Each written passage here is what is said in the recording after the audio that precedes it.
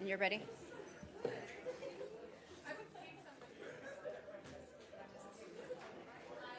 You're good?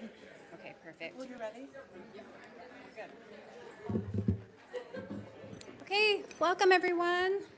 Thank you for joining us today, and welcome to the County Council meeting for Tuesday, October 21st, 2025. The time is 10 a.m., and I call this meeting to order. We are going to start out with our Pledge of Allegiance given by Richard Yowsey, who's wearing his BYU shirt today. So thank you. Everyone would please rise. I pledge allegiance to the flag of the United States of America and to the republic for which it stands, one nation, under God, indivisible, with liberty and justice for all. Thank you, Richard. Appreciate it. I will move on to item 2, which is our budget presentation. This is the Mayor's 2026 budget presentation. So welcome, Mayor. And Darren, I don't know if he's part of this at this moment, but he will be at some point. So I'll turn the time over to you. Thank you. Well, great. Thank you, Madam Chair. Thank you, Council. It's great to be with you all this morning. And I'm really looking forward to the conversation today as I present my proposed Salt Lake County 2026 budget. So I want to begin by recognizing the many people who work day in and day out to make this budget possible. It was a pretty tricky and lengthy process this year. And of course, I want to offer special thanks to Darren Casper and Rod Kitchens, Arlen Bradshaw, and the entire budget team.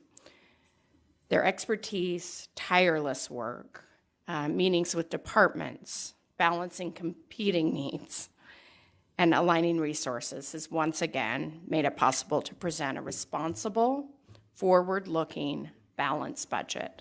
So hats off to this team.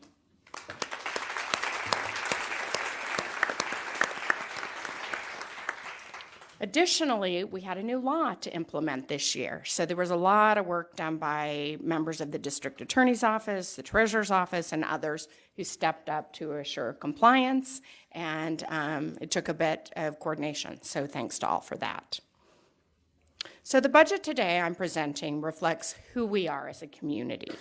It's balanced, responsible, and built on our commitment to provide residents with the essential services that they depend on, while keeping taxes as low as possible. It's designed to stabilize our structural balance, address increased public safety risk, and invest in vital programs at Salt Lake County that make our communities safer and stronger.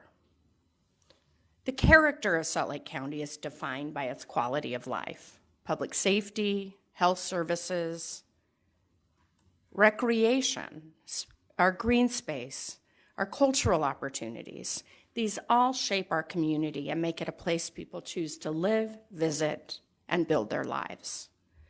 We are home to extraordinary amenities, award-winning libraries, recreation centers, world-class ski resorts, a vibrant art scene, the Bonneville Shoreline Trail, and Dimple Dell Regional Park, one of the largest natural areas in an urban environment. Our canyons, they offer both solitude as well as a space for families to gather together. Our libraries and planetarium inspire curiosity and learning. From Alta's Alpine Village to the thriving urban core of Salt Lake City, to our growing cities in our southwest region, the county supports a truly diverse range of communities. But none of our success happens by accident. It happens because we work together as a community. And here at Salt Lake County, we put our residents first. We avoid partisan squabbles. We collaborate to get things done. And it works. And I have to pause a minute to say that I hope the public understands how we take that seriously. I know at a time when we're seeing multiple days of government shutdown, the federal level, the fact that we work together is really extraordinary. This fall, Salt Lake County's AAA bond rating was reaffirmed. We remain among the top-rated counties in the nation, indeed the top 2%. This elite status translates into lower borrowing costs, and that means more services for residents at a lower cost. So Salt Lake County has a long history of innovation and efficiency. We continually modernize our systems, streamline operations, and focus on long-term strategies. Take the Daybreak Library. It's a new library, and it's a building I love to talk about because it perfectly represents our spirit here at Salt Lake County. It's Utah's first net zero energy building. Using geothermal and more than 500 solar panels, it produces more energy than it consumes. It saves taxpayer dollars with reduced emissions while providing a beloved community amenity. We approach all of our physical assets with that same philosophy. Build smart, modernize thoroughly, and maintain responsibly. Our libraries, parks, senior centers, trails, rec facilities, and public buildings are essential to the health and vitality of our communities. Keeping them modern and safe ensures they'll serve residents for generations to come. We also seek efficiency and modernization with the programs we offer, always improving and charging to meet the community need. That is a mandate here at Salt Lake County. So we have several projects ahead that position Salt Lake County for the future. A new county headquarters. We've acquired a building in Midvale to create a modern, centralized, and more accessible public service center. This investment actually costs less than repairing this aging facility here at the government center. This move is fiscally responsible, smart, and service-focused. It's a win on every front. Second I want to mention is the Larry H. and Gail Miller Arts Center. This new regional center in South Jordan will include an 800-seat theater, rehearsal space, a visual arts gallery, and it will bring arts and culture to the Southwest region and broaden that footprint in that area. It's made possible through a historic $25 million gift by the Larry H. Miller Family Foundation, and we are deeply grateful for this partnership and commitment to the arts and community. This gift allowed us to build the center even quicker, and we know that there's a great love of arts and culture throughout our valley and in that region, and people are going to really enjoy this when it gets up and running. So a reimagined downtown. We're deep into planning a modernized Salt Palace Convention Center as part of the Sports, Entertainment, Culture, and Convention District. This public-private collaboration will transform the area between City Creek and the Delta Center, making it more walkable and vibrant. It'll be ready in time to welcome the world again for the Winter Olympic Games of 2034. And I want to point out there is no property tax revenue that is going into this other than that property tax that's generated by sales on site. It's a sales tax proposal and one where the taxes will be captured on site. So I think that's really important as we look at the opportunity to build and reinvent our downtown. So these projects build on our strengths, they expand opportunity, and prepare us for the future. So I now want to turn to an area that will define much of our work in the next few years: public safety and criminal justice reform. My human services team, along with the Salt Lake County Sheriff, the District Attorney, and I myself are all united in the belief that we need better options than a jail cell for many people who end up there. A staggering 74% of our general fund goes to criminal justice-related costs. If we get this right, we can do better for taxpayers and for those caught up in the system. And we know that accountability matters. Some individuals must face jail time to ensure public safety and accountability. But we also know through evidence, not theory, that we can improve outcomes and cut costs. We will do this by creating alternatives for those whose challenges are better addressed through treatment, housing, and support services. So for years, Salt Lake County has invested in jail diversion programs, treatment, and reentry efforts. And we have broken down internal silos here at Salt Lake County so we can move faster. These efforts resulted in our own 5-year action plan, but we're now at the cusp at a much more comprehensive transformation. We've engaged Judge Steve Leifman of Miami-Dade County, a national leader in justice reform, and he's going to help guide us, he and his team. They're helping us design a model that will transform our broader system, resulting in being smarter with taxpayer dollars and doing right by the people who need a different path. The intersection between criminal justice challenges, homelessness, mental health, trauma, and substance use is the most complex public policy challenge that government and communities are facing right now, not just here in Salt Lake County, but throughout the nation. I learned a long time ago, if you believe in something, you don't back down. And I'm not backing down from this challenge, and none of us should. While we pursue transformation, we must also meet today's needs.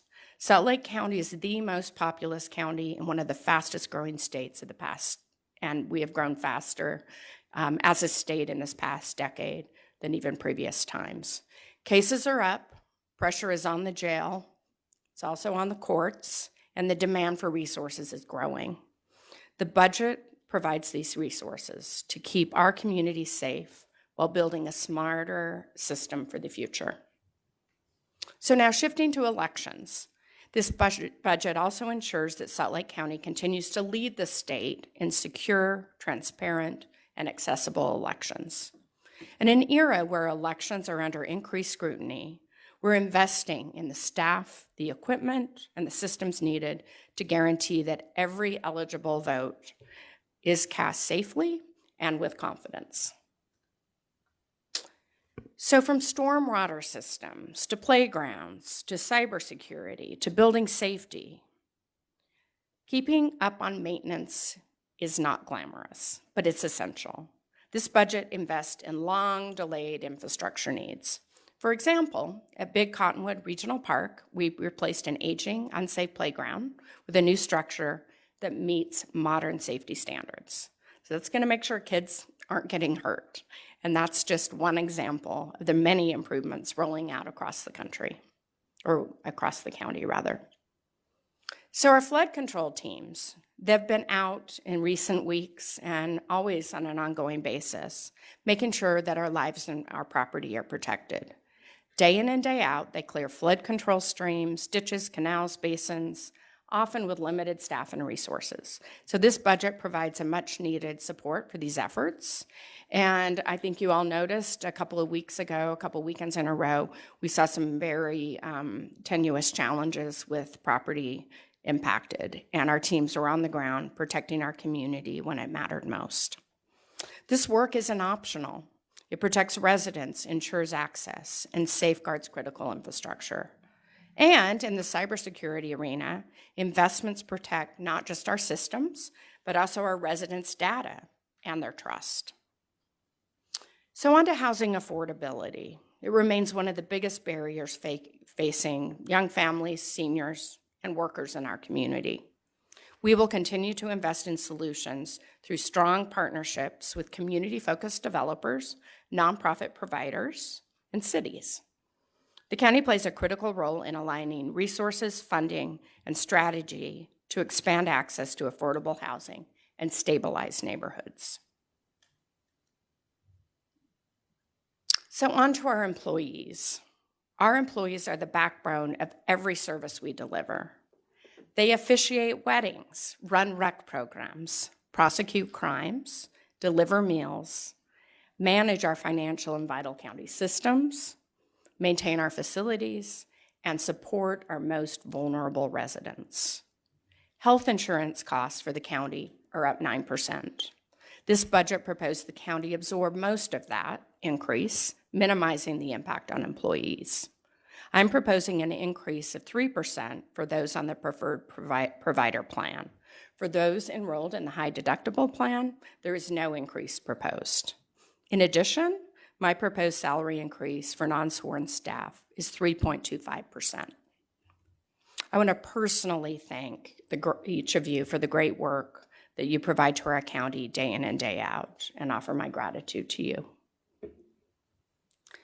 So it's no secret that state, city, and county governments, along with residents, are facing rising costs. It's been 6 years since Salt Lake County last increased property taxes.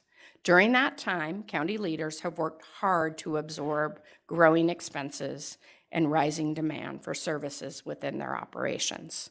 However, after exhausting every other option, a property tax increase of 19.63% is necessary this year.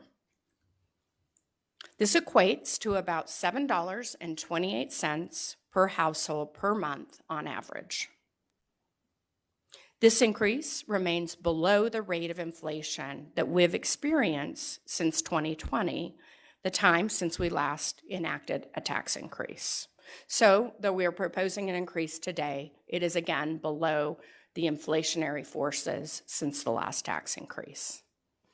That basically means that our programs continue to work harder day in and day out to be efficient and to run as low cost as we can possibly do, one entity to the next here at Salt Lake County. So the budget I'm proposing will enable us to meet critical public safety needs, invest in infrastructure, and maintain essential services, all while protecting our prized AAA bond rating. So I fully acknowledge that the proposed increase places an additional burden on individuals and families already working hard to make ends meet. But the county is at a point that we have no responsible alternative. For years, we've absorbed rising costs, including healthcare, utilities, technology, staff compensation, public safety costs, and infrastructure, all without raising taxes. Those costs have now outpaced our revenue growth for too long, creating a structural gap we can no longer ignore. At the same time, the demand for services continues to grow. Federal pandemic recovery funds are ending. Inflation has eroded our buying power. Unfunded state mandates are adding even more pressure, and they are significant. To maintain the county services that our residents depend on and value, we must make this investment. So Salt Lake County is a place that welcomes the world. From hosting the Olympics to swearing in new citizens, we are a community defined by our openness and our shared purpose. And our government is one both our residents and those who work here should be proud of. We are fiscally responsible. We're collaborative. We reject dysfunction. We go the extra mile at every turn for our residents. I want to close with a few stories that show what Salt Lake County's work really means in people's lives. A couple years ago, we launched the My County Rec Pass, funded through tourism dollars. It provided the opportunity to give every youth in Salt Lake County free access to our rec centers. It's one thing to pass a budget or to approve a program, but it's another to see what that means in our communities. We heard from a mom in Taylorsville whose son Micah was struggling after a difficult divorce and a move to a new home and school. The mom of Micah signed him up for a rec pass. Soon he started showing up at open gym, basketball, made new friends, and found a sense of belonging. 2 years later, Micah is still a regular at Taylorsville Rec Center, a place he considers a second home. Another mom, a working parent of 6, she told us her family couldn't afford a rec pass before the program. She calls the My County Rec Pass a lifesaver. Before, her kids spent hours on their devices, we've all seen it, on their screens, and now they're spending hours each day on basketball and volleyball and making friends. Today, and this is a staggering statistic, more than 100,000 youth across Salt Lake County have a My County Rec Pass. And since we launched, adult memberships have increased by an average of 22% monthly. So not only are we getting those kids in, the moms and dads are coming too. That's the kind of impact we make when we, as a bipartisan county, bipartisan policymakers work together to invest in people. And when our employees go along with it and say, yeah, we're willing to do even more. When county government works for everyone, it truly changes lives for the better.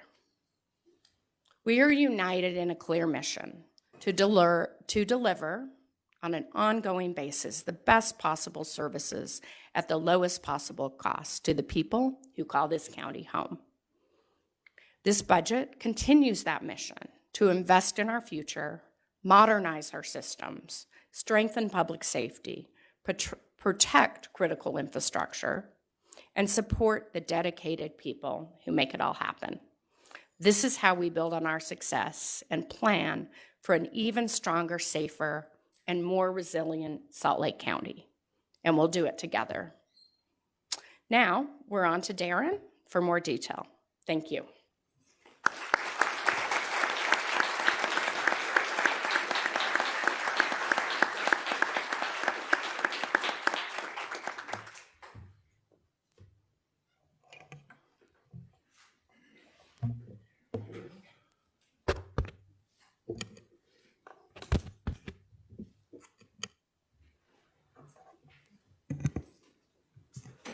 Thank you, Lauren. Madam Mayor, members of the council, county council members, elected officials, and ladies and gentlemen, it is my pleasure to be with you again to talk about some of the details of our budget proposal.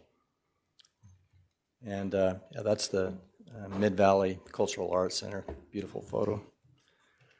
First, our budget goals. So the goal was to stay fiscally conservative, to reestablish structural balance in our tax funds. And I'll go into that in more detail later. Budget general fund and other funds above the minimum reserve, and then to illuminate facilities issues and costs per our council legislative intent. The direction is new requests need to be justified by outcomes meaningful to county residents. All information technology projects need to be reviewed by TAB. All revenue adjustments of $100,000 plus vetted by the Revenue Committee. We needed to incorporate the new debt service into our budget, and then a little bit more on the legislative intent. So right now we're in the process of fiscal segregation of facilities types expenditures, and we're segregating those embedded costs in organizational budgets into a separate activity code so that they're more visible. The purpose of that is to understand the total cost of facilities countywide. Then we'll also anticipate a neutral budget adjustment. So we have a team of Javed Lal and Rod are working with a team of folks to make this happen countywide. We couldn't pull it off for this proposal. It was just too much to ask. My budget direction went out in July, and at that point, believe it or not, Parks and Recreation and other organizations had started their budgets long before. So it kind of threw a monkey wrench into them, and we said, okay, well, we'll go ahead and work through that process and get it embedded and do a technical adjustment at the end of the county council's process. We also have training on for our organizations on Famous 360s. It's to collect data on all of our facilities, as well as to look at the work orders that are associated with with each of those facilities. And then we have a committee that's established to review standards, policies, and drive toward your legislative intent. Finally, with regard to communication, there's a SharePoint set up to keep folks all on the same page. Committees and boards. So each year, many of our organizations are compelled by statute to go through boards to get their budgets ready to present to you.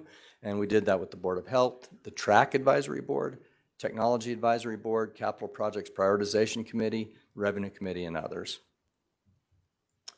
Some economic highlights. This is kind of a recap. Our Salt Lake County's employment is strong, but beginning to cool a bit. We are projected as one of 10 states to experience economic growth. Our tailwinds are a strong unemployment rate, as you heard Natalie mention, 3.4% in Salt Lake County, and also a kind of a downward presumption on the federal funds rate should help. But we also, according to Natalie, need to recognize uncertainty and resilience, and the headwinds include tariffs that have gone from 2% to 4% and are targeted at 15% next year. That's going to be an issue we have to deal with. And then migration of contracting labor force right now. Structural analysis, two of my favorite people. That's a photo on the trolley on our way to, I think, dinner when we were getting ready to present to the rating agencies. It's a good photo. Yeah, so this is kind of a repeat slide from Rod's presentation, but I wanted to highlight the bottom number there. These are our new revenues that naturally grow with the county, and they grow at $16 million, right? And it does ignore the $10 million continuation of the new tax that was implemented, but the point's the same. So we have $16 million of new growth that naturally occurs, and this is how far it gets you, right? So for our newest council members, this is a really important concept. That $16 million doesn't pay for the cost increase of health insurance and of compensation. And health insurance increase this year went up 3.5%. That's the lowest in a decade. I can't remember it going up just that amount. And then compensation, as the mayor had mentioned, at 3.25% is modest. And those two items cost more than the normal growth of our revenue. It kind of helps illustrate the downward bias problem that we face year over year. So to bring that home even more, the two far right pieces on this pie chart, property taxes and motor vehicle fee in lieu, are held by statute below the rate of inflation. You're not allowed to get inflationary gains on those two revenue sources. This is the general fund. So you've got about 40% of the general fund has a tax source that won't grow with inflation. And in some of our other funds, it's even more. So if you look at tax administration or the health department, for example, or flood control, those folks rely more like 80% on property taxation. All of this to say is that you can't get around the fact that occasionally you have to adjust tax rates to catch up with that inflationary pressure. The mayor showed this slide. It just basically represents that there's been 21% inflation cumulative over the period since our last tax increase. To drive that home further, we have a couple of, and I do have to point out, this is particularly for Dave Del Quadro. Steve Gabrielson wanted to make sure I highlighted footnote 1, which is rounded to the nearest whole cent. We have two sources here. The Big Mac Index, which is from The Economist, and then the Consumer Price Index, West Urban section, to highlight prices on average that have occurred since that same period of time, right? So you can see the Big Mac's gone up by 18.4%, milk at 19.7%. If you slice down to cheese, it's 38%, bacon at 50%. And then you have gasoline, electricity, and natural gas, at 32, 43, and 62%. So why is it important to highlight these particular things? Well, Salt Lake County runs two of the biggest kitchens in the state, right, with Meals on Wheels and a jail that's providing meals 365 days a year for 2,500 people. Inflation happens, it hits our budget, and we have to deal with it. Every facility we have uses electricity, and almost all of them use natural gas, or maybe probably all of them do. And those prices hit our budget, and we have to ultimately make corrections for that. This is a slide that I've used in the past that tries to impact the exponential impact of the downward bias on a tax fund that happens to be more reliant on property taxes. So you can see in 2022 we had a budgeted fund balance transfer of $250,000 that went up to $920,000 in 2023, $3.22 million in our adopted budget 2024, and so on. And 2026, this fund, because of the increase in the redistribution of tax rates, is structurally balanced now. All right, so that's kind of how it happens. This is our countywide property tax rate, dating back to 2013. And you can see that it steadily declines. So what happens is when real estate inflation occurs, the tax commission will adjust our rate downward by the same percentage of the aggregate increase in real estate inflation, so that absent new growth, we collect the same amount of revenue that we collected the prior year. And the 2026 tax rate is actually a forecasted actual. So it's not what we've advertised, because what we know that same phenomenon will happen in 2026 as well. But what we're saying is we're projecting the rate to be 0.01482, which is still considerably lower than the 2021 rate. It'll probably come in close to 2022. And hopefully this makes you feel good that we're trying to be as fiscally responsible as possible in pretty difficult situation. On top of that, you have inflation growth, or in population growth. So 12.5% population growth since 2015. Why is this important? It's important because there's a demand for service presumption that these residents are going to require the same level of service. Certainly they're going to require the same level of service from the district attorney's office or the jail or criminal justice services, right? As population goes up, the need for county services goes up as well. And now, Madam Chair, perhaps we can jump to item 3, the agenda item 3, because these are very wordy and very statutorily prescribed slides that I'm going to go into. And so if you're okay with that. Yes, absolutely. We can move to 3. You bet. Okay, thank you. So truth and taxation process. Some of the requirements are, and appreciate the auditor for alerting us to the first one, which has kind of changed. On or before October 1st, notify the auditor and the tax commission of the date, time, and place of a public hearing. Our public hearing is for December 9th, 2025 at 6 p.m. Right here at Salt Lake County Government Center, 2001 South State Street, room N1-110, council chambers in Salt Lake City. And that notice was sent by council staff to the auditor and the tax commission on September 24th. The next requirement is 14 days before or more before an election, an agenda and a statement needs to be made with regard to the intent to levy a rate exceeding the certified rate, the amount and purpose, and approximate percent increase. And now these are statements that I'm going to be making. The countywide rate will increase 0.000249, or from a rate of 0.001270 to 0.001519.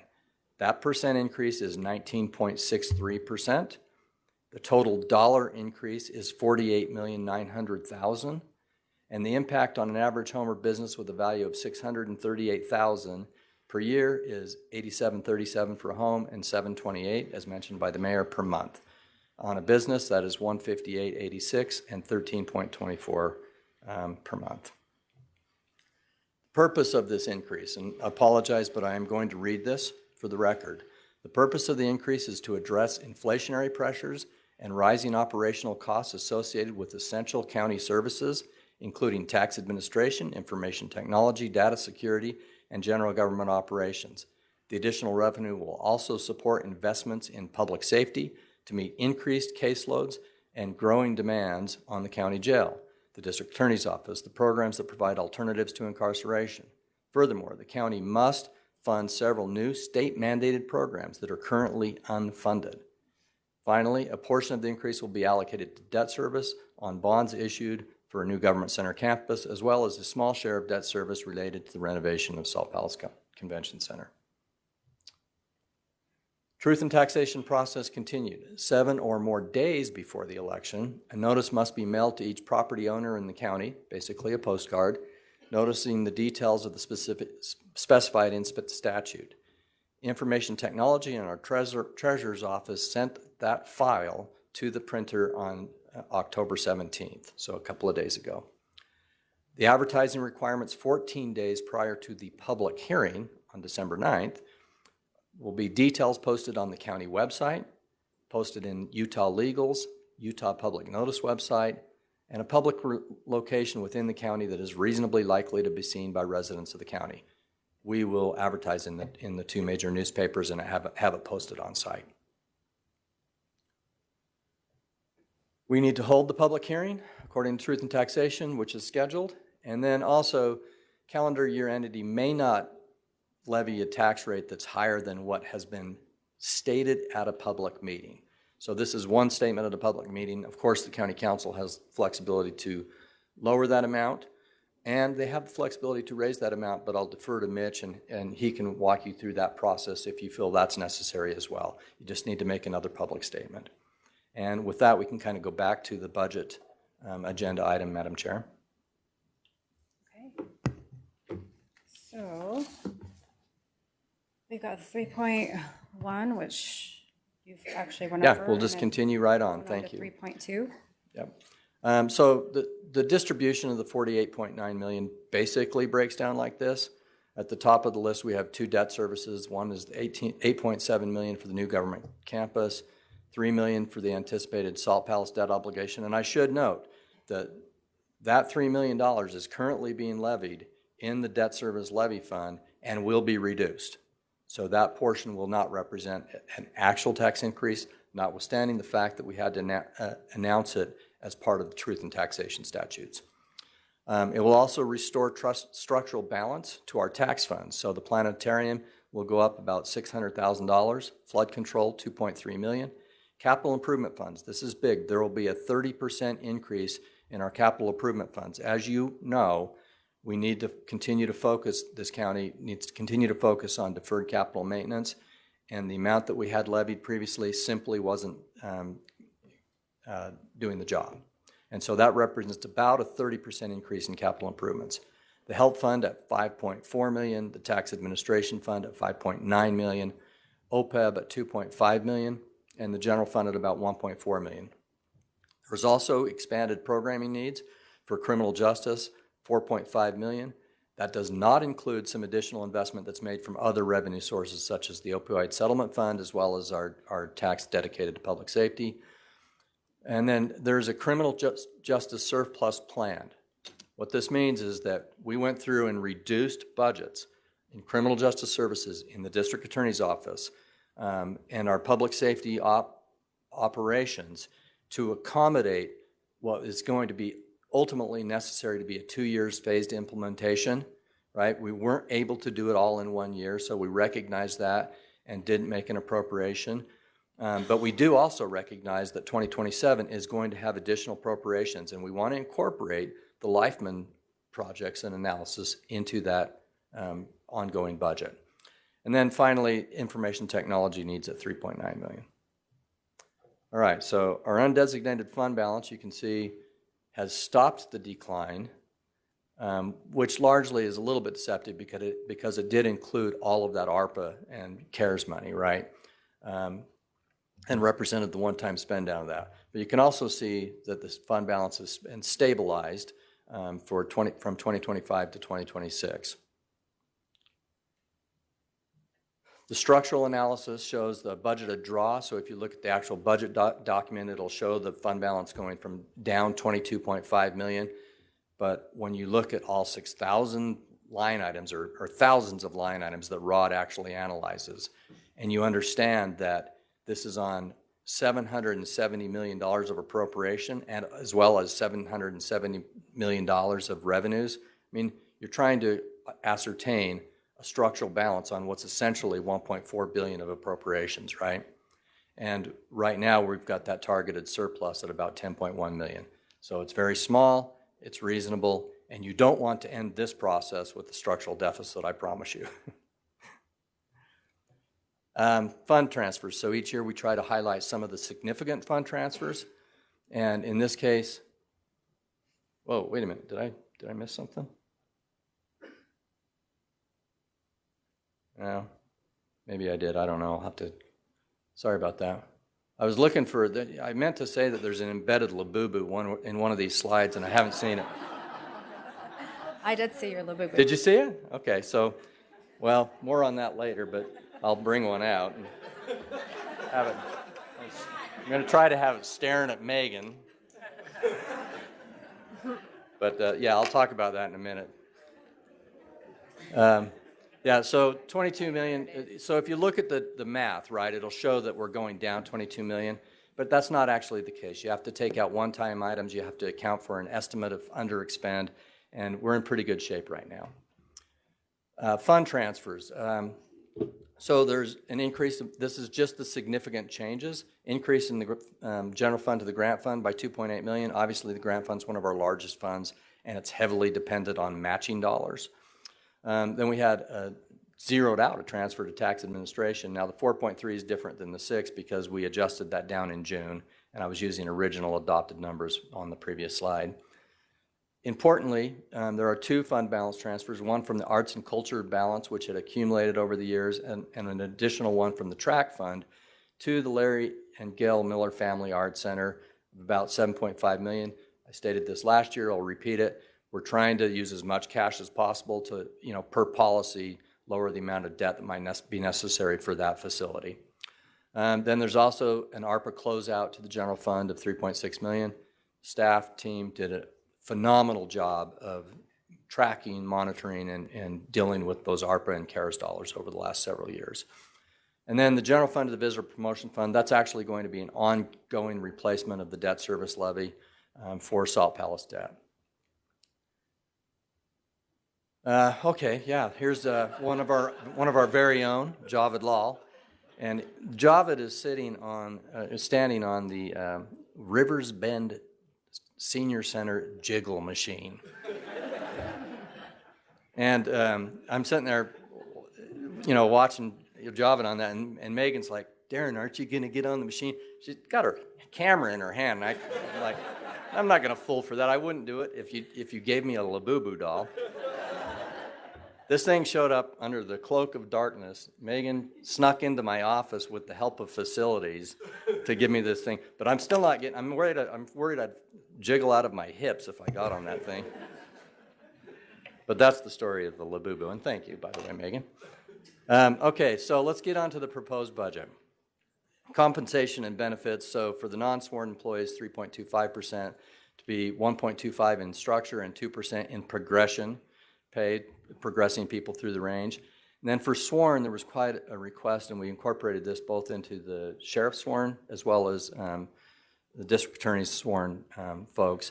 And that will be a grade increase for deputies grade 18 to 19, 2 grade increase for the deputies 14 to 16, plus the 1.25% structure and a 2.75% increase, merit increase. This is a substantial investment in our sworn employees, and it's also meant to try to keep pace with the market, which, as you know, has steadily been increasing. Compensation and benefits, total cost $17.3 million. We kind of covered that earlier. Health insurance, so 3.5% health insurance increase. I will tell you that our consultants recommended a higher increase than that. I estimated that this would be sufficient. If the worst case scenario is that it comes in at 7% or something more than that, then we'd have a slight draw on a fund balance that has accumulated to an amount that it not only can accommodate, but could be drawn down, right? The deductibles and out-of-pockets remain the same. And I just, again, wanted to make a play that the high deductible plans are financially superior for employees. If they have questions, I urge them to contact Human Resources or, frankly, myself, and I can walk anybody through that math. I understand that it's difficult sometimes to work through the timing differences of the plans, but it is a better plan for employees in terms of finances. Prior year true-ups are embedded in this budget, so we corrected the OPEB reduction from last year. If you recall, we had a fleet reduction, which was one time, and that's been corrected. And then we have the transient room tax to the general fund, which is eliminated, and that's a necessary step to bolster the visitor and promotion fund that will have to be on the hook for $150 million in debt. Nice picture of open space.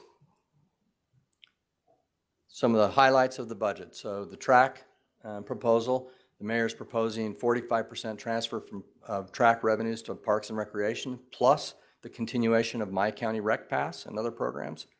Funding for the Larry H. and Gail Miller Family Art Center, as we'd mentioned before, and funding outside capital projects, or inside capital projects and outside contributions, and I'll go over those specifically. Track Advisory Board recommended community projects totaling $7.84 million, and our proposal exactly aligns with the Track Advisory Board. These are the contributions that were recommended by the Track Advisory Board for outside entities. Yeah, I think that slide has not been updated. I think they met on Friday. Yeah, so it was originally $6 million, and now it's $7.8 million. And so we did we did get those updates in. So, yeah, Sandy one is at 3 million. Yeah, it is. okay, maybe we're missing one. Maybe they don't total out to 7.8 million. Oh, no worries. Okay, well, so that happens. We'll make sure you got the right numbers. Point's the same. Proposal of the mayor is exactly the same as the track advisory board proposal. And then these are capital projects that are from Parks and Recreation.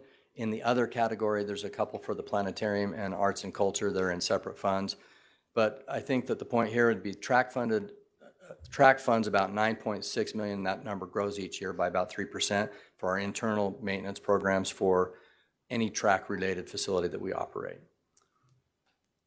Proprietary funds. Each of the proprietary funds are balanced.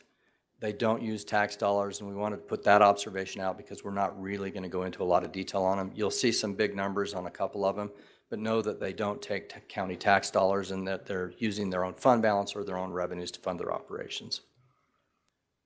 Now we're going to go into some community services. These three organizations, Parks and Rec, Arts and Culture, and Eccles, really are three of the largest organizations in county government.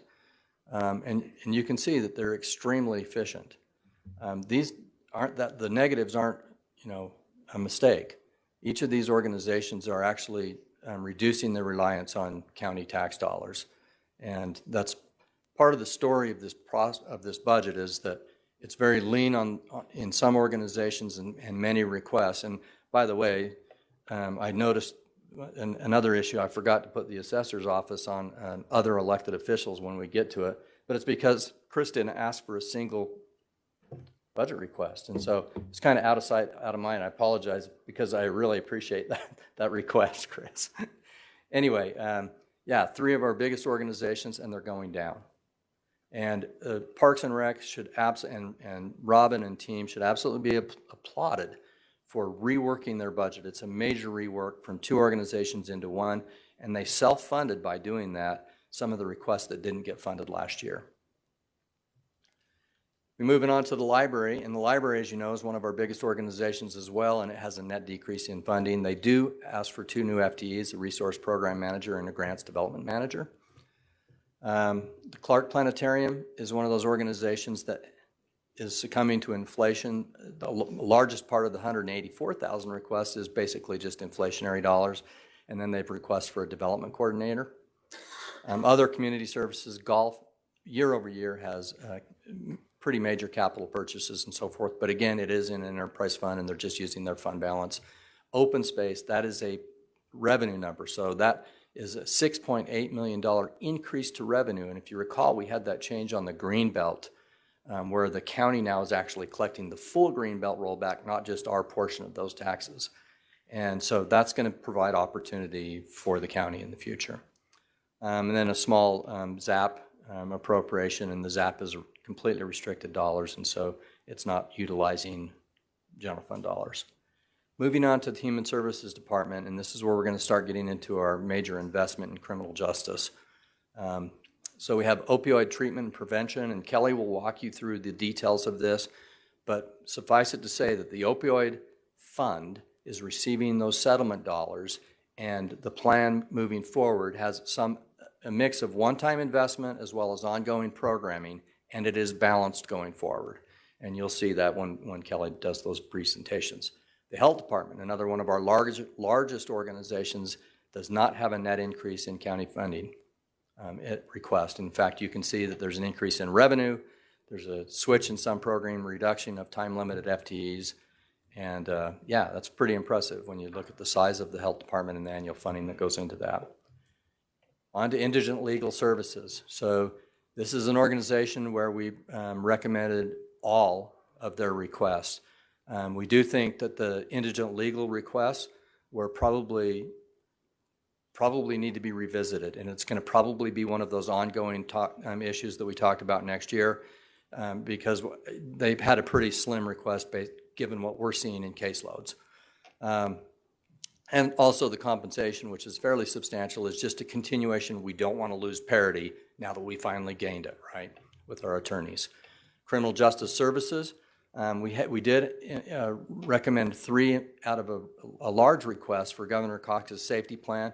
But again, this is part of the plan. We've underfunded it. We know that it's going to be a request ongoing next year, and we want to make sure that we incorporate, the mayor's very cognizant that this Lifeman stuff is, really game-changing and can reduce over the long term to substantially lower costs. So we wanted to keep some powder dry for that purpose. Criminal justice request for the 17 FTEs, their workload has more than doubled. And so when you see the caseload of criminal justices, you're going to be astonished, and they just have to have that shot in the arm. Other human services, at aging and adult services, the biggest portion of this is just food provisions. So for our Meals on Wheels program. And then USU Extension Service had a couple of requests, and their youth services and behavioral health were no requests. Regional development. So in regional development, there is a recommended cut from Wasatch Regional Development Council transportation land connection dollars. That's $300,000, not to be confused with our dues that are in the budget. We also have grant true-ups of $2.5 million, but those are all grant funded. And then a true-up also on the RDA Magna, main RDA. Public Works Department, Animal Services does have a request to true up their operations between their enterprise fund operations and the general fund operations. This was pursuant to a time tracking study that our auditor did, and we're actually making that true up recommendation so that we correct those times, so it goes down on one side and up on the other. And then we're recommending the continuation of the Animal Services Mobile Unit through 2026. Flood control has been working not only at a structural deficit from their fund, but also from their people. So we're recommending 6 FTEs and trucks to go with them for flood control. And then there's some miscellaneous inflationary requests as well embedded in there. Emergency services we're recommending using some of the fund balance that accumulated in the UFA's emergency services for threat assessments, time crime centers, and other security type operations. Fleet, public works, and solid management, these are some of those big numbers. No tax dollars involved. They're either using them from fund balance, they've been established and accumulated for these specific purposes, okay? Administrative Services Department. Facilities has a requested trade rate increase. They haven't had an increase in their trade rates for years, and they had been drawing down their fund balance. It's time to bring structural balance to that fund as well. They do have operating cost increase. And then, importantly, they're moving their management structure, so the director, associate director, and fiscal manager, and I believe one other person, to the general fund organization called Facilities Management out of Facility Services. And now it's been recommended for several years. Now is the time to do that. The government center ops has gone up by $688. That's all basically in facilities maintenance charges. Believe me, we're not spending any money on this facility that isn't absolutely necessary. Records management and archives. There has been an employee that has worked for records management for 11 years, 4 as a temporary and 7 as a time-limited position, or maybe I got those reversed, but it's time to make that person a merit employee. The real estate is the reorganization of their of that program. They brought it to you in advance, asked in advance for your blessing on the reorganization. This is the impact of that. Knowing you wouldn't want to be put into a box that if it's denied, we just hold a vacancy. Contracts and procurement has a buyer position reclass that's being requested. Information technology. So these projects, of course, are all reviewed by the Technology Advisory Board. The biggest number is just hardware and maintenance. The software maintenance agreements, the cost goes up every year, and it's pretty massive for a county of our size. And those are just contractual obligations. The most critical project that they're working on is the mainframe tax support services. They're trying to get off the mainframe, create that thing. The tax administration system is probably next to the general ledger, and the PeopleSoft system is easily the most important system that we have in county government, and needs that continued investment. And then some of the other FTEs that are associated here are working on cybersecurity issues as well as data privacy issues. Administrative organization. So in Mayor's Administration, Office of Data and Innovation is requesting County Privacy Officer, which is designed to work through the HIPAA requirements and so forth. You recall the state coming in and presenting to you the new requirements that are going into effect, and that's for that, as well as a data and market analyst. In Mayor's Finance, it's been a long time since I've actually asked for new FTEs, and I have these requests this year. The first is a Director of Operational Excellence. This is a position that would be a director level position that would try to go out, work in conjunction with myself and with Rod, and do the type of analysis. So think of Lean Six Sigma type qualifications and go in and look at our operations in the county and try to streamline them similar to what Parks and Recreation did this year. The budget and the payroll FTEs are simply because the workload is unsustainable for those two programs right now.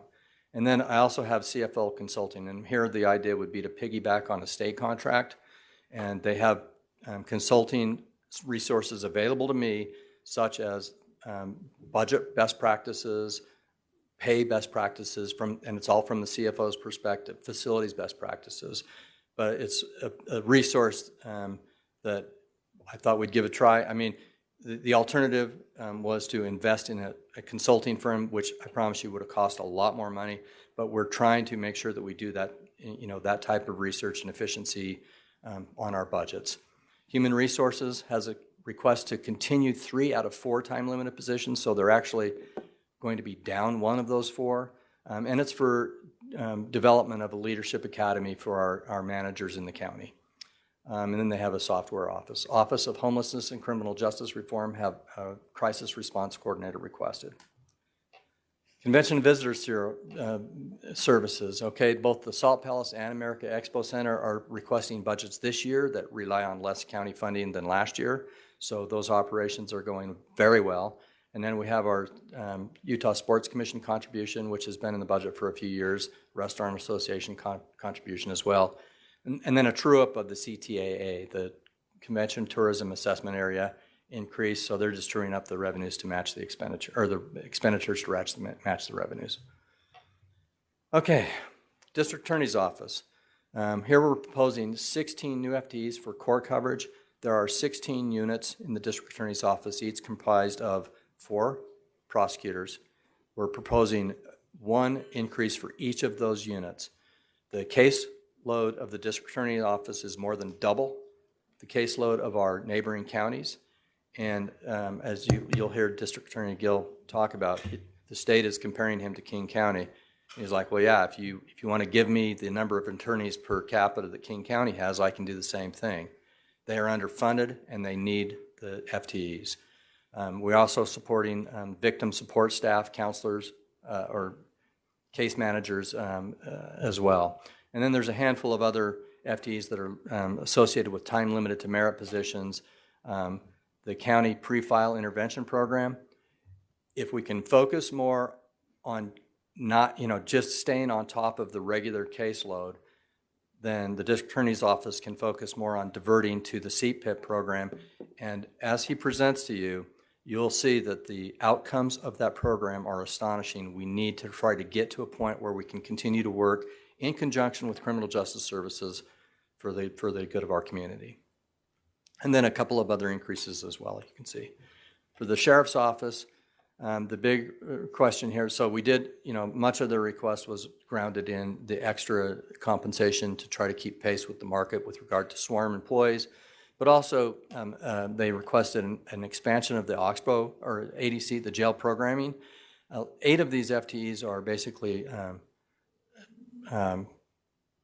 processors that are working just at the front desks of the jail trying to get people in and out. They're just overwhelmed with work. There are 4 nurses embedded in this and also 4 therapists, mental health therapists. Clearly, some of the focus here is also from the mayor is on gang-free advocates as well as a gang-free sergeant and a handful of other requests from the Sheriff's Office.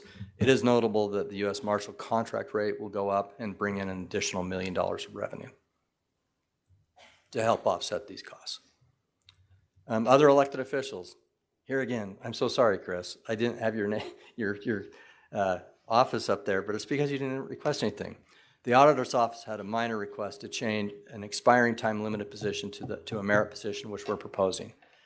The clerk's office has the countywide elections, which traditionally always go up by about $4 million. New positions also associated largely with state requirements for election manager, coordinators, and an accountant. Council operating budget increase we're proposing. The Justice Courts had a couple of requests that are associated with bringing on the new state-mandated South Jordan contract.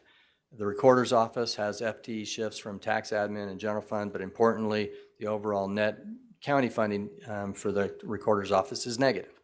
And the Surveyor has a minor increase for operations and a reclass of a field technician, and the Treasurer has increased for required postage going up. So now we have some capital projects, and I'm not going to read through each of these, but suffice it to say, each one has their own funding source. They're funded as a natural course of, of budgeting and accumulating money for this purpose. And so know that the Salt Palace is not, of course, going to be funding projects in the part that will be demolished, right? And then moving on, you've got flood control, library, and golf with their projects, and I'll leave it up for just a second so people can see that the projects that were funded.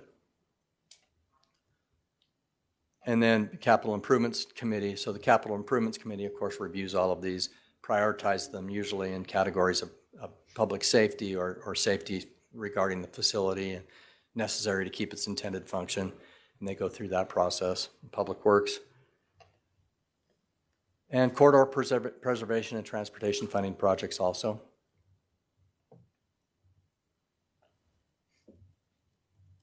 And analytics, and that's our municipal advisor and Rod riding the trolley to in San Francisco.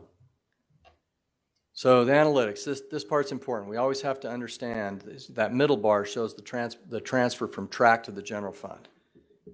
We have to make sure that you can't repurpose track dollars to a non-statutory purpose. So you always have to go through this exercise to make sure that Parks and Recreation still is reliant at some level on the general fund. And the far right graphs show the reliance. And you can see, if I look closely, that there's about $2 million of general funding going to Parks and Recreation.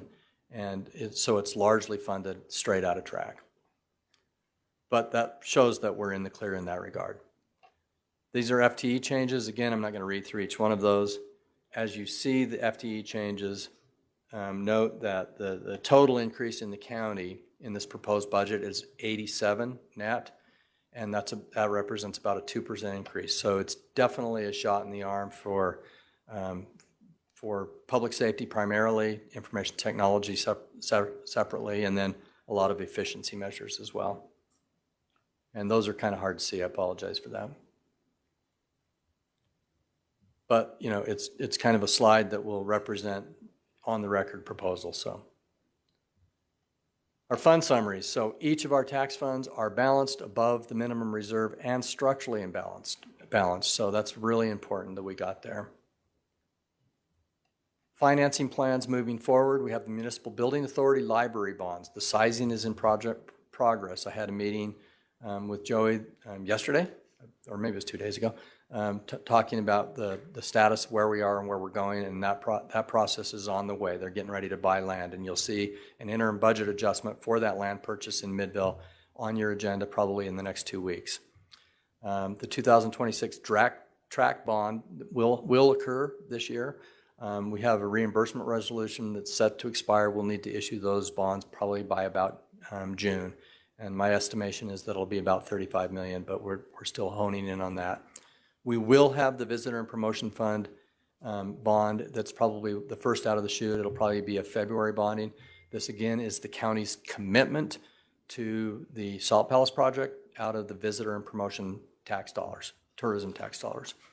And then the Public Safety Bond, we need to continue to work out details, but we are continuing to plan and go down that path. Of course, this represents our, it's changed to gold this year, represents our status in terms of rating and creditworthiness and what the rating agencies feel about our financial management here at county. And that is largely due to the ethos of the policymakers, you all. You take this very seriously, and they understand that and know it firsthand. I did email you the ratings upgrades, and I don't know if you read them closely, but there was one line that I particularly liked, and that is there's a section in each of the reports that says what steps need to be taken in order to get a ratings upgrade, and in the counties it says not applicable. So that's awesome.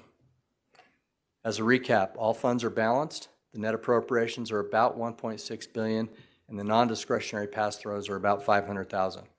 We are continuing to work on segregating this. Councilmember Newton, it was more difficult than we thought. We're hopeful to have that segregation completed by the time we put the recommended budget on display at the end of the council stage. But it was very difficult. Nevertheless, we're showing the total appropriations at $1.6 billion and the pass-throughs at $500 million, and we're working towards, we know that you care about that, and we're going to do it. And that's the end of the presentation. So it's going to be available online at this source, and we'll be here to help you with any project. One other thing, I wanted to make sure I thanked all the team members that worked on this budget. You know, Rod always orchestrates the thing in a brilliant manner. And then I also especially want to thank this year Bob Reed, who's managed our revenue sources, and he does an exceptional job. He's one of the best in the business at this, and he's been doing it for many, many years, and wanted to make sure that we recognize Bob. And thank you very much. All right, thank you.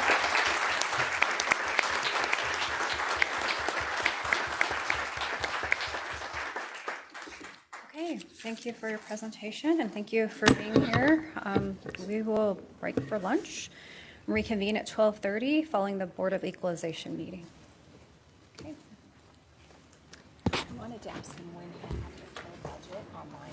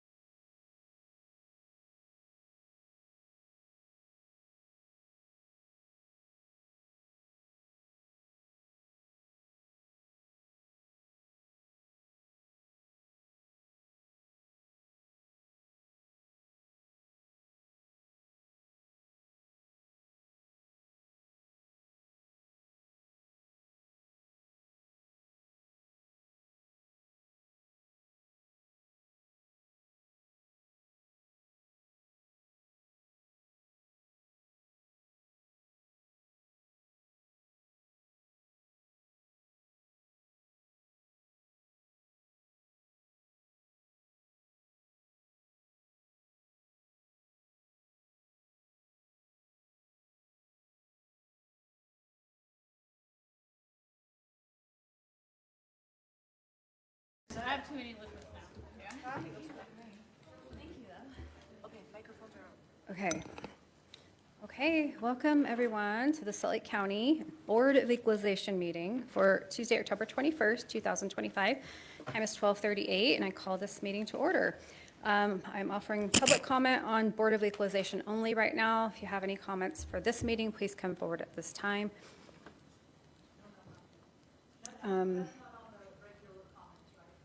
No, this is just Board of Equalization. The next meeting will be County Council. You'll have time there. Okay, anybody online that would like to comment? Okay. So then we'll move on then to item 3, which is approval of minutes. I move approval. Well, hold on one second. I've got 3.1, which is acceptance of BOV minutes for October 14th, 2025. Presenter Chris Harding. I mean, she's ready to approve right now, so. Sorry. I'm gonna move this along. We would ask for your approval to accept those board meeting minutes, please. Okay. Now move approval. Okay, motion, do I have a second? I'll second. Okay, motion and second to approve 3.1. All in favor, please say aye. Aye. Aye. Any opposed? Okay, that passes. Moving on to item 4.1, which is approval of assessor and hearing officer recommendations. Presenter Brad Neff, tax administrator. Hi. Hi. We have 44 items we seek approval. They're set forth on the agenda. Okay. Move approval. Questions? Okay, move for approval. Second? Second. Okay, motion and a second. All in favor? We need to say who. Well, Board Member Stringham, second by Board Member Harrison. All in favor, please say aye. Aye. Aye. Any opposed? Okay, that passes. Moving on to late appeals, 5.1. Yeah, and I just wanted to provide a little explanation because this is sort of a new item for this year as we get into the period for filing timely appeals is passed. And so now the Tax Commission has some rules regarding late appeals, and there are limited cases where late appeals can be accepted, such as a medical emergency, extraordinary unanticipated circumstances, county error in the notice, or a death of a family member, or a factual error. And so as these agenda items come for late appeals, there will be some that are recommended to be dismissals because they failed to comply with the rule or fit within those exceptions. And then there are some that will be noted as we're recommending an acceptance of those. We have one that's accepted, and we recommend acceptance, and 2 that are recommended to be dismissed. And I'm happy to answer any questions about those. Okay, any questions for Brad at this time? Not, I'll entertain a motion. I'll move approval. Okay, motion by Board Member Stringham, second by Board Member Johnson. All in favor, please say aye. Aye. Aye. Any opposed? Okay, that passes. Item 6, personal property appeals, 6.1 Hexel Corporation, number 122639, tax year 2025. Brad. Yes, Hexel filed an appeal of their personal property taxes, and the auditor has reached a stipulation with them, and we've submitted the stipulation. We seek approval of that stipulation. Okay, any questions? What was the main reason for that stipulation? I'm just curious. It's external obsolescence. This personal property is often valued based upon its production, and when external obsolescence is due to financial conditions, the product that they produce isn't selling. There are market forces at play, that property has less value. And so that's the case here. Hexel produces carbon fiber, and the particular product, some of the product lines are not as valuable as they used to be. Is there adjustment if they become valuable again, or have a new product that goes up? Yeah, they'll review that every year. The assessor does as part of their assessment. This particular taxpayer files almost every year, and they meet together and they kind of figure things out with the assessor. Okay. All right, I'll move approval then. Okay, motion by Board Member Stringham. Do I have a second? Second by Board Member Harrison. All in favor to approve item 6.1, please say aye. Aye. Aye. Any opposed? Okay, that passes. Thank you. Thank you.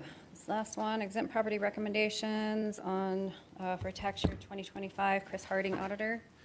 Yes, we seek approval of the exemption list. There's only one property on the list. It was sold from an exempt entity to a non-exempt entity, so an entity that's not exempt from the taxes, and so it's on the list for a removal from exemptions. All right. Questions? Otherwise, I seek approval. I'll make a motion for approval. Okay, motion by Board Member Pinckney, second by Board Member Johnson. All in favor, please say aye. Aye. Any opposed? Okay, that passes. Thank you so much. And we adjourn that meeting. Move on to County Council.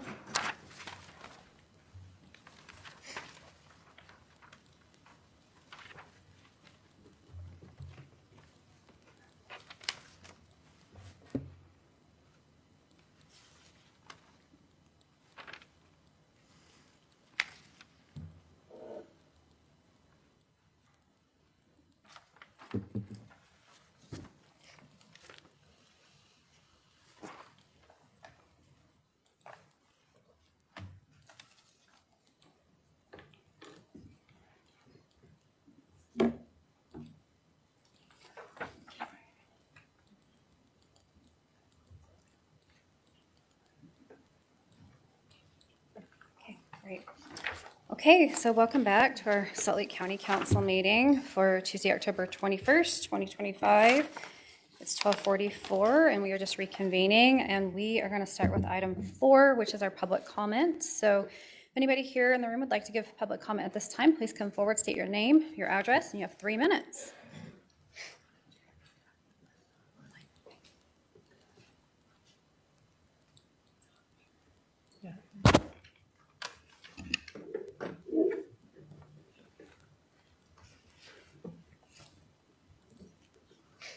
Hello. Hi, my name is Patricia Jones. I live in Sandy City. I was here at the earlier session, 10 o'clock, and I heard the mayor's presentation as well as Mr. Casper's presentation, and I'm sorry that they're not here because I want to thank them for their presentations. So I do want to have a few comments to make. In the mayor's presentation, she pointed out a few reasons, all the reasons why her proposal to make the tax increase. I'll go through a few of them. Inflationary. Now, as citizens, we experience the same inflation, exactly the same. I mean, we go through inflation as well. She also mentioned increase in information technology operating costs. Well, we as private citizens also have that. Just most recently, the Windows 10, my computer totally cannot function, no longer with safety in there, because Microsoft is not supporting the security part of it.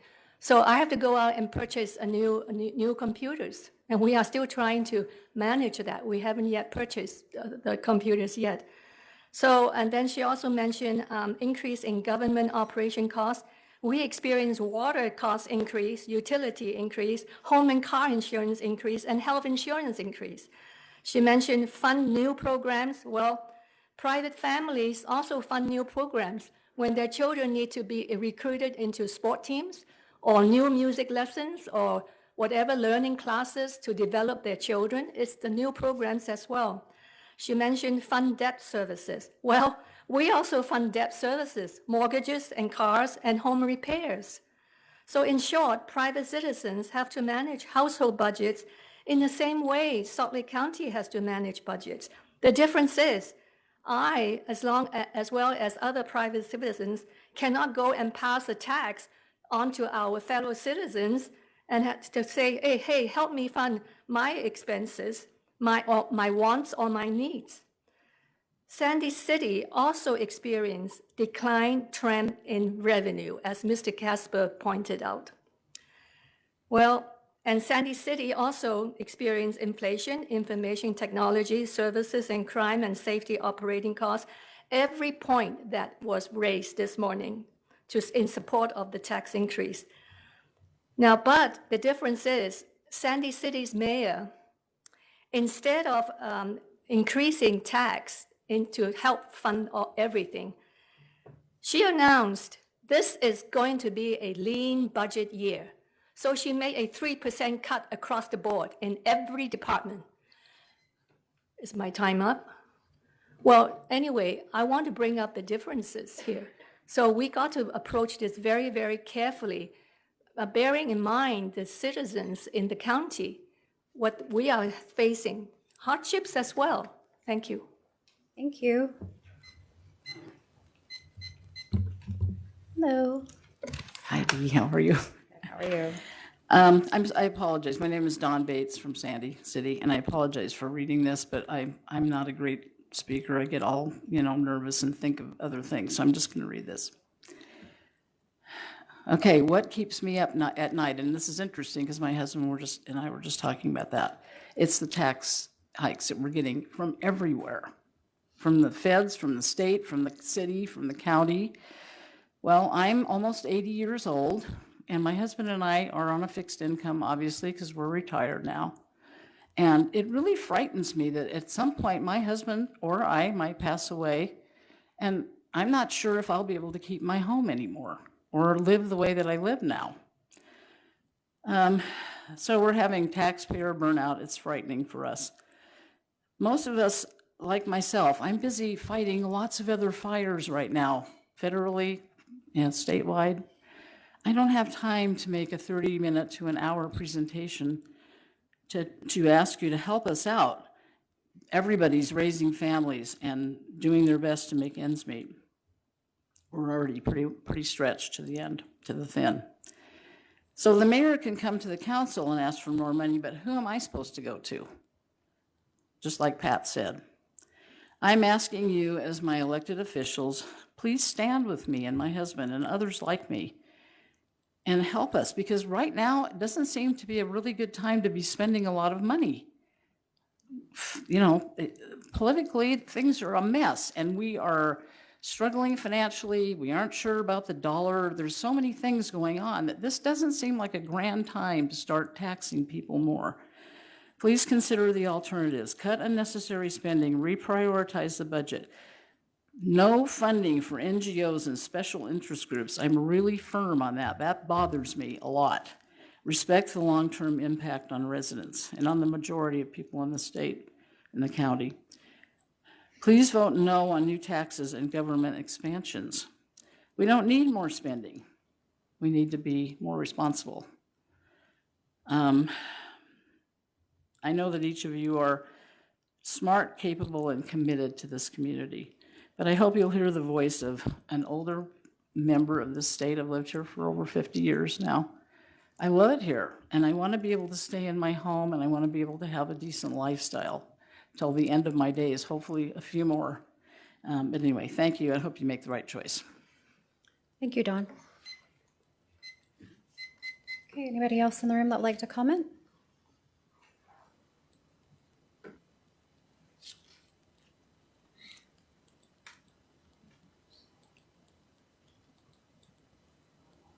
Welcome. Thank you. This is my first time here. And I'm going to rally more of my friends to come with me next time. I think we need to learn and know our local offerings that are Can I being have you state placed your name upon and us. where you're from for the I'll record? tell you that. I'm so sorry. No problem. My name is Lanny Larkin, and I live in Sandy as well, Cottonwood Heights, Sandy area. I just wanted to make this comment about the increase of taxes as well. To me, it's astounding that we would have a 19.63% increase. I just think they've gone up already. We look at our taxes for our property for this year, and it's like, how do we pay for everything? But most of all, to me, when I hear about NGOs and our county willing to pay for something that is not government supplied for our security, safety, production, whatever we're responsible for, I just feel that that is a citizen's responsibility to choose to contribute to those types of organizations. So we need to tighten our belt. we need to suffer a little, because we all are. And that's just my comment. Like I said, this is my first time here, so you can tell I'm a little nervous, but I appreciate talking to you. Thanks. Thank you for attending. Thank you. Okay, anyone else?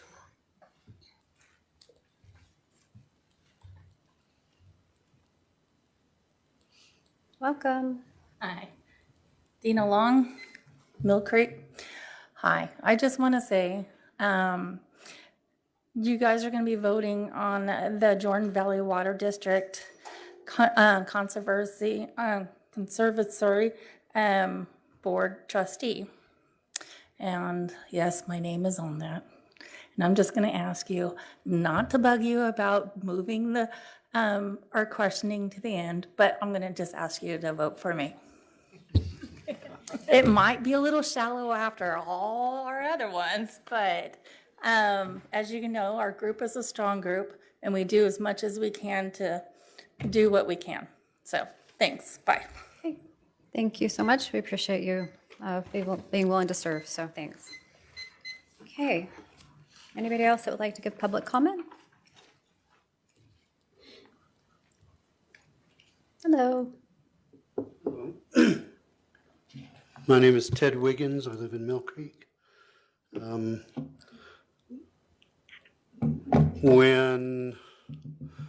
we had public comment 6 years ago in December, there were hundreds of people here because it was at a reasonable time when people weren't at work and it was better publicized. I know that the publicizing that's taking place is according to your requirements, but it's not sufficient. People need to know. It needs to get out to every news organization several times in advance to meetings like this. The meeting in December, you will all have already made up your minds. So I tell you, there will be more people then, but it will almost be irrelevant. So listen to me now.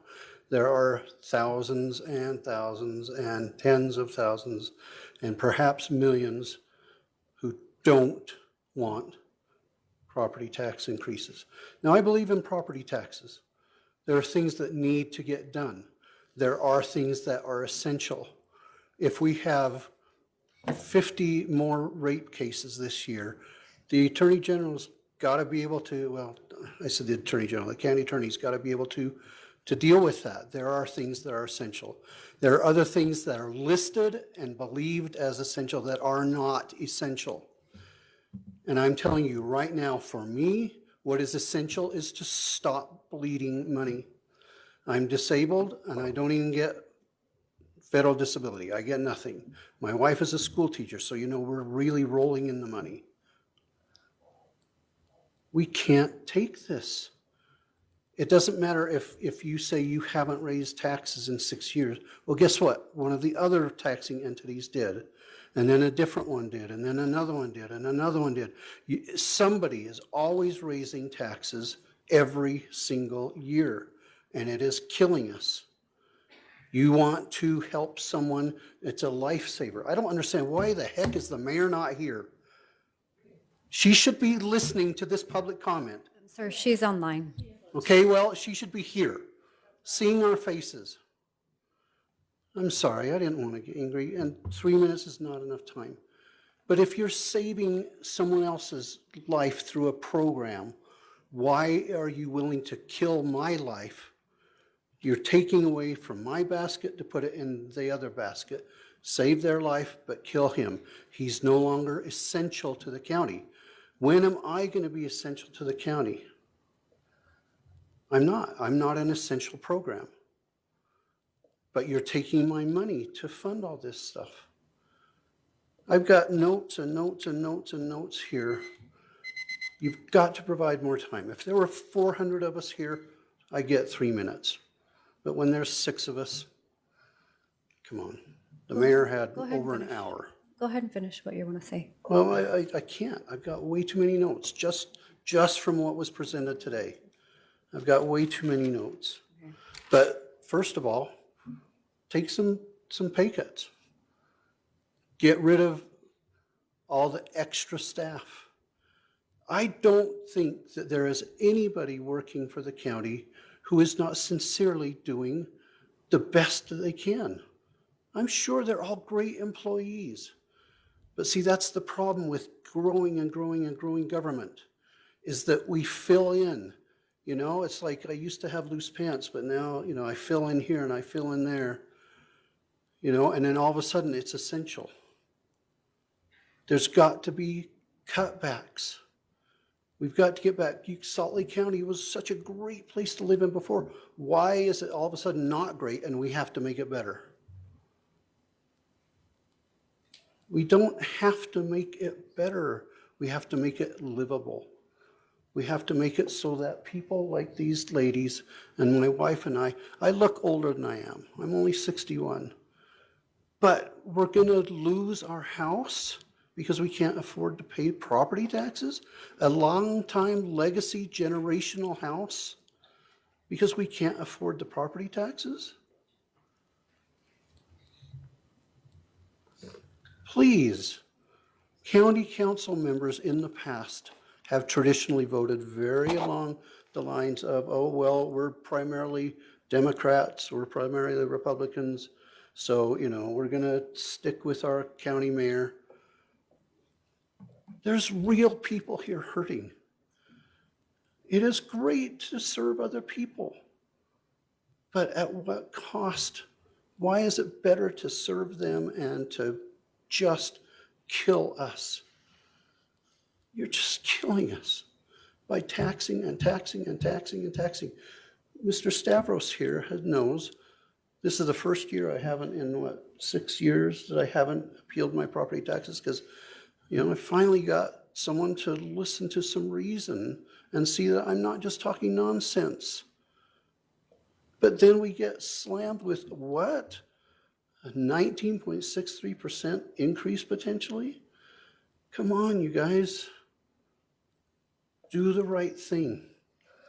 You know, don't just whether it's politically or just in your heart, do the right thing and realize we've got to cut programs that are not really essential. Thanks for the extra time. You bet. And I would love to be able to talk at other meetings. If you don't mind, I know you said you had a lot more. If you don't mind putting it in writing and submitting it to, I always read those. If you'll send that in, we will add it to the public record. I was thinking about that. Thank you. Okay. And I did fail to note that our mayor is online, and so is Councilmember Romero. So they are both here as well.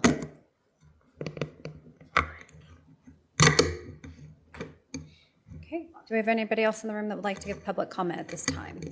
If not, we will go to anybody that's online waiting to give comment. Kim Zackerson. What? Kim Zackerson. Okay. Is she ready to go? Kim? Public comment is your time now. Hey, can you hear me? Yes. Okay, Kim Zackerson from Rose Canyon. I just wanted to talk about the sheriff's office. I worked in the court system for 10 years in the criminal and mental health system and understand that there are things that take priority and the sheriffs can't always get up here quickly. And limited resources can be a challenge. It's gotten a lot better. Nate Lord, who is the sheriff's captain for our community, gave me his cell phone number and has been great with communication and working together with our community and understanding our unique issues.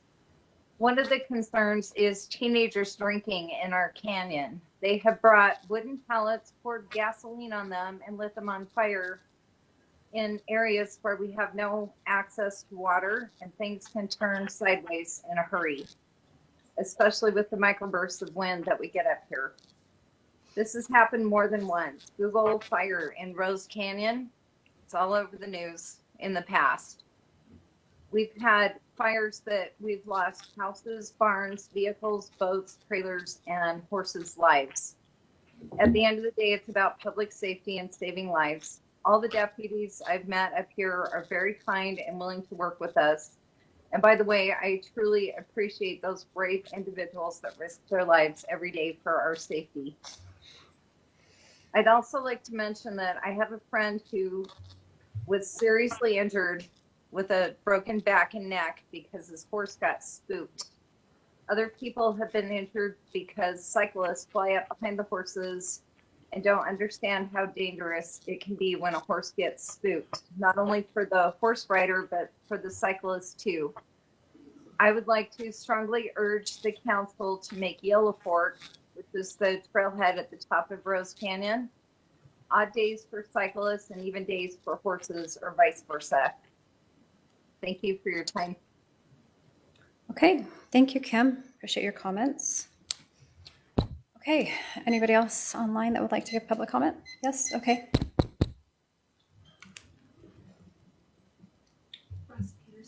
Okay, Russ? Yeah, Russ Peterson, live in East Mill Creek, Salt Lake County as well. I appreciate the compelling case of the budgetary information provided earlier in the meeting. And we get the government has to grow as population grows, but the sole reliance or virtually sole reliance on property tax to meet these needs has real problems associated with it. And you've heard from some of those at the meeting already, being forced out of your house just because of the increase in property taxes. Much of the growth is tied to our 2002 Olympics and our great economy and all the jobs. That's what's bringing people here. And as people come here and come to vacation here, that stresses infrastructure, causes increased crime in some cases, and it adds to those needs. And yet we haven't seen any active effort to push some of the costs of these needs onto the tourist industry and all of those businesses affiliated with that. When you try to get up the canyon and you can't unless you're lined up at 4 a.m, that's a change that many of us who've lived here for 40 years are not real happy with. And so why don't we look at revenue sources that address the increased population here and increased tourism here and help them pay for the impact of those changes on our community instead of just making people who live here pay higher and higher property taxes to underwrite all of the recreation and tourism that's contributing to this growth in economy. I believe the statement was made early on that we've exhausted all revenue resources for the county, and I just completely disagree with that. I would like to see a comparison analysis to places like Clark County, Nevada, San Diego County, and see how much higher their room taxes are for hotel rooms, for example, or taxes on rental car fees. The impact in the winter, especially of all the traffic going up and down I-80 to Park City and in our canyons. I mean, put a tax on that. None of us would care if there's 5 or 10% fewer cars on the road in the winter when you're trying to get to a ski resort. And there's no reason that impact fees can't be assessed on people who are taking advantage of our quality of life and our great outdoors and all the things we have to offer. There is a significant impact on the county and the residents, and that impact needs to be spread around to the people who use it and compete with us to use it. Thank you very much. Thank you, Russ. Okay, well, if that's all of our public comment, we will move on to report of elected officials, and we will start with Madam our Chair? county council members. Yes, Amy.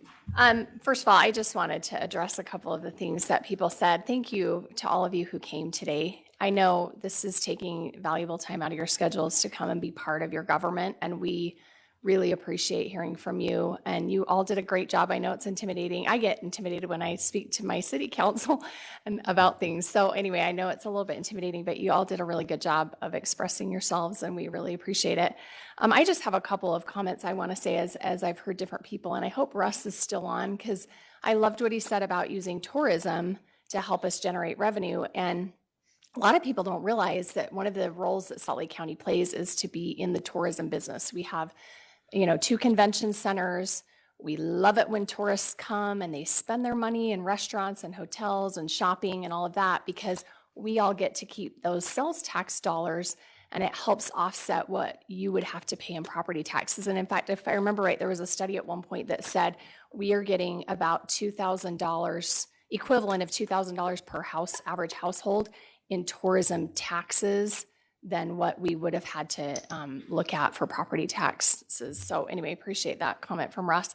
As you all probably know, we are starting the budget process. It began today with the mayor giving her proposed budget. We'll spend the next 5 or 6 weeks going through the budget with a fine-tooth comb, figuring out what we want to cut out, if there's things we want to change. And so just know we're going to go through that process over the next several weeks, and you're more than welcome to watch this, whether online or in person, as we do that and give any other feedback. I think one of the things that's interesting is I think sometimes, I know it's frustrating because we've got, gosh, how many taxing entities do we have that show up on Salt Lake County property taxes? There's like dozens, right? There's the mosquito abatement district. There's your city tax, your school district, which is usually the biggest portion. You've got water, all of these different things that show up on there, a big line item list. And Salt Lake County is one of them. And so one of the things I want to make sure people know is when the mayor proposed a 19% tax increase, that's not on your whole property tax. It's on the Salt Lake County line item. So I just want to make sure, sometimes people get confused with that because there are all of those taxing entities. So I just want to make sure, because that's a big difference in what you might perceive is we're talking about here. That being said, I'm confident that our council will find places to trim, and we'll be able to look at that and try to get that down. I also wanted to just mention, I appreciate our friends from Sandy who came and talked about how they're tightening their belts. We've been saying that every single year. Our last tax increase was 6 years ago. And because of inflation, every year gets tighter and tighter and tighter. And even this budget is still a tight budget, considering what we could be doing. But I want to point out too, cities sometimes raise their taxes at different times. So for instance, Sandy City, their mayor proposed a 30% tax increase 2 years ago. So while this year may not be the year that they're looking at that again, and it wasn't ours 2 years ago, like this is now the year where we're to the point that we have to look at how are we going to adequately maintain public safety and the other things we need to do. I also just want to mention that your property taxes only go into our general fund, and 75% of our general fund is public safety related. So the jail, prosecution, behavioral health. So I think it's helpful to kind of know what we're talking about here as far as what funds what. A lot of our the nice to haves, the quality of life things like trails and open space and cultural arts, those kinds of things are funded with the tourism taxes that we talked about. So anyway, I just think it's helpful for us to kind of put that in perspective as we begin this process. And again, thank you for all of you for coming, and I look forward to working with my colleagues here on this new budget as we go through this fun process. We have 4 new council members, and their first foray into the budget gets to be dealing with a deficit here of where we are structurally. So I also, Madam Chair, if I may take just one more minute and just update, we had a great event yesterday with a Mongolian delegation from Ulaanbaatar. I realized I learned how to say it correctly, Ulaanbaatar,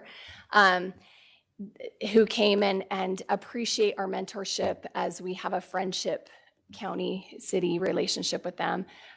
We really enjoyed getting to know them a little bit better. And today, Laurie helped him go get to tour the other side village yesterday afternoon. And today we've lined up some urban planners to meet with them as they look at how they can better develop their city. So it's a great partnership for us to get to mentor and help each other.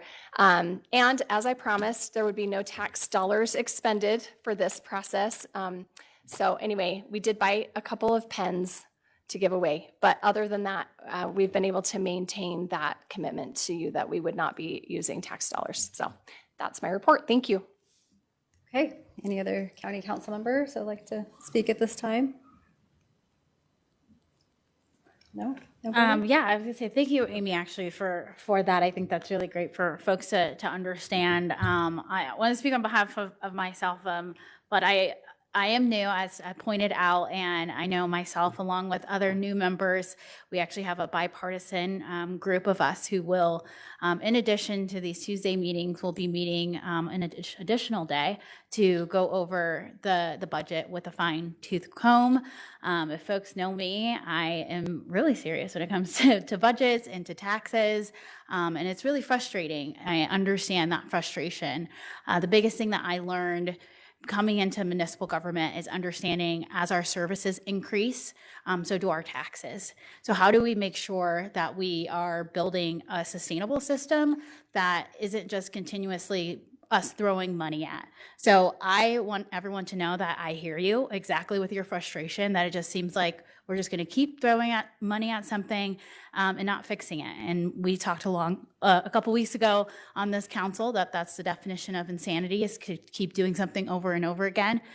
So my priority this budget cycle, actually three. One is to really look at the root causes of our services, to understand how we can build a fiscal economic budget that doesn't always require so much of our taxpayers every single day. And with that understanding and making sure that we can communicate what it really means when we have to do these tax increases, and how we are building it for a sustainable future, and not just always trying to catch up. And then my third priority, in addition to the root causes and really understanding our tax rate, my third priority is to make sure that our employees here at the county feel valuable. We have great talent that can help us, I think, with these budget items, to make sure that we are utilizing their services and their great talent. So I just wanted to make that point, and thank you again for everyone who showed up today on this Tuesday. Thanks, Natalie. Any other? Yes, Carlos. Can you hear me? I'm also new in the county. This is my first year serving the community, but what I learned from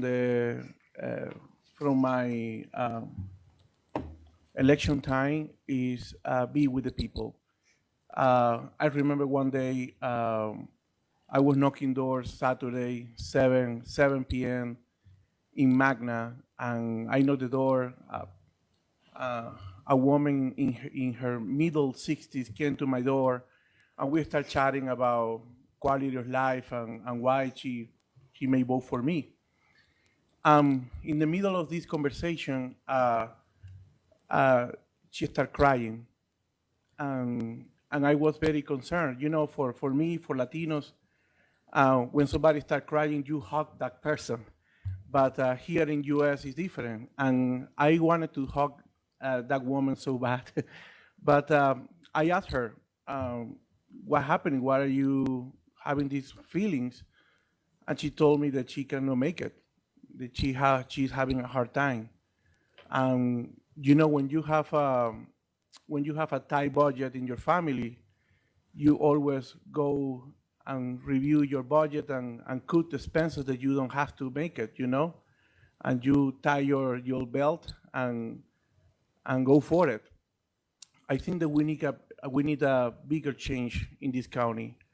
We cannot spend more and more money from the people. And I really believe that we can make better and we can find more solutions for our people.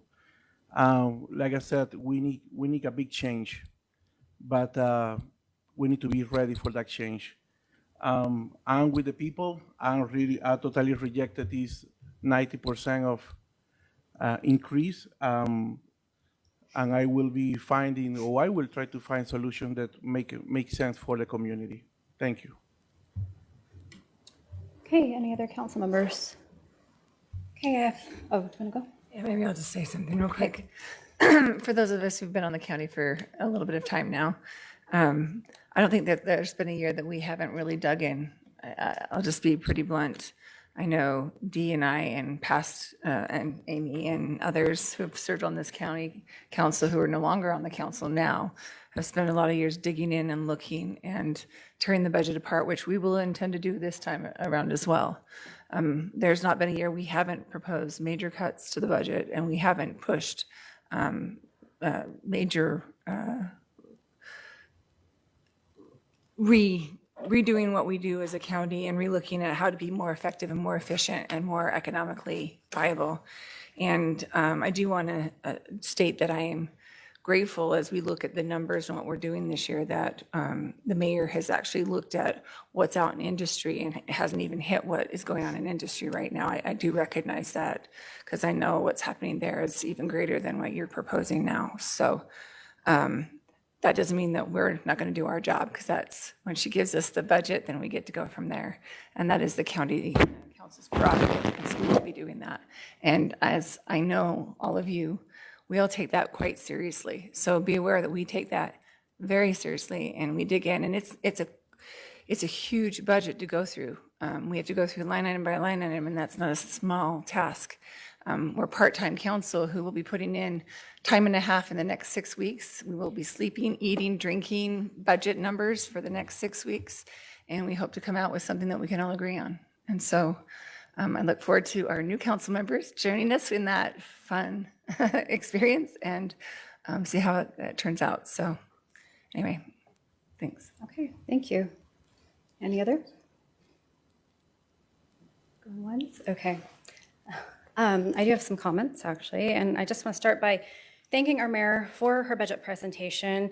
It's not easy coming before a county this large and asking for more money. And I just want to ask for civility as we go through this process, because I've already seen some negative things out there, and this is just not the way that we can effectively handle things. So I just want to start with that. And then moving into that, I appreciate all your comments. I appreciate everyone who's reached out already. I mean, I've been on the council for a while now, and coming into this, I'm like, no tax increase. And I get it. That's what people elected me to do, to come here to ensure that we are not having tax increases. It's been 6 years now I've been here, and I've gone through this budget year after year. And I've learned a lot. And I've learned how this county operates, and I've given the mayor evil eyes to not increase taxes for years. But what I've realized, and they've been with me, I mean, seriously. And so I mean, we've really pushed as long as we can to even come to this point to ask for more money. But here's the thing. We do have some things that are brewing. We have inflation, and I understand inflation hits individual families differently than it does government. It just does. So I appreciate the analogies, and I get it. I mean, inflation has cost us more. I mean, and I'm just going to take a little example of one thing I have noticed, and it's kind of a silly one, but I'm a Diet Coke drinker. When I used to go to McDonald's a few years back, they were 99 cents for a Diet Coke. Large Diet Coke, that's what I drink. It's $1.50 now, so it's costing more. However, my household does not serve a bunch of residents. I have a smaller group to serve, right? So there's a lot of needs in our community and a lot of people that we do service, and things have gone up at the county. We felt a lot of pressure from unfunded mandates as well, and there's so many things I can't even think of naming right now, but there's a lot of just a lot of things that we're facing. And so, but as your council member, I plan to do my due diligence and go through this budget just like I always have in past years. And we have not brought a tax increase in the past. So I don't know what this year looks like yet because I haven't had a chance to go through it. But I do know that we have some issues and some challenges that we are faced with. So, but we are taking this very seriously. And this is my job. This is what you elected me to do. And I take it very seriously. So I will continue to work for the people and ensure fiscal responsibility. Thank you.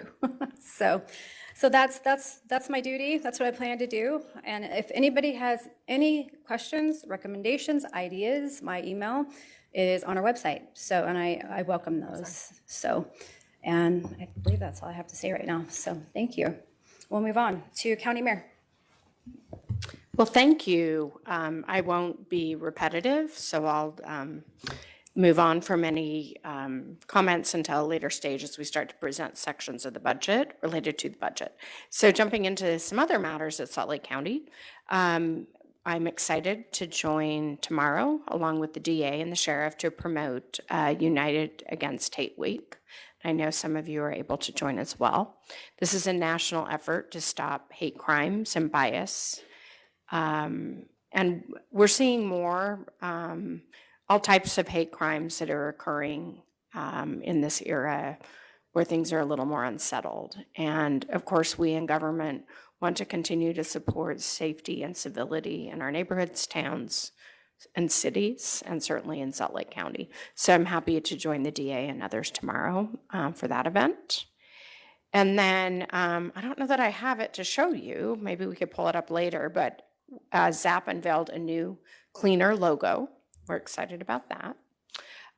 Parks and Rec, super busy because junior jazz enrollment is going on. And as I mentioned earlier today, we're seeing our rec centers just buzzing with youth activity, and junior jazz is always a big, exciting thing to get kids signed up for. Aging and Adult Services are promoting a new pilot program. It's called Get Empowered, Embrace Your Mental Well-Being. And this will be offered in select senior centers beginning in November. And Aging and Adult Services is only one of 3 organizations nationwide selected by the National Council on Aging to pilot the program. And then on to youth services. They are hosting a Lights On after-school celebration this week at Matheson Junior High in Magna. And this event is part of a national celebration highlighting the critical role after-school programs play in supporting youth, families, and communities, which we all know how many kids rely on ours in our county. More than 900 youth participate in youth services after-school programs. These programs are structured, safe, and provide opportunities for students to help them succeed academically, socially, emotionally.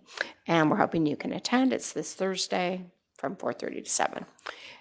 With that, I will defer back to you, Council Chair. Thank you. Any other elected county officials that'd like to give a report at this time? Okay, then we'll move on to our consent. Madam Chair, I move approval of items, 6.1 through 8.2, which include county council minutes. Second. Okay, motion and a second to approve our consent. All in favor, please say aye. Aye. Any opposed? Okay, that passes. We'll move right into our work session, starting with item 9.1, informational update on proposed hire report, incentive plans, reclassification report by our council budget and policy analyst, Hua Wen. Hello. Thank you, Madam Chair. This week we have 15 positions listed. There's no incentive plans or reclassifications. So I will move on to budget adjustment. This is just a technical and budget neutral budget adjustment from Mayor's Finance. They request an appropriation unit shift of 85,000 from operations to debt services to meet the SPIDA requirements for the Saba learning platform. Move approval. Second. Okay, motion and a second to approve item 9.2. All in favor, please say aye. Aye. Aye. Any opposed? Thank you so much. Okay. All right, we are moving on to 9.3, consideration of council appointments to be submitted to the governor's office regarding trustees in the Central Utah Water Conservancy District Board. I'll let Amy. Thank you, Madam Chair. So every year or every other year when these water boards need to have trustees submitted, we have the opportunity to submit up to 3 names to the governor, and then he will choose one, and then the Senate confirms it. So that's the process. So this is just putting basically the vote needed to send forward the people that we're recommending. We did have 2 people for Central Utah Water, John Bronson and Kathy Lovelace, who have only served 1 term and would love to serve a 2nd term. They've sent in their resumes. We did put out on social media and in our public meeting asking if other people are interested and didn't get anyone else for this. And so my recommendation, my motion for this would be that we have Mitch draft a letter putting John Bronson as the nominee and Kathy Lovelace as the nominee, and stating that the council did do due diligence in trying to find others to fit other spots. Wonderful.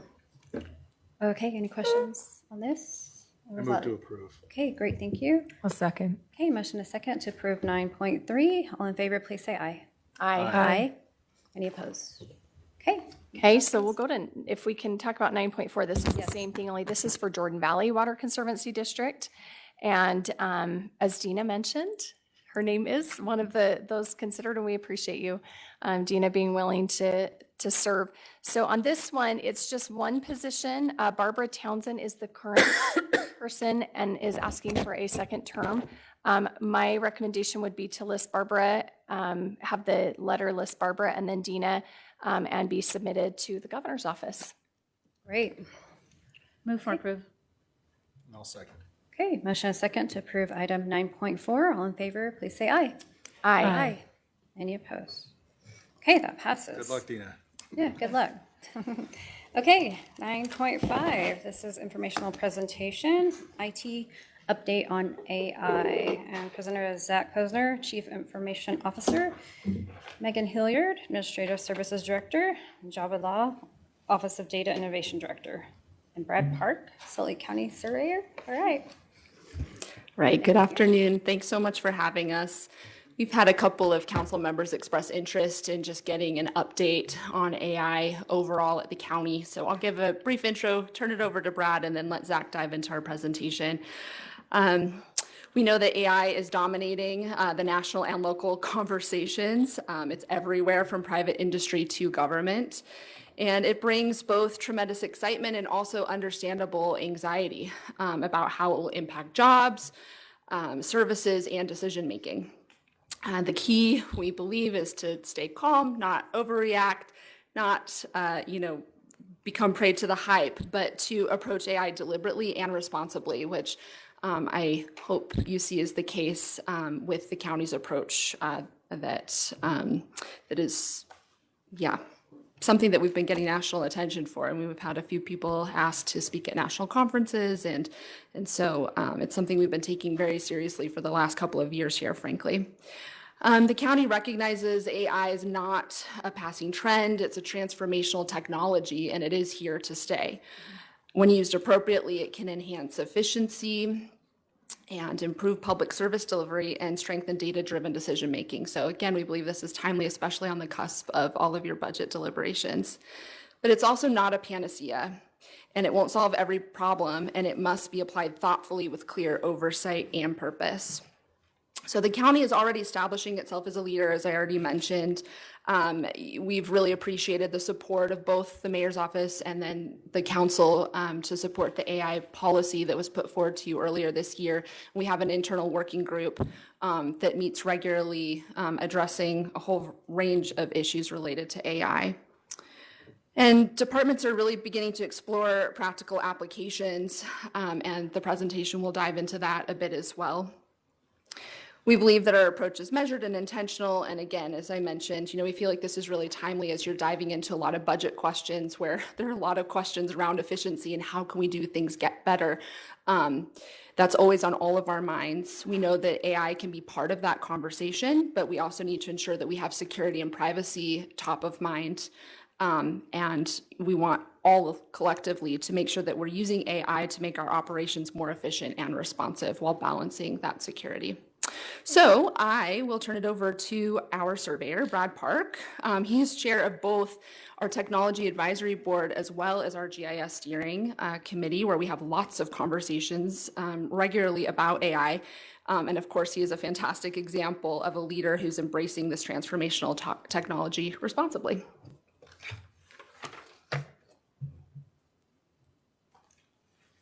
Thank you, Megan. Thank you, Council. So I just wanted to talk about my role as chair of TAB and the GIS Steering Committee. And as I've thought about AI and what I've done throughout my professional career to embrace it, as a land surveyor, I prepare a lot of legal documents to describe real pieces of property.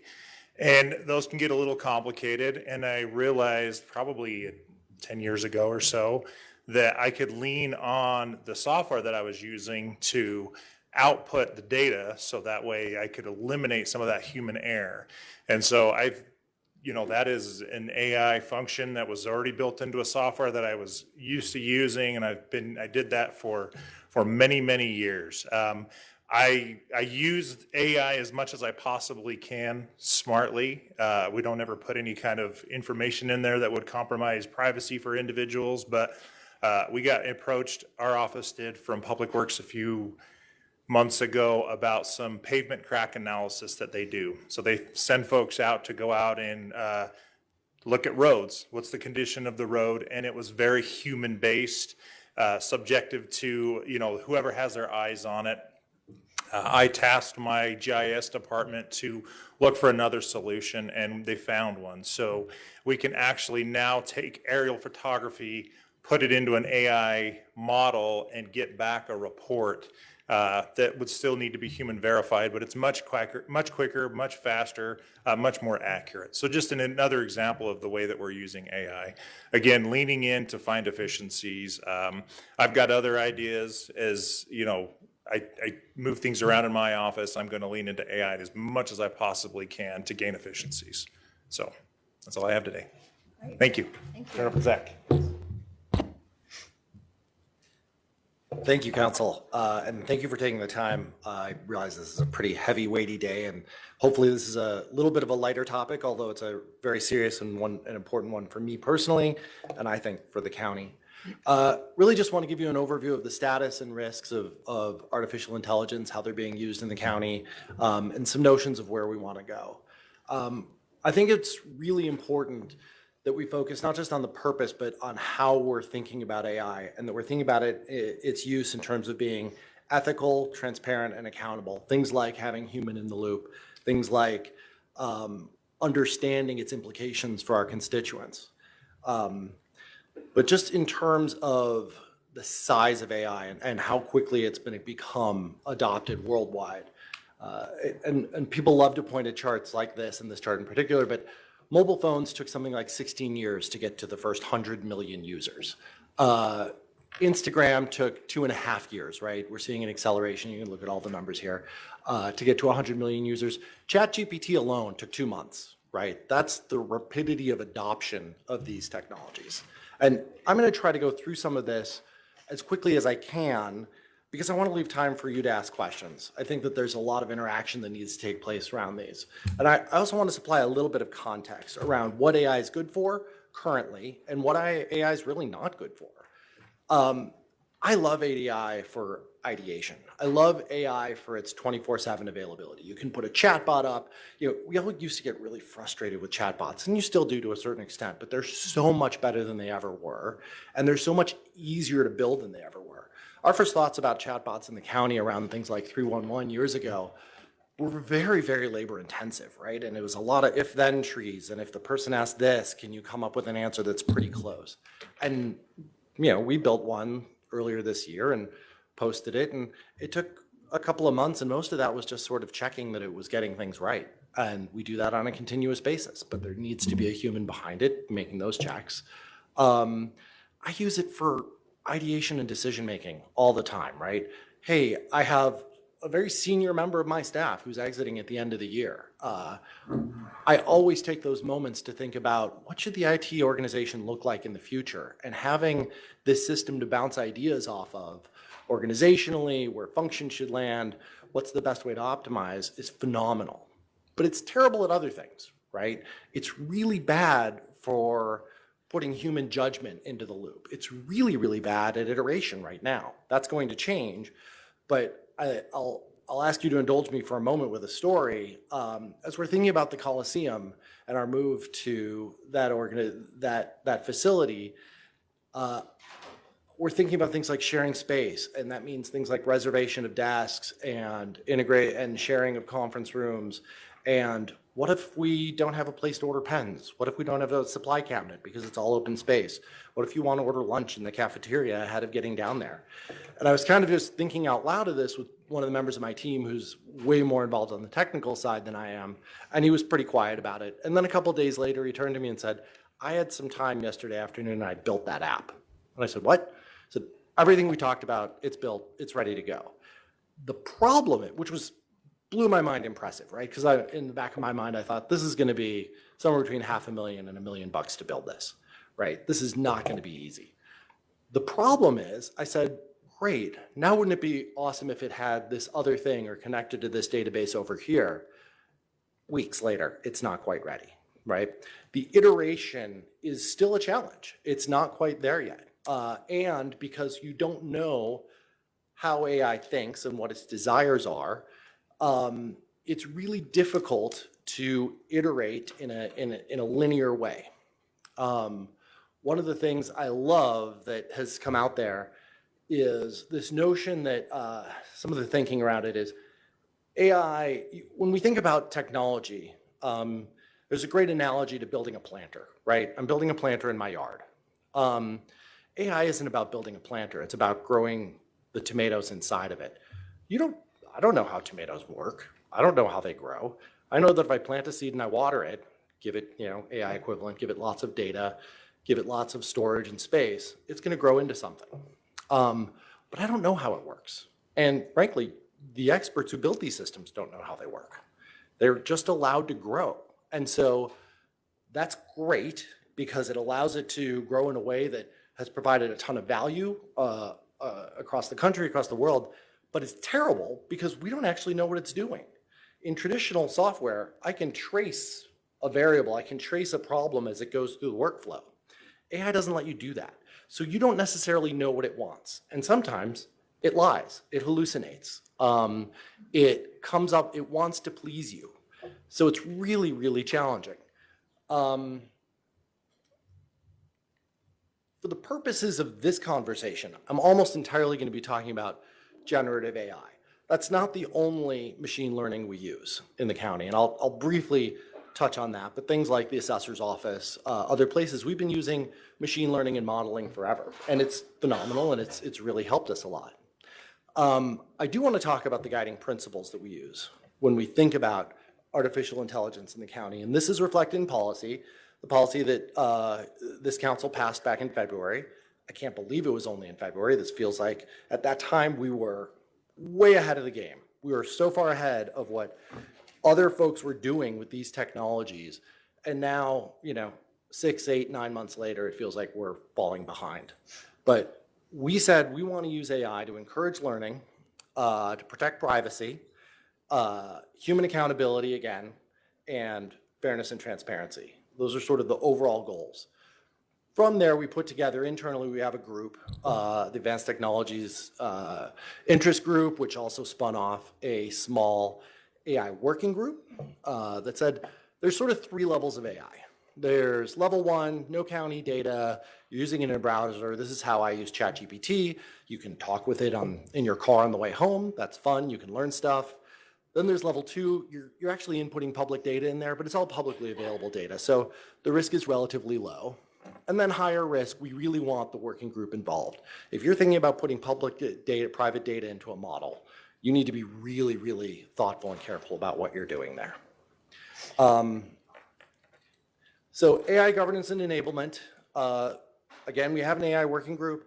Includes myself, Trevor Hebditch on my staff, but it also includes Brock, who's the communications person for ORD. We've got Alex Sherwood in ODI, Richard Jousey participating from the auditor's office.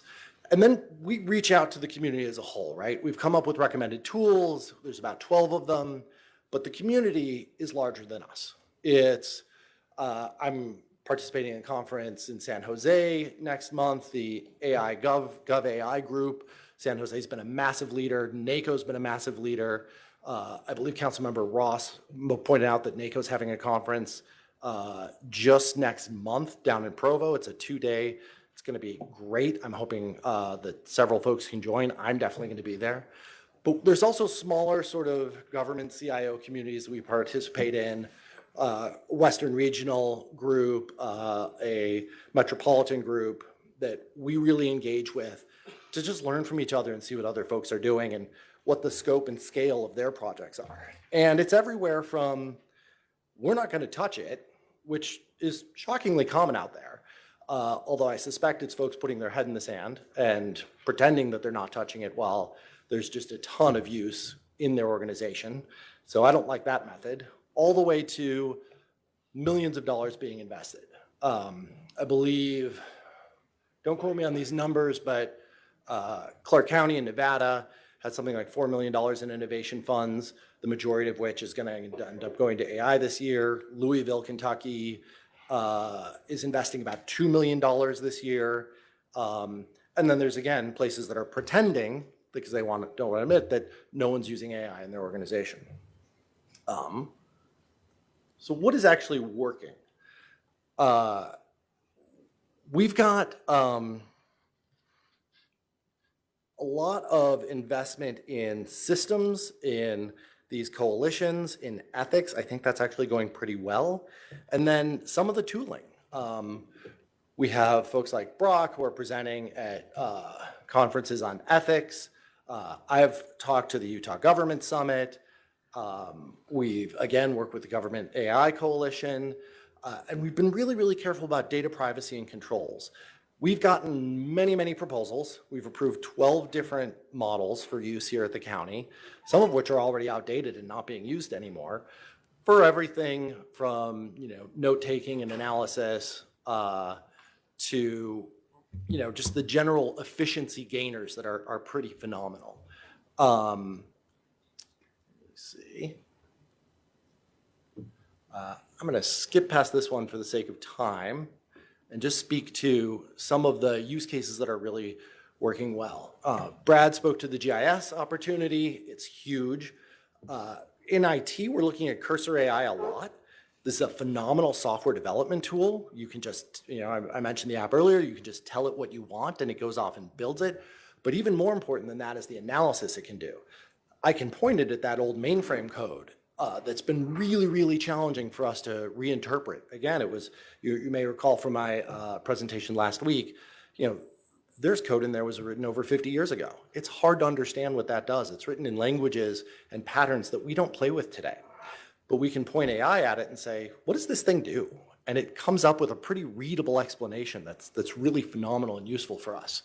The chatbot on the website has been a pretty great success. There's some, there's always sort of the consulting-ish numbers of the dollars that are saved by those things, and they're really, really hard to track because they assume that there would actually be a human doing those things. But it's hours and hours and hours of constituents getting information faster, more easily, not having to wait until office hours to pick up the phone, all of that kind of stuff. The assessor has been working on a pilot program, and I'm not sure what the status is, but it sounds amazing, around machine learning, particularly around image analysis. That stuff is incredibly cool. And then there's sort of the vendors that are incorporating these tooling into their products, right? WebEx has it built into their product. Microsoft has Copilot. We're really a little bit hesitant around that one, only because you give Copilot, it's sitting on your desktop, access to your data, and now it has access to all of the data that comes through your email box, and that's probably a little bit scary. Our security systems are now all AI driven, right? Behind the scenes, you're not seeing as much spam hit your mailbox as used to, and you're not seeing it be as scary as it used to be. And that's largely because these tools in the background are playing on your behalf. Little bit on sort of the maturity models that are out there, and people like to point to the MIT model. It's not super accurate relative to what we do, but it gives you a sense of sort of where these things live. From 28% of organizations, if you believe these numbers, are just kind of sort of thinking about it, all the way up to they're using it for decision making and integration with their workflows all over the place. I'm not sure how meaningful that is, but I would say that we're somewhere in the middle, right? We're building pilots, we're building out capabilities, we are understanding the use of large language models, but we're not quite moving into the places where we're automating work. We really want human in the loop. We really want people making decisions. I don't really care at all if our assessor is coming up with my property tax values, sorry to put you on the spot, based on an AI model. I care deeply that there's an elected official that signs off on that before it goes out, right? That to me is really where that juxtaposition and crux point is. So that kind of gives you a sense of we really want to get ahead of this, but we're also pretty cautious. These tools can be a little bit dangerous if you let them loose. And I'm generally a little conservative, and I get teased for this a little bit because when I was in the private sector, we had to think in quarters. We had to think about whether or not we were going to hit a revenue number in March, at the end of Q2, at the end of Q3, and what our annual number was going to be. And so you would push hard to meet those numbers. And that allowed you to drive a lot of innovation and a lot of efficiency. But you could also go out of business. Government can't go out of business. We have to be here for our constituents year after year, decade after decade. And so we have to be a little bit more conservative in our thinking, particularly around adoption of some of these tools, because we can't go with things. And I'm a technologist, but there are heaps of dead technology that lasted for 18 months and then went away. And someone invested millions and millions of dollars in those heaps, and then they were gone. I think AI is here to stay, but which model and how it's going to be used is changing on a continuous basis. Let's see. Risk management. I want to talk very briefly about some of the risks associated, and cyber risk in particular.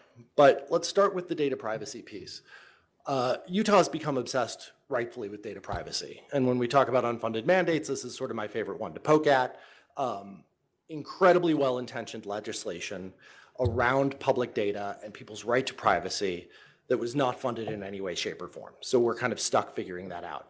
So if we start throwing things into a model, here's the crazy thing about models that I think very few people understand. Once the data's in there, because again, the tomato plant, it grows, you can't pull those nutrients back out.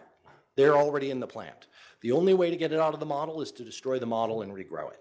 So there's some huge issues as we think as a government about data privacy. Bias and fairness are a little bit more nebulous, but equally important. And then we really, really have to worry about hallucination, accuracy, and making sure our vendors are transparent about their use of AI. So we share data with vendors all the time. We need to make sure that they are disclosing where and when they're using these technologies so that we understand what our total risk is. Because it's our constituent data, it's not ours. We need to make sure that we're protecting it as best we can.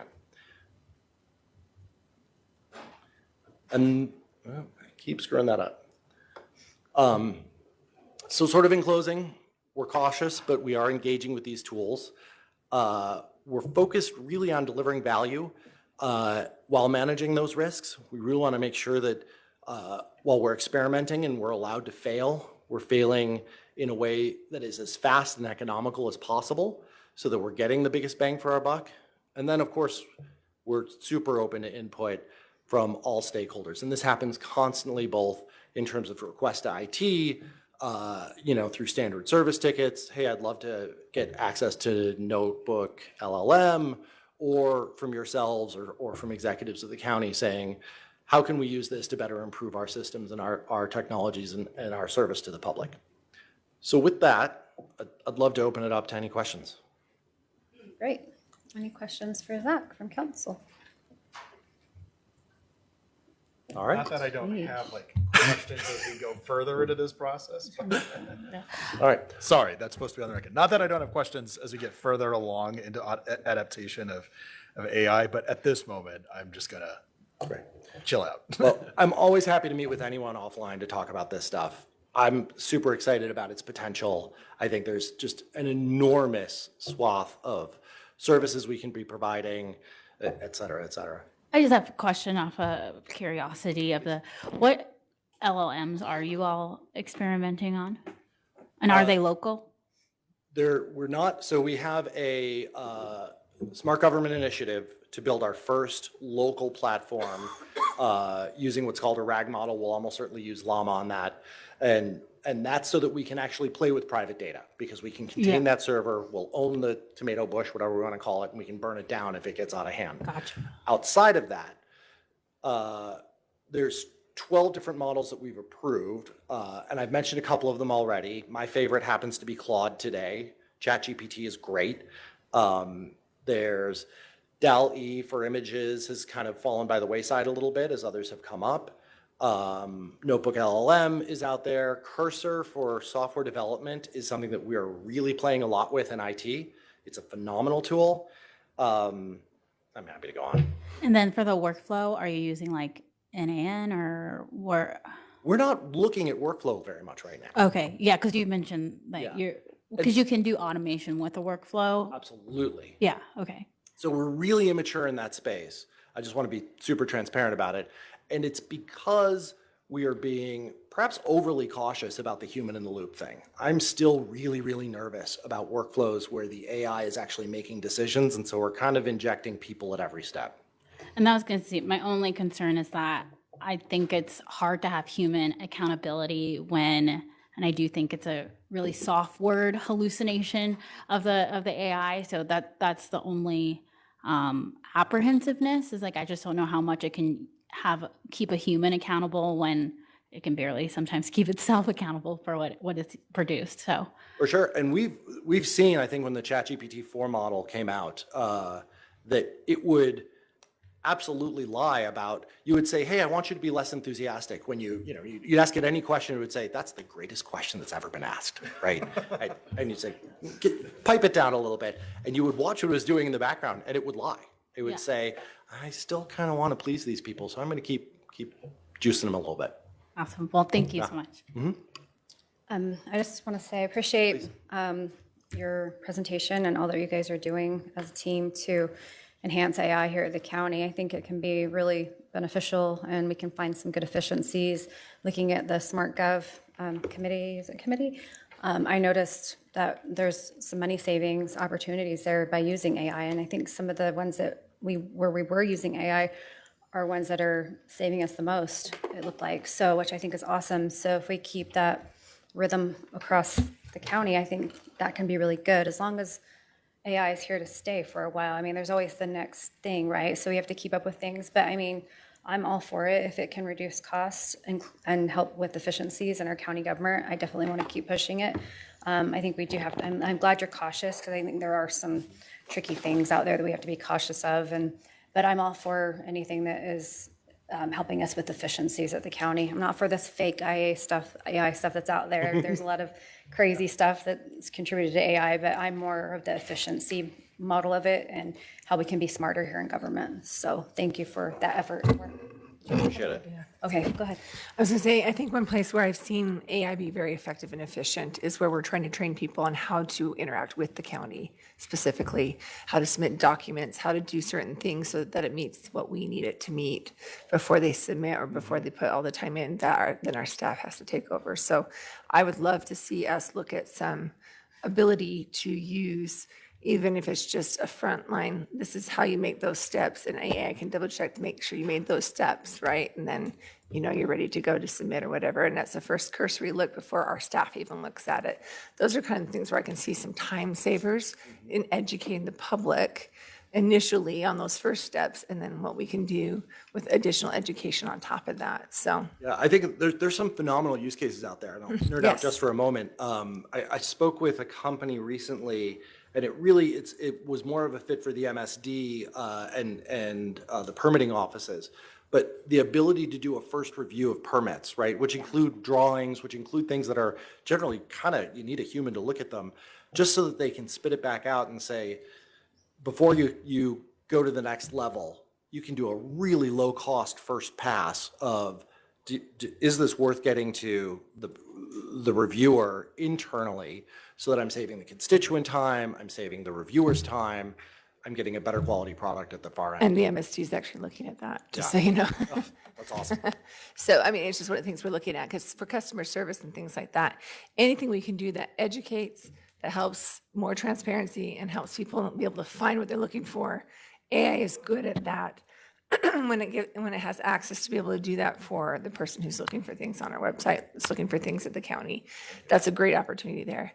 The other thing, when it comes to customer service, since we're really pushing that customer service, that one-stop shop, that ability to come in and get what you need to get done right then, that's going to be where we can see some savings too. Something as simple as being able to submit. I realized the other day we can't submit a report right now online for something that's happened that isn't instant, right? To the sheriff's office. So right now I can call it in. There's a phone line to call in. But when I wanted to look to see if I could submit it online anywhere, there's no place to submit it online. If there was a way that AI could walk them through how to submit a report and what information you need, and it can take that information and help them put it into a report, that's huge, right? It's not a perfect report, so we'll have to follow up with a phone call, but then they get most of the information before we have to follow up with that phone call. And a lot of people, when it's after hours and it's not an emergency, it's a great opportunity to get them to do it when they have all the information fresh. I love that idea, right? So we haven't looked at that yet, though. So those are some of the things that we've been talking about, some opportunities that we haven't looked at yet. Well, hopefully we'll be bringing, we're a little bit out of normal budget cycle with AI because Sure. these opportunities are going to be coming so hot and fast, right? Right. That hopefully we'll be bringing things to you throughout the year Right. for your review. And that's what we would hope to see, which is why we have that amount set aside for that specifically. Thank you. Yep. Okay, thanks so much. Thank you. All right. 9.6, 2026 Budget Workshop under direction of Dave Del Quadro, our Council Fiscal Manager. Welcome, Dave. Hi, thank you, Madam Chair. There's a couple of housekeeping items that I wanted to talk about before we get into the budget itself. And the first one is the week of November the 11th. So this year, Veterans Day falls on a Tuesday. And there were plans to have the council meet on Monday. And then there were other plans to have the council meet on Wednesday. And it turns out that neither of those dates work for all of the council.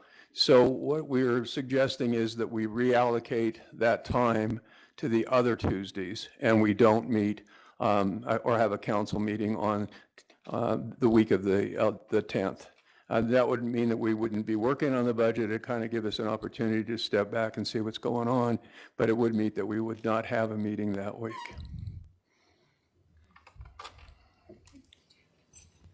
Do we need a decision on this right now? I think it would be great if if there was a sense of the council, and a motion's probably the best way. That means we have to be committed to coming in earlier on the other days if we can work that out. I mean, I'm here at 7:45 in the morning. I know, I get that. So I'll be I here appreciate no that. matter what. I'm sorry, that was a bumble brag. No, I'm in favor, if that's what we're gonna do. I mean, we're gonna need to take the time as we get later into the season, from what I'm gathering anyway. Don't take my word for it, I'm new at this, but nevertheless, we can't lose a day. That sounds ridiculous. So if we've got to just spend more time in council session early in the morning on the following Tuesdays, so be it. Can I ask the question, if we get more people on Tuesday or Wednesday versus coming earlier and they're not going to be here earlier to do that time, it might make sense to do it on one of those days?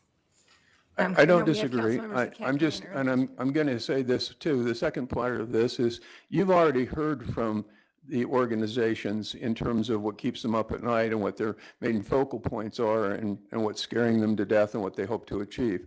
So a lot of that presentation is not going to be necessary. So what I would envision is that this year's presentation would be more a series of large budget adjustments where we focus on items that have budgetary impact and that we provide you with the information necessary to make an evaluation. And if it's not sufficient at that point, we'll bring it back. But we'll get, I mean, this is a big budget. There's a lot on the table, and we'll get through it bite by bite. Can I ask a question? And I apologize, I'm one of the people who I'm going to be out of town for my other job, and we weren't originally doing a council meeting that week when I planned that. So, and I know there's a few others that have conflicts on one or the other days. If we do a 10 a.m. every other Tuesday that we're meeting, do you think that will give us enough time to do that morning session and then use the afternoon until, 5-ish or whatever to work on budget stuff? Do you think that gives us enough time? I think it's important that we start in the morning, and I think it's likely that we will be here later in the afternoon, especially towards the last 2 weeks of November. Okay. I'm fine with that, guys. What do you guys? Okay. We have to. Do you? Okay, Okay, I'm good. Then let's start early. all right. It's my call. Okay. Okay. I'll make a motion then that we start early, both on the week before and the week after then. Second. Okay, motion a second to council meeting on, is it the 11th, 12th, whatever day we're going to do it? And the 18th. Well, is we're that right? canceling one. We'll put that on the agenda the week Okay, before. okay. All right, so to start earlier on those other days. So all in Okay. favor, you say aye? Aye. Aye. Aye. Aye. Oh, Ross thinks. Okay, then that passes. So basically, the twin objectives we have with regard to this budget is to have something available for the public to digest, starting on November the 25th. I mean, we need, that's the objective. And the parallel objective is to provide you, like I mentioned, enough information and analysis so that you're informed to make a decision that's useful and complete. And that's what we're going to strive to do. And as we have done in the past, we're going to start with a discussion about compensation. So I'm going to turn the time over to Sharon, and she's going to give you a more robust overview of what you heard this morning regarding compensation. And this will only be for the non-sworn officers. We will deal with compensation for the sworn officers when we hear from the sheriff. Okay, welcome, Sharon. Thank you, Dave. Good afternoon. We'll pull up the presentation here. So some of this will be just a quick overview of some of the information presented last week when we talked about kind of general market conditions and how we came up with our recommendations. So kind of how did we get here, and a little bit about benefits. But what I really want to do is talk about this in terms of our total rewards package, right? So a couple of weeks ago, we independently talked about benefits, last week about compensation, but today I want to tie that all together in terms of the total rewards we offer to our employees. So you might remember last week we talked about some of the data sources that we used to try to understand what other organizations are projecting to do in terms of compensation increases in 2026. So from all of those sources, somewhere in the 3 to 3.5% range is really where those came in. If we look at government sector organizations around us and local, you can see, I put it on a graph this time so you could really see the differences. There's quite a wide range from 1% for federal employees, 2.5% at the state. Cities around us in the Wasatch Front averaged about 4%. And then just generally in Utah, so local entities, not just government entities, but local entities in Utah, according to the Kempsey Gardner Policy Institute, we're projecting about 3.3%. Can I ask you a quick question? You Yeah. Go back to that other slide. Yep. Oh, is this the Wasatch Front cities we're talking about? Oh, go to the next slide. That's the Okay, question I had. cities. Never mind. So the cities in last July, right, so because they're off cycle from our budget year, really ranged. Looks like we forgot to put a bar graph on West Valley, but it's actually 0. And, Orem was at 3, somewhere a little bit higher. West Valley did kind of a revamp of all of their positions and some market surveys. So they didn't have the need in July to increase anything. So that's why that one's at 0. But really they ranged, from like 0 to 4% again. Sharon, do we know over the last 5 years what an average is for these same cities? Is that something that we could find out? I could get that easily because we've been preparing this each year. So I could easily put that together. That would be helpful because I think there's some cities who maybe one year did a tiny increase and then maybe they got, they found retention became an issue and so then they've done more. But I think, we've been fairly consistent just doing a lot of small ones along the way. I'd love to just see what the average is. Yeah, and we could show what we've done, right, in relation to what they've done over the last time. And that's a good point because, I take it's actual important data and we need to compare, but I take it with a grain of salt because just knowing what the percentage increase is doesn't tell you anything about their relative market position going into it, right? So maybe they were way behind the market, and so they, to your point, had a bigger increase to catch up. So it masks the details, I think, a little bit. So as you heard this morning with our base pay recommendations for these groups, we suggested that we move the entire structure 1.25%. So that helps us keep pace with the external market when we're hiring new employees. We also propose a 2% grade progression increase. That way our employees will keep moving throughout the grade, so they keep pace when new employees come in, and that helps us manage compression. So we don't want our employees to stay in their same relative position when new people are coming in.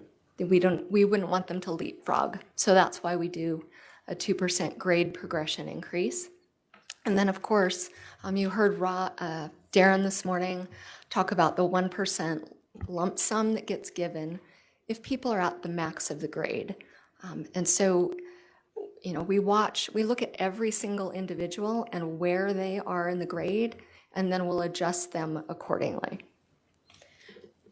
And then we are also proposing the grade increase for 9 classifications that, based on our deep market analysis, showed they were below the market. We'll also mention just quickly SWORN, but to Dave's point, and as I mentioned last week, the real details of the analysis will come in the sheriff's budget, and we will support that presentation as well. Sharon, can I ask a question on this? And I know we've talked briefly already about this in another week that you came, and I probably should have spoken up, but I want to better understand with doing pay for performance, because as we know our FTs are our most expensive asset at the county, and I want to make sure we're managing people so that we have the very best and everybody's successful, and those who aren't can move along to something that they can be successful at. But I know as we've been looking at pay for performance and trying to figure out how to roll that out, you've done a great job with keeping us informed on kind of the process and where we need to be. But do you think next year we'll be able to look at the merit versus pay for performance and actually be ready to implement next year? Because we've delayed a few more years than what we originally had planned when we started this process. What's your take on that? Yeah, we actually have models developed that we can review and we can share. What we wanted to do, though, is make sure that we got the performance management system in place and that was functioning. We did a survey after the first check-in that happened in April this year. And based on some of the feedback we got from both employees and managers, it kind of gave us a little pause to say, we may not be there yet on the performance management system.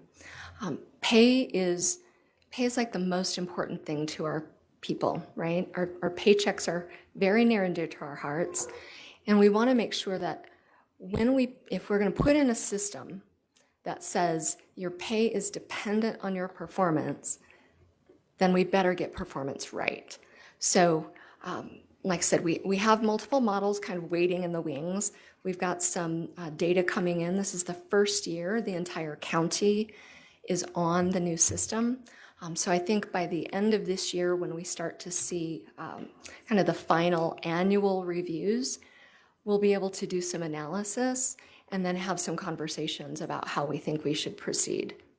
Well, and I'll just follow up with that too. I know, one of the concerns is, do we have our managers trained to know how to do pay for performance? I did notice in the budget presentation this morning, you do have an ask to help with the building kind of those leadership. I assume that goes along with this. Yep, those go hand in hand. In fact, we started that program this year. So the Leadership Academy started this year, and the focus of it for 2025 was what we called a Performance Management Certificate Program. So all of the courses were focused solely on how to do that well as a leader. So they've gone through several courses. There are a couple more rolling out. We'll finish that the first week of December of this year, so that managers will be in a better place next year as we roll that out. Does that include setting and understanding metrics and how to set good metrics and all of that in that process? Because I know that's one of the skills we noticed really needed some focus. Yeah, that's a great question. So one of our courses is on setting expectations and then linking those, right, to the organization's goals. Maybe they have individual goals, team goals, connecting those to our outcomes and indicators so that everything flows down from that so that all of those things really work together. Does that also allow for individual metrics based on specific jobs and job skills in that job description as well? Yeah, so the system, if you remember, is based on competencies. Yes, I understand that. But managers also have the ability to add individual goals to that if they We're want still to. continuing that. I just want Yep. to make sure. Okay, Yep. thank you. Exactly. Did that answer your questions? Okay, great. 1 second. I just have a quick, I just appreciate how thoughtful you are in approaching this. I wasn't on the council when that particular intent passed about pay for performance, but I have a lot of concerns about it potentially introducing new subjective criteria in a process that the goal is to have it be as objective as possible. And we all want our employees, rising to their, best in terms of performance and what they're doing. And we have great employees here. So I just appreciate the thoughtfulness that you're approaching this, because I have concerns about continuing down the pay for performance, given that all those words sound good, but the actual implementation of it is very difficult. And I'm concerned about additional subjective criteria being introduced into a system. Yeah, thank you for that. It's one of the primary things that we need to ensure that the system provides for employees. I also think it's one of the hardest. We all carry biases, we all know that. And it's very difficult, I think, to train people to be first aware of them, and then secondarily, kind of how to manage them. So we've built a few things in our process that help with that. We have a process called calibration, where the managers have to get together to say, this is how my people are rated, this is the criteria, this is what that rating means to me. And then they try to level set those things. So we've tried to introduce some things into the process to help that. Will it be perfect? It won't. Humans will always carry some of that in. But the other thing we can do is with some review and analytics of the ratings. That's something that my staff can also analyze to say, interesting, Department A or, Office B, those numbers look a little strange. Let's dig into that and see what's going on there. If I can, I'm a former plaintiff's employment law attorney, and I know how easy it is to take these kinds of systems and find very, very troubling behavior from a legal perspective about discrimination as it relates to women, people of color, people of different sexual identity. And it's very easy to hide it under performance. And I am concerned about a move that would open us up to that kind of legal liability, where a merit system isn't immune to that, but merit systems generally don't have those very same concerns. Now, there's manager discrimination that can happen at any level, and that's fair.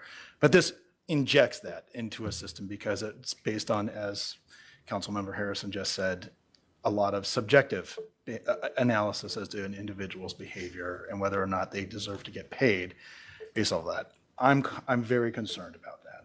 I'm not generally in support of moving away from a merit system. I think that our employees deserve the stability of knowing if they're going to spend their lives in service to the people of this county, where that future is going to go, what their family is going to look like, and what they can expect when they spend a decade, 2 decades, 3 decades, as some of the people who may be in this audience or may be listening to this, that's their lives, because that's what they care about when it comes to civic service. And so I wasn't here, I'm brand new to all of this, but my plaintiff's employment litigation side has alarm bells that are ringing. because these are the kinds of things that could cause serious civil litigation concerns. And I'm sure we've got thoughts about all of that. That's where I'm coming from with this whole system. So Thank you. I appreciate those. Those are absolutely critical things for us as, I'd say, considerations about how we move forward. And, you know, maybe even looking at alternatives, right? Maybe there may be some alternative that is somewhere in between a true pay-for-performance system and what we were doing before. So I think our job is really to come up with some of those options and to bring those to you so we can have those discussions. Okay, I've got more questions for you. Which one of you want to go? I'll go first, if that's okay. I think one of the things that might be helpful to the new council members to understand, when we brought this forward, the merit system is pretty much a broken system here at Salt Lake County in most places because it causes compression. There isn't a way to bring them up to the industry standard or level. What ends up happening is you have people who've been here long periods of time who are not paid what they should be paid, and those coming in regularly who get paid more than some people who've been here for a long period of time. That's what happens in a merit system, and that's the system we've been working on under in the state of Utah for a long time. It's a broken system. We recognize that when we came on board because most of the people here, many people here were not paid properly where they should have been paid. We did salary surveys. Matter of fact, we pushed hard to get all the salaries done in Salt Lake County under a certain period of time so we knew what they should be at, and we did every single salary throughout Salt Lake County. So we knew where they were supposed to be. That was not being done before because under a merit system, that's not required. So you end up getting a situation where people aren't paid. So we have to find a better way of doing it, which is why we're looking at a hybrid between the two that makes this make sense. So I understand your concerns, but understand we've got to fix a broken problem where our employees were not actually getting paid for what they do. And we recognize that we have good employees who should be paid at industry standard because that is proper. And this was the only way to bring them up to that, which is why we have pushed. And it was a bipartisan. Ann and I pushed this, and Amy helped us along the way. This is how this works. So I understand your concern, but understand that we had a system that was not only not working, but we had people that were being paid at different grades at one time for the same job in different offices. So we had to fix that as we came across. So these are some things that we took on and we are working through, which is why we have given it time to put together a beta test, to put together a program so we do it right and we don't push something out that isn't appropriate. And I'm just going to say, you guys have done a buku amount of work on that, and kudos to you for being cautious and careful, and the council recognizes that, which is why we're giving you time to make sure we get it right, because it's better to get it right than to just get it done. I'll just add to that, even further back in time in history of the county, when I was first on the council, there was something that really concerned me, and that was right now, or what we had at that point was a 1 through 5 scale as far as how, what you could get as an employee. 3 meant you were, doing the job fine. 4 was like you're doing it very well, and 5 is like excellent, and then 1 and 2 was you weren't really quite cutting the mustard. When we pulled the numbers, we had like 3,600 employees that we were looking at. Only 36 got a 1 or a 2. Which, if you look at how this should be, it should be a bell curve, right? You should have a fair amount in the middle, but you should have people on either ends. You've got people who aren't performing. We do. I'm sorry, we have awesome employees, but there are people who aren't performing, and we've got to figure out how to help them so they're doing their job and getting taxpayers funding worth, or they do something that's different, that's better, a better fit for them. And to me, that's eye-opening. That's a tiny amount, of people that aren't, so many people that weren't getting disciplined, or at least getting, some help to be successful. And then on the other end, on the 5s, there were hardly any. And so to me, it's very much, there's a problem where managers were just kind of giving a free pass to a lot of employees and not really managing, which what that does then is cost taxpayers even more, because then you need more FTEs to get the jobs done. And so that's my drive for why I want to see pay for performance, is I think it's only fair to taxpayers to make sure our people are managed in a way that's appropriate for them it's not fair to them if we aren't giving them feedback if they're not being successful, or giving them, feedback when they're doing above and beyond, and being able to give them compensation for that. And so I think it's a good fiscally conservative process to go through this pay for performance. And I think it makes sense. And I think it's only fair there's a reason the private sector does this. It's because it's fair to people, and people deserve to know where they are. And so anyway, there's my little. Okay, Natalie. Yeah, I'm glad that we brought up the private sector. My background is actually talent acquisitions. I've been in talent acquisitions for Fortune 500 companies, hired high volume in sales, flew across the country to hire MBAs, right? And at the Fortune 500 company I was at, you come in at maybe a L1, L2, you can go up to a L6. If you're L3 and afterwards, you get PTO. I was there probably for 9 months. I was 25 years old, got paid for performance. It was a 360 feedback, right? So I had to have about 5 people evaluate me. 3 of the people had to be on my team. 2 had to actually be cross-departmental. I got to evaluate my supervisor. My supervisor got to evaluate me. I think I maybe got a 3 or a 4, and I also got $7,000 in bonuses. See, this is the thing about private sectors and Fortune 500 company. Performance equals profit and revenue. We're not doing that here at the county. So that's where I'm really questioning that definition of performance, because we can say we need our staff to perform, and they're performing at a Fortune 500 company because they're either costing you money or bringing you money.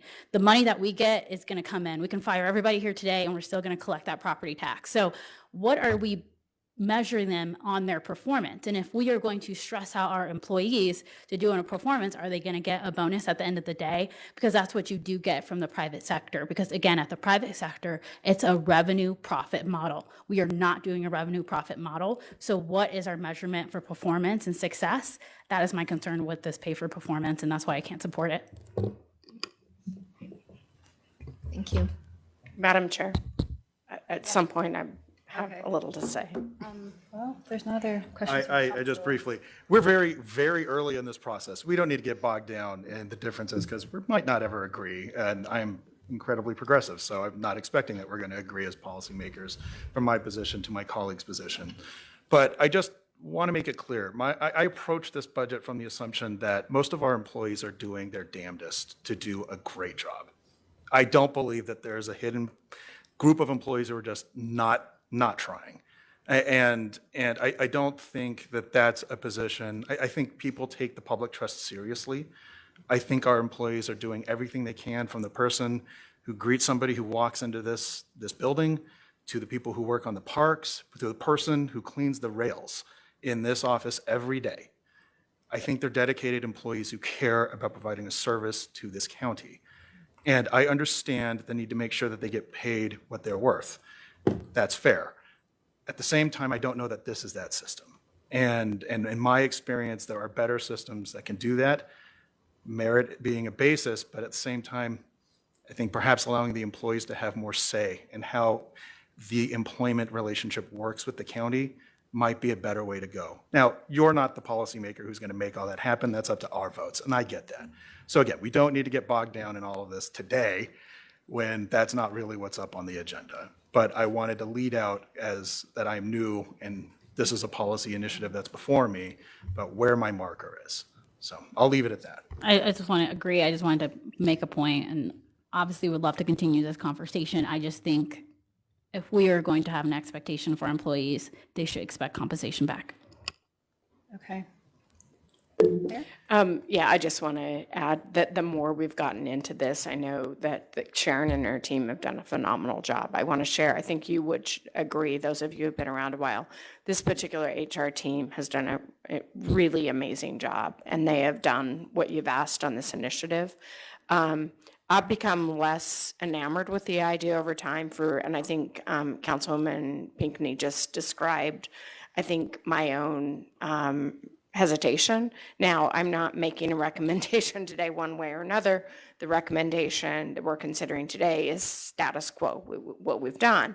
All the while she is working, we've had great conversations. So I don't want to, at this point, say, I won't be on board. I just see that we, understandably, we have members of the public here today concerned about our potential tax increase. We don't have another 3.5% to add to the bucket every year. We don't have it. To do so would mean some pretty substantial cuts, and us deciding as a county that we don't want to be in Parks and Rec, or we don't want to be in Aging Services, or we don't want to be in Youth Services, or that's how carefully I think all of the divisions, departments step forward today. Maybe in the future, I really believe that the reform that we can see from criminal justice reform will be cost savings for the tax payer. We saw it in Miami-Dade. They're excited to work with us. We're going to see it here, but it's going to take some time. So without an additional amount to add to the bucket, what we then would need to do is say, okay, now we're going to offer 1%, and we're going to take that, I'm just following the recommendation I made to you, 3.25. We're going to take 2.25, and we're going to divvy it up. Well, at that point, we better be really sure that our managers are the best in the nation, that our managers have been trained, that our managers understand that uniform application, whether that or not they're a prosecutor for the DA or they work in public works, because we are so diverse. That to me is a multi-year initiative, and then we have to be willing to pass on more to our taxpayers for the very reasons that Councilwoman Pinckney expressed her points. So I'm still open to conversation. I know Sharon is. This is a joint initiative here, given that HR works under my portfolio, but these are policy decisions, and that's what you do. So again, I love our collaboration. Let's continue to work through this. Thank you. Okay. All right, thank you. So the last couple of things I wanted to show were the results of the analysis that we did. We're trying to do a third of jobs every year where we take a really deep dive, right? And we review the job description with the manager, with the directors in the departments to make sure that the description is complete, accurate, like really describes well what employees are doing. We know that those shift over time. So we do that, and then we look at the market data that we have. We look for 3, 5, 6 sources for every single job. We don't rely on a single data point, right? So we want data from multiple sources, right? So that can kind of smooth out, if this one, for whatever reason, is really, really high and this one's really, really low, having multiple sources kind of smooths that out. So when we do that analysis, every year, we did this last year, we will bring the jobs to you that need to move grades. And so that's what you see represented here for this year, 9 different classifications. And you can see that they're fairly concentrated in the lower grades. So that's where we've seen a lot of the market movement. And so these positions should move up 1 grade. So that means the people in those positions their salary would go up as well. Are all of these positions filled right now, or are some of them empty? So there are a few vacancies. Okay, thank you. And then, as Darren mentioned this morning, there are recommendations for increases in our sworn population as well. And again, you'll see the real detail of that in the sheriff's presentation. Okay, so we talked at the very beginning about this being really about total rewards, right? So we focused on compensation so far, and you thankfully approved the increase that we had for health insurance a couple of weeks ago. We'll be starting open enrollment in about 10 days, 11 days. But I wanted you to see the total benefit package that we offer. So we talked about the 3.5% increase. County still funding 100% of high deductible health plans. We currently fund 82% of the PPO, and we'll share that same 3.5% increase. We added the in vitro fertilization to our plan. We've got some new exciting vendors providing additional services, and then we're opening up the childcare access. So on the right-hand side, you can see all of the different benefits that we offer to our employees. You know, if you put that together with like the various paid time off that we have, you know, vacation and sick, holiday time, a lot of different things, and the tier 1 and tier 2 benefits that people enjoy through the retirement system in Utah, we've really, I think, crafted a competitive total rewards package. And we have an estimator on our website, so as people are applying for jobs, they can plug information in and see what the value of this is, right? Because we spend an awful lot of money on it, and it's important that employees understand the full value of that total package. So that's what I have for you. Any other questions? Questions for Sharon? Okay, well, thank you. Thank you. Madam Chair, we have, I know, 2 organizations, employee associations here to provide information. I believe you received the copies of their letter earlier today. Brad Acey, would you like to start off?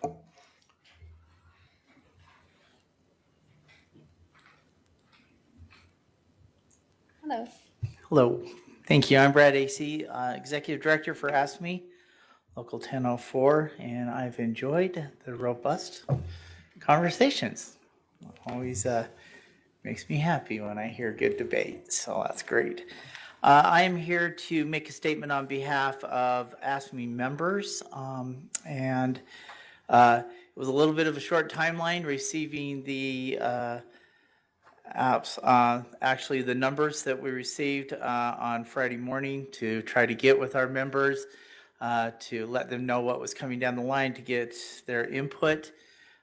Do the best we can, but I am grateful for our members getting back to us and helping us as leaders and union leaders to make this statement. So again, thank you for the opportunity. So we're here today to request that each of you take a serious look at how Salt Lake County treats its employees and to take action that shows more respect for the people who keep this community running. Under compensation, it is unacceptable that Salt Lake County continues to trail behind Salt Lake City, the state of Utah, and several other municipalities when it comes to pay. This isn't just a matter of optics. It's about fairness and dignity. This county of the first class should not be comfortable in mid-market or below market salary ranges. Our members have shared consistent experiences and observations about how current pay levels do not meet the real needs of employees across our workforce. Salt Lake County employee compensation should lead the market, and this proposal does not. As the time for combined effort in research and analysis has passed, we must simply state that any additional increase to employee compensation is welcome.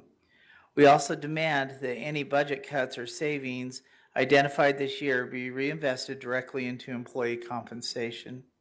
Going forward, we ask to be involved earlier and more meaningfully in the process. Purposeful engagement of working class employees will ensure that those most affected by pay decisions have a real voice in shaping them. Further, let us be clear in our position on a troubling narrative that's been presented. Low turnover rate is not evidence that pay is competitive. It's a reflection of economic uncertainty. People are holding on to their compensation, but only out of necessity, or holding on to the jobs across all sectors and in each job class of our economy, not because they're satisfied with their compensation, but out of necessity. Employees are struggling, and the proposed 3.25% increase simply won't do enough to help. Additionally, we have concerns with arbitrary grade progressions. While we welcome compensation increases, we remain concerned with county's current model in determining different wages for the same work. Lastly, we understand that a pay for performance, which of course has been brought up already, model is being considered. We have significant concerns about that direction and expect to be part of the discussion before any final decisions are made. We urge the council to revisit the 2021 legislative intent voted on by only 3 current council members. This council must insist on transparent, well-rounded understanding of what that model entails and how it affects employees. We are eager to be an active participant in these discussions. Benefits. The county's presentation of 3.5% increase to healthcare costs for employees on the traditional PPO plan we feel is misleading. In reality, the total increase is 7%, split between the employer and employee, which places us much closer to national trends than stated. Presenting the increase as 3.5% gives the impression that the county is keeping costs down more effectively than others, but that's not the full picture. For employees with ongoing health needs, dependents, or limited savings, the PPO plan is not optional, it's essential.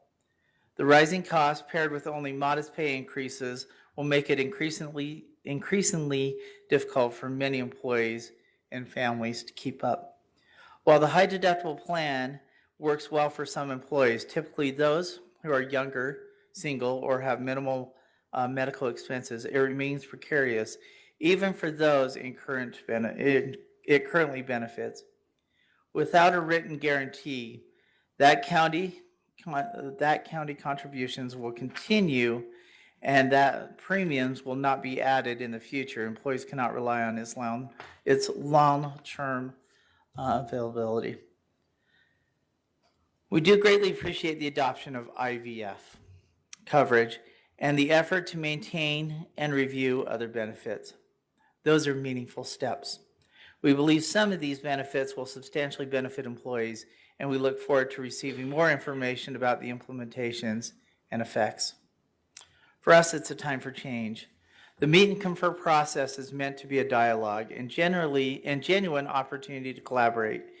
Instead, it has become meet and tell, where decisions are already made and workers are simply informed. That's not how progress happens.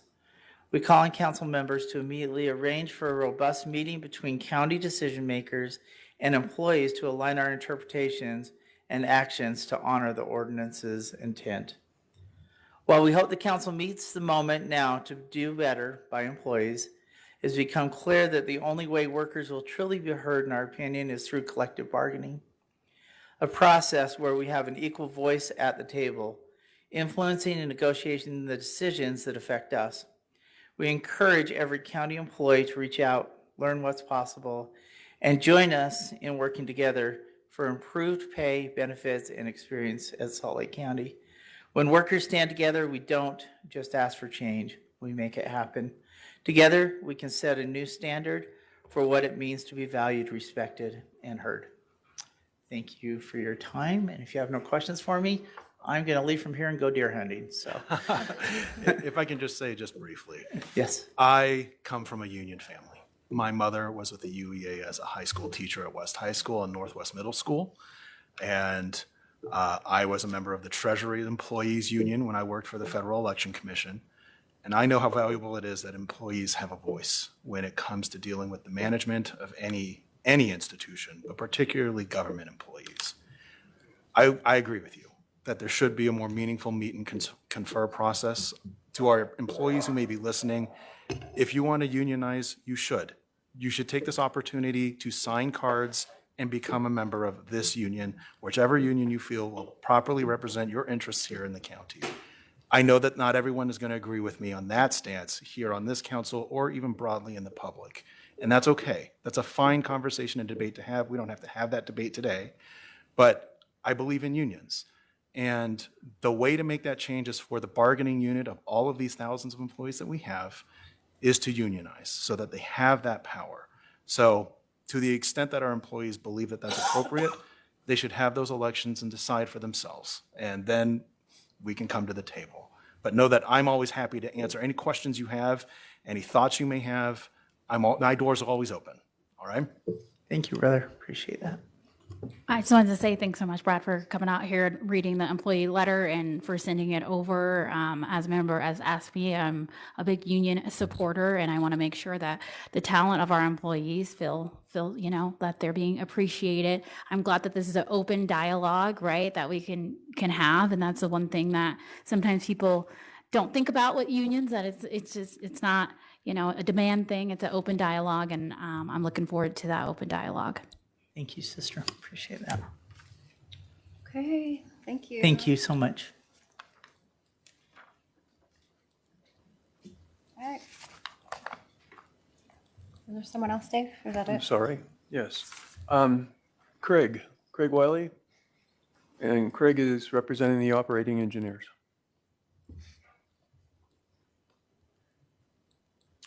Hello, everybody. Good to be here today. Thank you for taking the time. Again, I'm Craig Wiley, business agent with the Operating Engineers, Local 3. I represent some of your folks out at the landfill, the transfer station, and some others in the Public Works Department. I'd like to echo Brad's statement on meet and confer. Although I appreciate the recommendation for pay structure and benefit changes that have been put forth, it would be beneficial to sit down in a more collaborative effort in order to come up with the best possible outcome for Salt Lake County and its employees.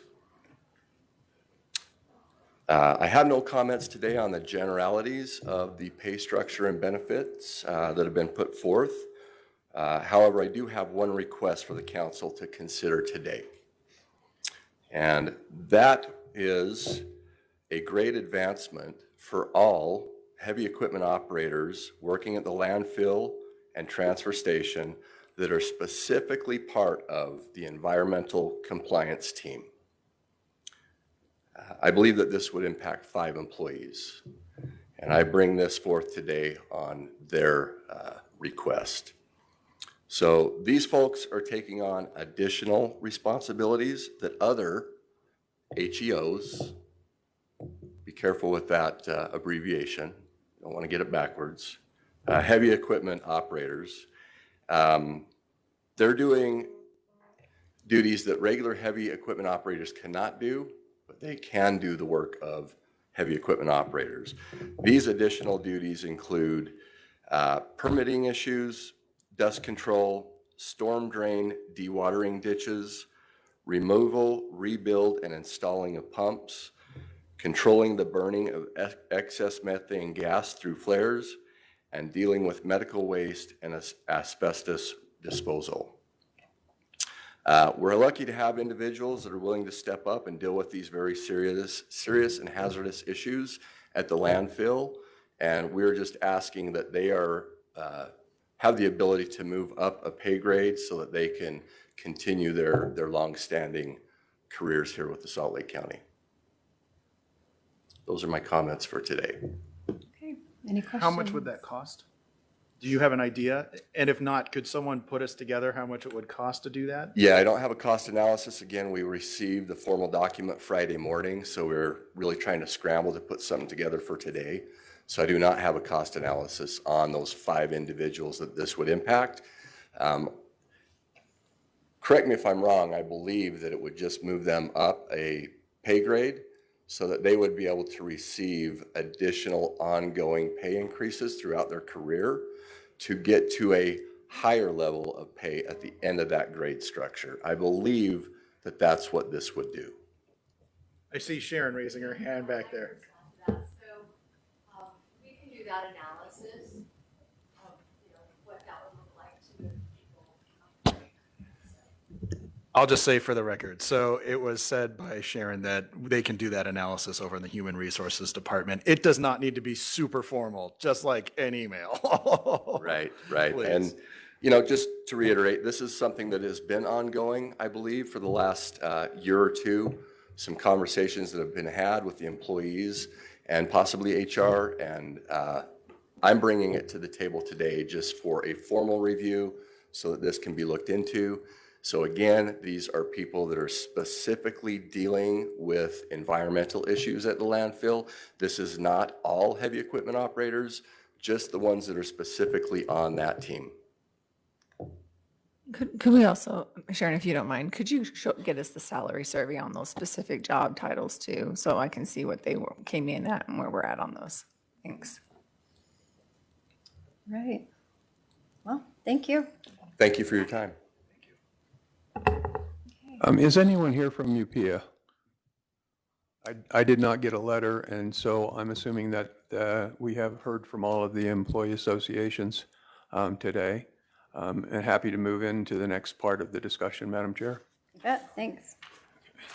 So the 5 tax offices that are on the agenda today should be congratulated and thanked for being so dedicated to being fiscally prudent and to being able to wrangle reductions in budgets in the face of trying times and ongoing workload increases.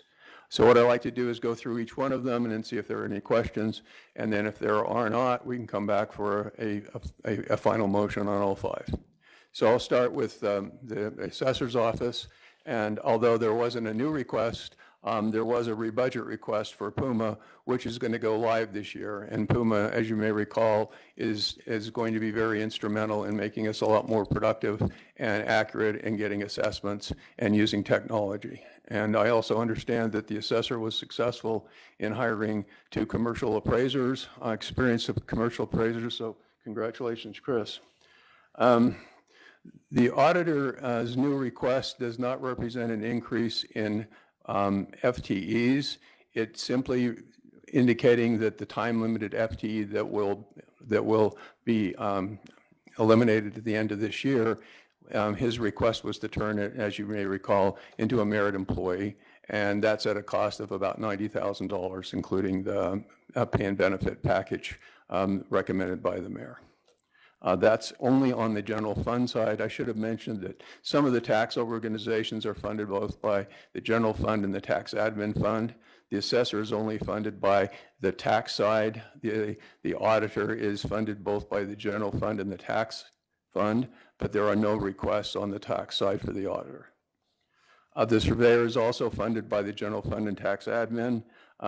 They have a projected revenue increase. They're asking for about $4,000 to add to their vehicle replacement charges, and they've increased their billing rates to they've increased them about $5 an hour to reflect inflation. That's on the general fund side. There's also a reclassification on the tax side of the survey technician position to a party chief at a cost of about $40K. And finally, the treasurer, I think that to indicate that the treasurer is asking for $26,000 in additional postage is to ignore the fact that she was extremely thorough in reviewing her budget and the operations of her office and made cuts in personnel. So thank you, Sheila. And the treasurer is a full tax admin funded office. And last but not least, the recorder. There was in response to HR's review and suggestions, the recorder transferred some positions between the general fund side and the tax admin side. And there's a little confusion in the budget because when you look at the numbers, you see those numbers before the benefits are added in, and then you see them after they're added in. But I think the recorder should be complimented on increasing their revenues from the data services center, and they will be, for the first time in some time, eliminating, under the mayor's recommendation, a $46,000 contra account. A contra account, as you may recall, is an offset against their appropriations. Unless you have questions, I'm ready for a motion. Any questions? Madam Chair. Yes. I'm happy to move that we give preliminary approval for the items we've talked about today. I will say I'm really interested in getting Sharon's assessment on the other cities over the last 5 years, and that could make me want to revisit that. But anyway, just otherwise, I think we can go ahead and move forward. Second. Okay, motion and a second to give approval on the stated items. All in favor, please say aye. Aye. Any opposed? Okay, And Madam Chair, may I clarify too, just for on process a little bit for those who might be here that are visiting with us today? As we go through the budget process, we try to take motions to like approve the chunk that we've been talking about, but it doesn't mean it's like permanently approved until we meet on December 9th and actually approve the whole budget. So we continue to make changes throughout, but it at least gives us an idea of where we need placeholders to talk about other things later and that type of thing. So anyway, I just want to make sure everybody knows kind of that process. Thank you. Thanks. Thank you. Okay, so we will move on to item 9.7. Informational presentation for the proposed ordinance amending Title 19 entitled Zoning of the Salt Lake County Code of Ordinances 2001 by reclassifying certain property located in Salt Lake County from the A20 zone, this is agriculture, to the M2 zone, manufacturing, located at 3483 North, 3200 West. Presenter Curtis Woodward, MSD Senior Planner, and Zach Shaw, Salt Lake County Deputy District Attorney. Robert Thompson, Watershed Section Manager.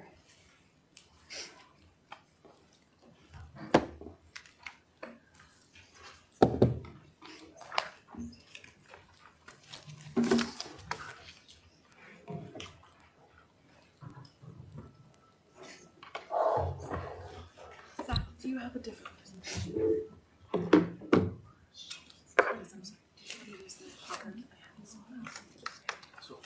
Madam Chair, while they're coming up, we'll want to acknowledge that we've set the public hearing that's associated for this item for 4 p.m.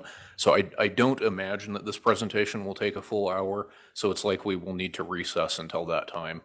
Oh, okay. Thanks for bringing that to my attention.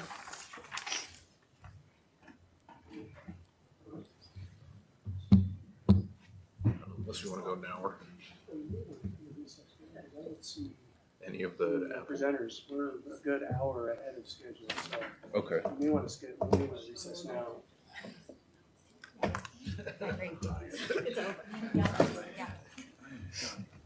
Madam Chair, did you hear that? Mr. Shaw just indicated to me that he hasn't noticed that the other relevant parties and presenters are here. This item was tentatively scheduled for 3:30, and what might be advisable is to recess until that time. Could we maybe turn the heat down in the room while we recess? Yes, please. I've got a headache. No objection from me. And are you saying I Whoever didn't the powers that be are. Sorry.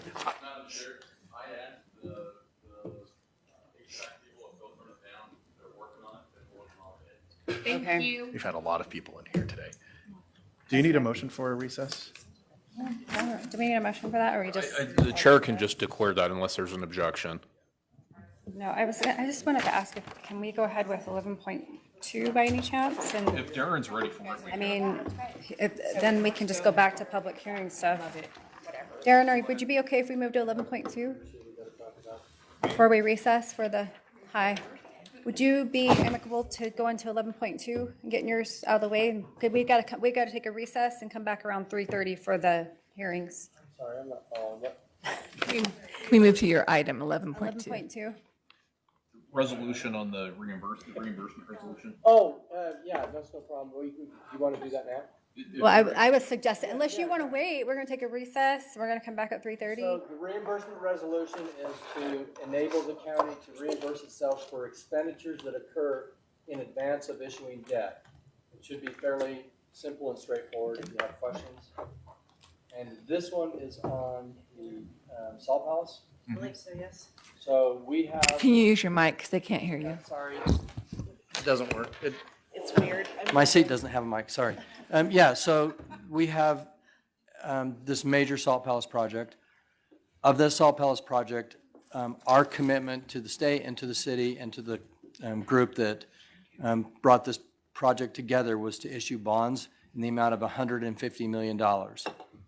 The way to make the bond issuance and the financing the most efficient would be to have us spend money in advance of actually issuing the debt.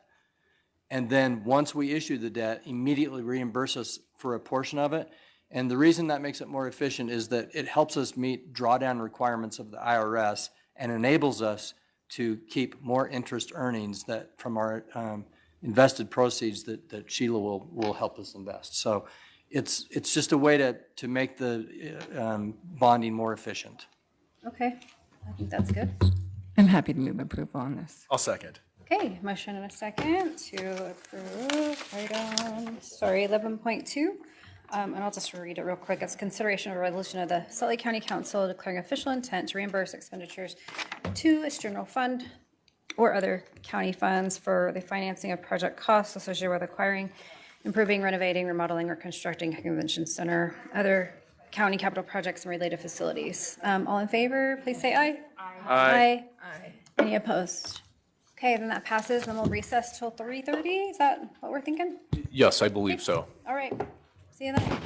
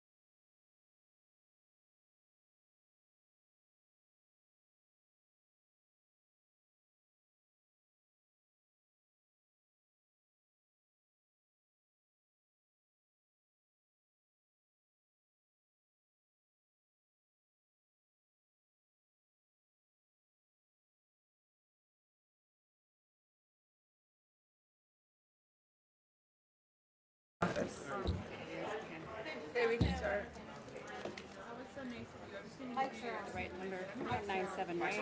I know, I was like, how do I like 97? Okay, welcome back, everyone. We're gonna go back into our session here. We had kind of zoned out at 9.7 for a recess, so we'll hop back in that. I've already read it, so we have our presenters. Everyone's here now? Okay, Curtis Woodward, MSD Senior Planner, Zach Shaw, Salt Lake County Deputy District Attorney, and Robert Thompson, Watershed Section Manager. And maybe we might want to turn those fans off because they are a little bit loud. It's really loud. Yeah, sorry, guys. No, it's good. Yeah. Thank you. We appreciate dissent. I appreciate moving circular. Thanks. Yeah, we appreciate the air. Can you Good. turn that Yeah, off? we got a break. Somebody? What? Sorry. Turn that fan off down there. We were just saying the fans make it so Talking no one about- We can can't hear. hear. Oh, it feels good though. Sorry. Some people are like cold. Well, it'll all work out. Okay. Thank you for thinking of us. Yeah, we tried. We tried. You're awesome. You can, I think that's better, as long as everyone can hear. Can you hear now? Okay, perfect.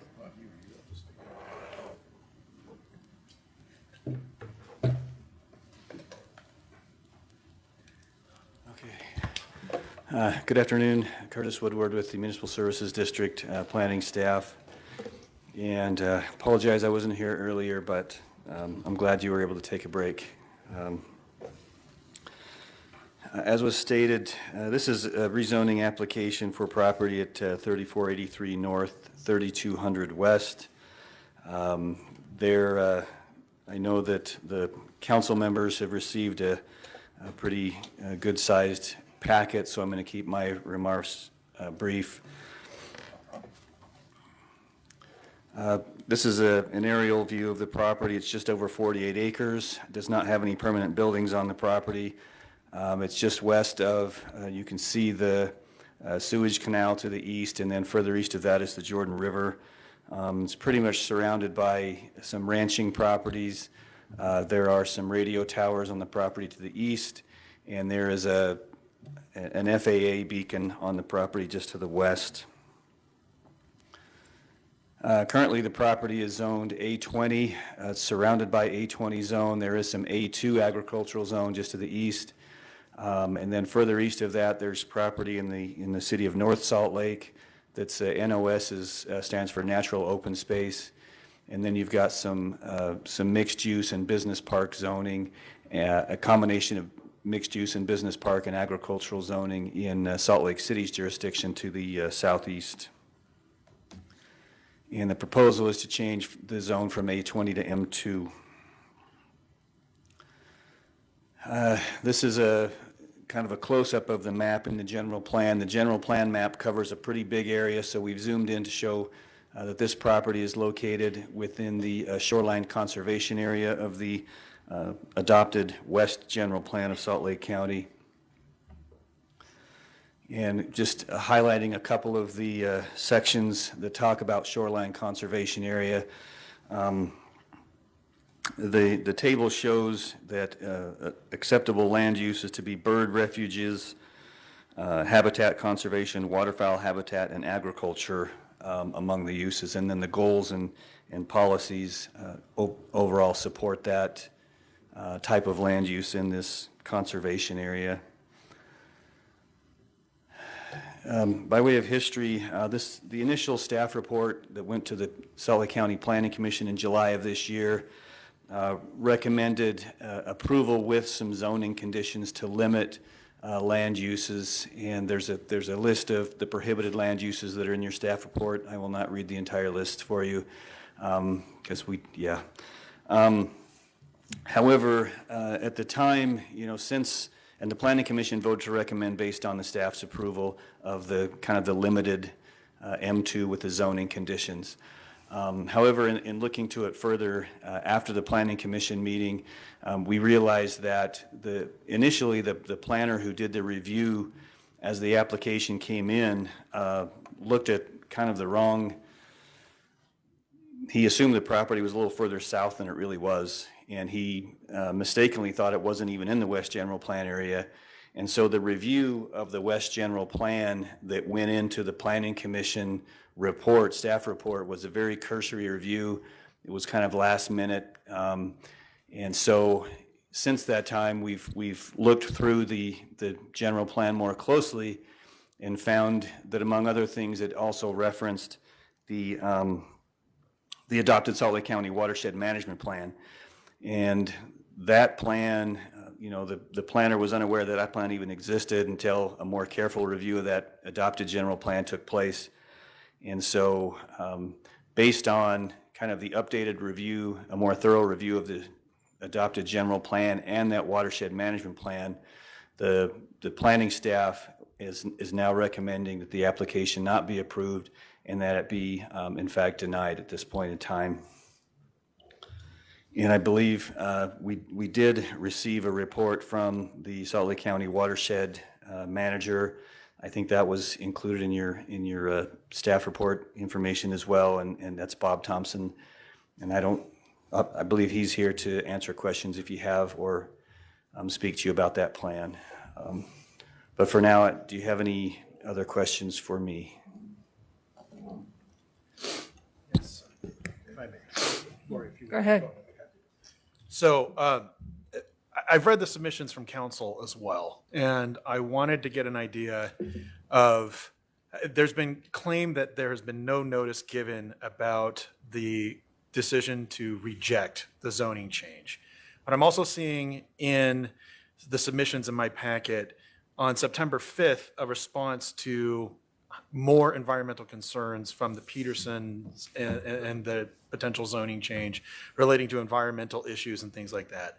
Can you give me an idea of what conversations happened from July to September 5th about the possible changing nature from an approval to a denial, or what conversations may have been happening at that time that spurred that September 5th letter?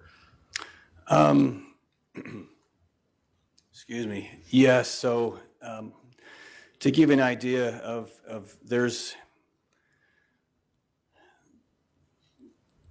as kind of an independent agency, anytime the MSD planning staff reviews an application and is working it through the process, there's a point at which it's time to forward the application on to the county council agenda.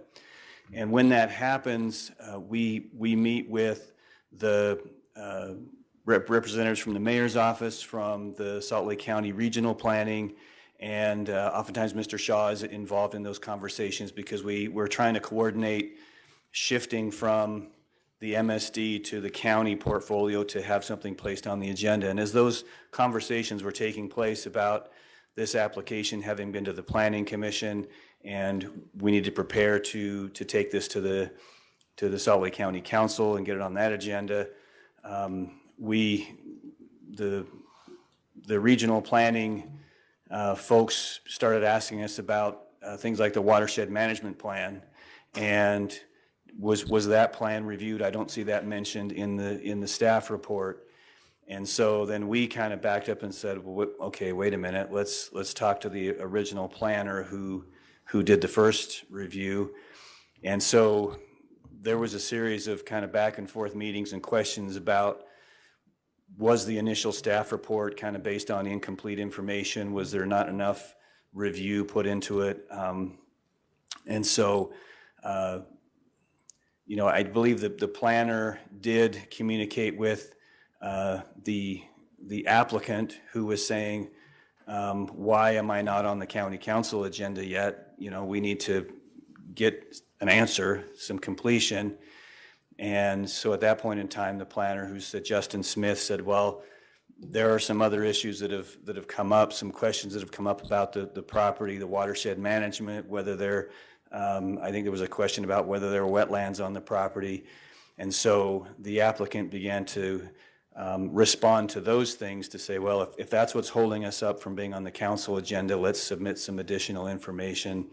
And ultimately, as we looked at what the applicant submitted and had the comments from the Salt Lake County's watershed manager, we realized, well, I think there are some issues regarding wetlands that may not be an issue that were originally concerned. We're not 100% sure whether it was, whether there was a, dedicate or a not dedicated, but a jurisdictional wetland. But even setting that aside, just the watershed management and the general plan issues, as we reviewed those further, we said, well, we're not comfortable as a planning staff recommending approval of this anymore. Can you tell me about what date that was communicated? Sorry. Oh, no, we're on. Can you tell me about what date that was communicated, like on or about when? Communicated To Peterson. That would have been a week ago today when we put the staff report together for this meeting and said, okay, we've compiled this data and we need to put together a staff I'm report. going to do this like the attorney that I am when Yes. I'm doing cross-examination, Mr. Woodward. So I'm going to try and focus you a little bit. I understand that that's what that's like at this point, but I'm trying to focus a little bit in on September 5th and before, and what communications were given to the Petersons at that point. So what communications and around what date were those communications given to the Petersons, letting them know that there were some problems with the initial approval and incomplete information? Do you know? If you don't have an answer, that's fine too. No, yeah, I couldn't give you specific dates, no.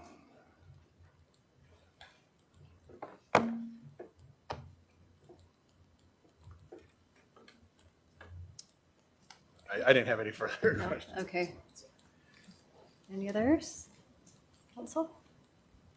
I don't have any for Curtis right now. I might have some for you in a minute, but. Thanks. Okay, thank you.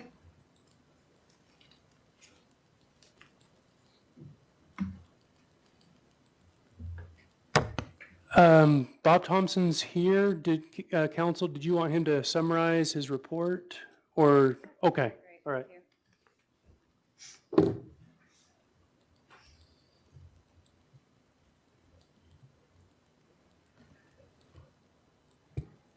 Hi, I'm Robert Thompson, the Watershed Section Manager. I go by Bob. So I was asked to review this application, I want to say it was about a month ago, and I found a few inconsistencies with some planning documents that we have. First, I found inconsistencies with our integrated watershed plan. That's a 2015 planning document. And that's a very general document, and it more or less summarizes which watersheds in our county are impaired and which ones are not. So when I looked up the Great Salt Lake watershed, all of the, 61% of the drainages into the Great Salt Lake are listed as impaired. And when you look at the land uses that are applicable to those watersheds, it's best to look at the management practices that are suggested, and the ones that are suggested are conservation easements, but a lot like the general plan, wildlife habitat, those things to be set aside for preservation. I also reviewed flood control planning documents because watershed is housed in flood control, and the planning document from Title 17 is a brand new plan. It was just published this year, and it's basically an analysis of drainage for the sewage canal and the city drain. This property resides next to the sewage canal, and the sewage canal has very specific requirements for drainage. It already has a hard time draining, and thus we're not allowed to allow stormwater or drainage from these properties to intersect with the peak event that would come from upstream. So as rain falls on the entire watershed, it drains into our creeks and canals, and as the peak of those runoff events move downhill, they intersect other drainages coming in downhill, and that's where flooding tends to happen. So we have very strict requirements for that.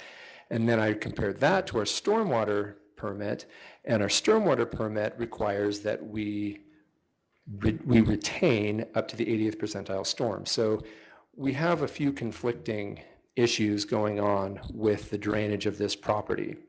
So I tried to summarize those in the report that you were provided, and the consensus was it doesn't make sense to go against the West General Plan, the suggested management practices in the watershed plan, and potentially pit flood control concerns against stormwater concerns. Can I ask you a quick question on that? Certainly. If they had a mitigation management plan for the stormwater and for that kind of management that met those requirements, then would that be a concern for you at that point? I'm not sure I understand. So if there was another planning document that existed that would satisfy the concerns of the other two documents, is that what you're Yeah, saying? that's what I'm asking. Potentially, yes. Thank you. Okay. All right, questions? All right. That's it. Okay. Thank you. All right. And this is actually, I don't have anything unless you have legal questions for me. Okay, I think. I just have, I don't know who wants to answer this, but as far as the difference in the zoning, you've got two different zones, obviously, but for M2 manufacturing, what all can take place under this zoning? Okay. The M2 is it's a heavy manufacturing zone, so it allows a variety of manufacturing and industrial uses. And it's a pretty long list because the M2 is it's the heaviest manufacturing industrial zone that Salt Lake County has. So if it's possible to be manufactured or worked on, it's allowed in an M2 zone. Can you give some examples? Oh, sure. The county code goes back several years, so it has things like blacksmith shop that we won't get into, but, battery manufacturing, automobile repair, automobile reconditioning of all kinds, materials, sales yards, sand and gravel operations, incinerators, junkyards, automobile impound and towing yards, salvage yards. There's kind of a big long paragraph that says manufacturing of, and pretty much everything you could name. So manufacturing of all kinds, storage uses, including outdoor storage uses of all kinds, recycling centers, landfills, all kinds of things are allowed in the M2 zone. Okay. Have we been given an indication of what it is that they want to do with the property?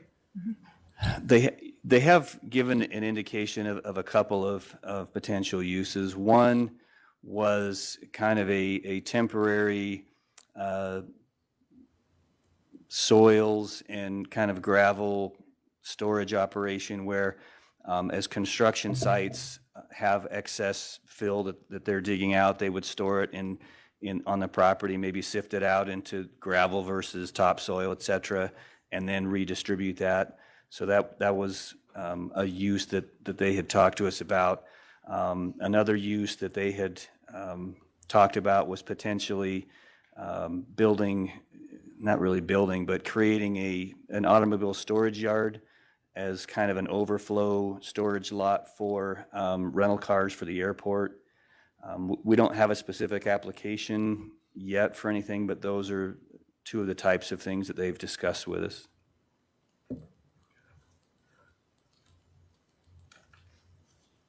Okay. Well, any other questions from council?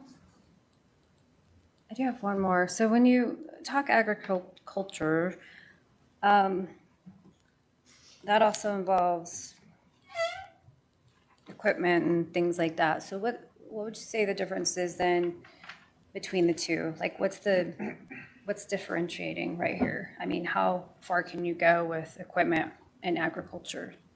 Just trying to understand how different they are. Just a moment. So with agriculture, there are some agricultural industries that are allowed. Generally with agriculture, one of the key differences, you generally have way less impervious surface like paved parking and paved pads for different activities. The buildings are generally not as large as you have with a manufacturing or industrial zone. And so it's, even though there may be a certain amount of equipment, the site as a whole is generally a little more organic, I guess you could say. You have more, dirt and gravel as opposed to asphalt and concrete and things like that. And there are generally, the potential for certain types of chemicals is a lot less on an agricultural property, other than, your fuels and things for the equipment. In a manufacturing zone, you could have entire uses that are based around processing chemicals of different sorts, whereas you would not have that in an agricultural zone. Okay, all right, that's helpful. Carlos? Thank you. According your what you said, they're gonna have the empty zone manufacturing, no? And that's gonna give a lot of permissions and to use the land. Question. And this is the maximum, this entity or the M2 gonna give this industry or this company to do whatever they want, or almost whatever they want in the property, no? Not necessarily. There are some caveats to that, because there are standards in the code that any developer or applicant has to comply with in terms of, building size and setbacks and parking and how to control the drainage, access to the property. Right now, the property is accessed basically by a dirt road that it's probably at least a mile from the last paved road to wind your way up to this property. So the use, there would be an application and a review for specifically what they want to build on that property and how they want to develop that property. The use, as we indicated, the use that was being proposed was, the reason that they applied for M2 is in discussing with one of our planners the idea of using the property as kind of an outdoor storage lot, overflow lot for automobiles. That type of outdoor storage lot on to lay down gravel and just line up cars for storage, that's allowed in an M2 manufacturing, but not in the M1, which is a little bit lighter manufacturing. So that's why the M2 instead of the M1 was what the applicant chose to pursue. Good. But we don't have so far the specifics about what they're gonna build or something like that, no? No, at this point, it's premature to accept a development application and start the engineers reviewing the development when it's not even in the zone that would allow for that. So it's always kind of a, which comes first, the rezone or the site plan for why they want to rezone it. I think my fellow council member is concerned about the possibility of us rezoning this to M2, and then it's out of our hands as to what ends up on that property. And, well, it could be anything from lead acid batteries, I guess, and other things, or just dirt, which is a wide difference between those things. And then we don't really have much control after that. Sorry, is that around right, Mr. Councilmember Moreno? Because that's my concern too. No, yeah. And one thing that the Salt Lake County zoning ordinance does allow for the county council to approve zoning with zoning conditions. One of the things that the ordinance specifically says you can do is limit the uses. So you can look at an M2 zone and say, we're only going to allow this list of uses and everything else is off the table. You can regulate, I think, building size and minimum lot size and a few other things through those zoning conditions. And it was kind of a limited M2 zone that the Planning Commission recommended approval for, to say, let's take some of these uses off the table that we think would be just way inappropriate on that property. And so that's the recommendation that I think was reflected in the staff report, is kind of a limited M2 zone from the Planning Commission. But council member, it would not come back to the council for approval. Okay. Once the approval is given, it would go back to the planning staff. All right. Okay. And then one other question. You mentioned the structure is the FAA structure that's out there as well? Is that on the property, on their, I don't know, you mentioned there was some kind of structure out there already. Is that on their property or a different parcel? Well, there are no permanent structures in terms of buildings and such on the property. I think there's some equipment that's out there, but there's no permanent building that's been built on the property. That's next door. Okay, no, she answered my question. So what is it called, that thing, anyway? It's the FAA, it's the radar system. Oh, that's what it is, the radar system thing. Okay, so I'd seen that when I was out there already. It's So the I was FAA curious. beacon that they have. Gotcha, okay. All right, thanks. Okay, if there's no other questions, I guess we can move to our, Motion to open the public hearing, next item.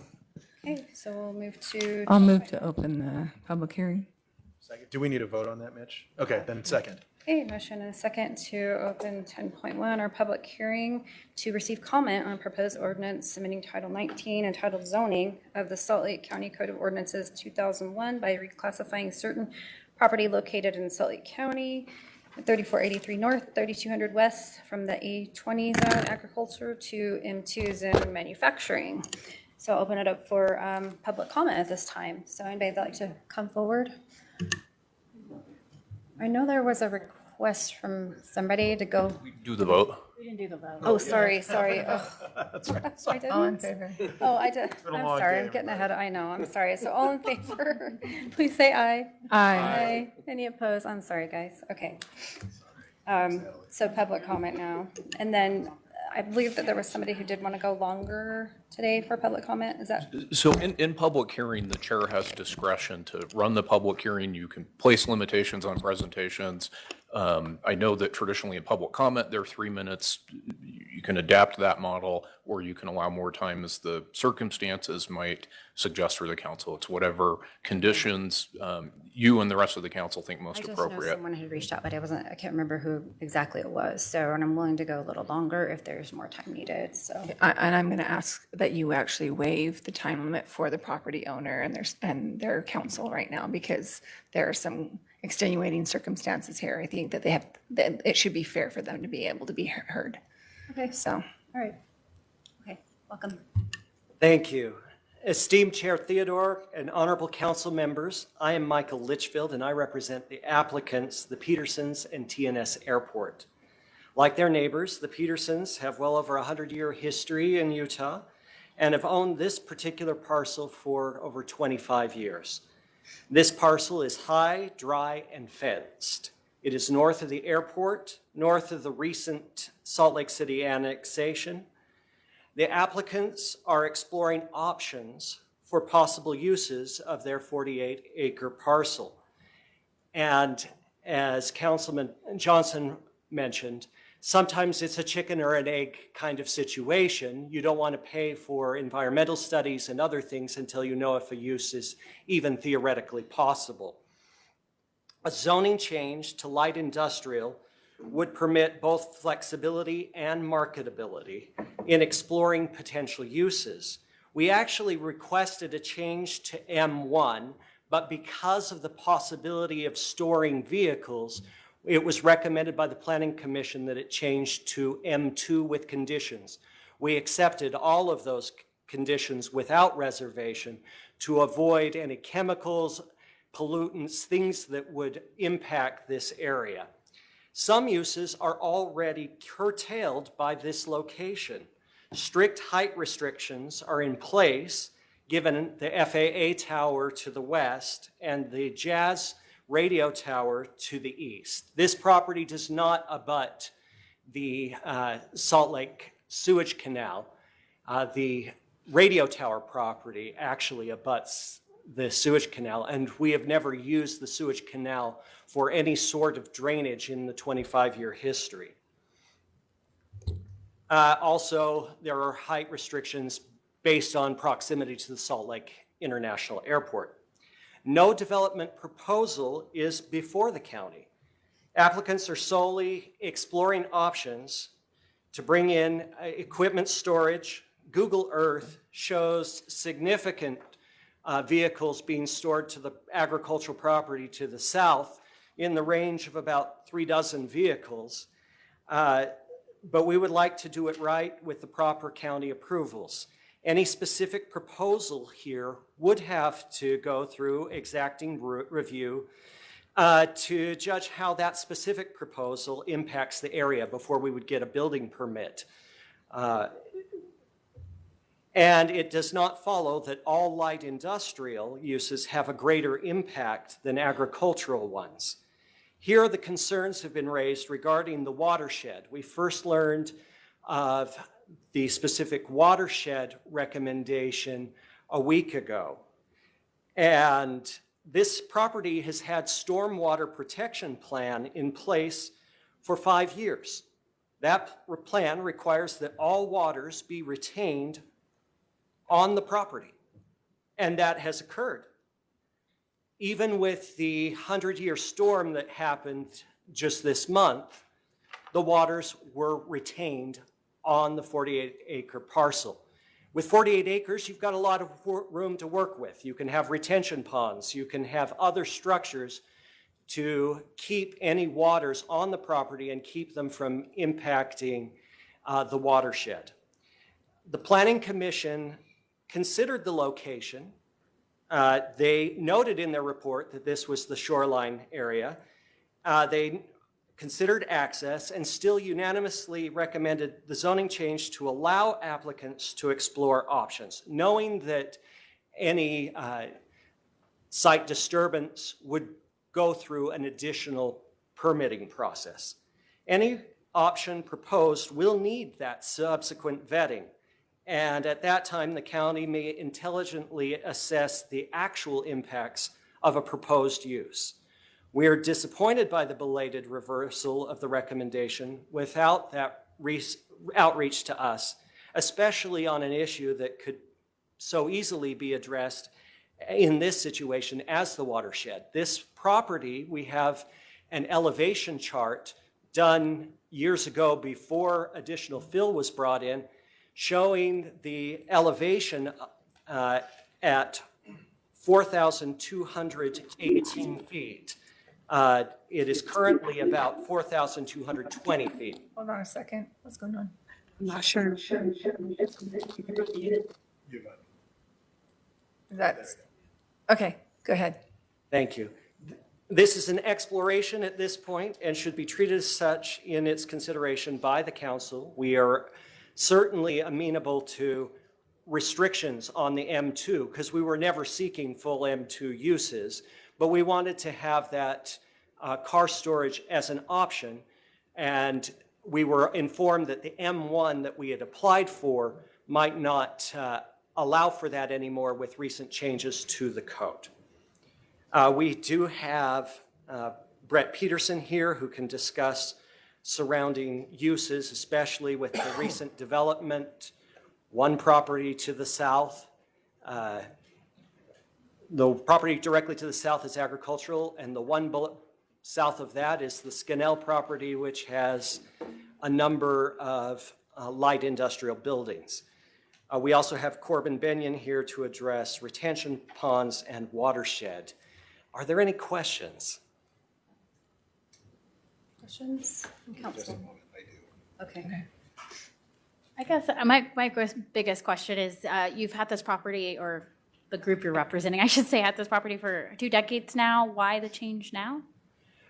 Partly because of the growth in the area. It didn't make sense to do anything because it was far from any development. Now development is at our doorstep.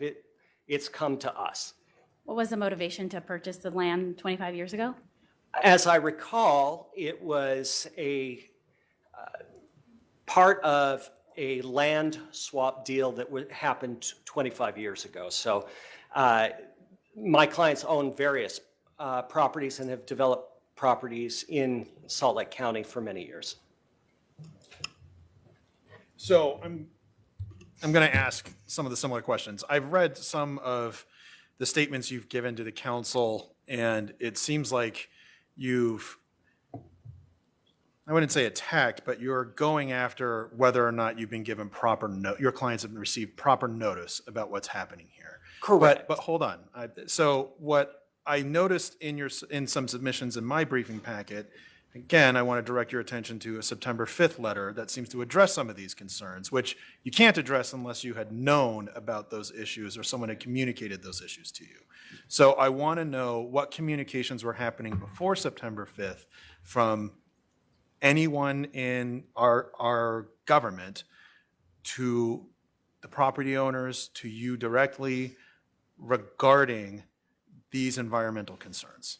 Thank you. I wrote that September 5th letter so I can explain what precipitated it. The approval happened in July, and we kept getting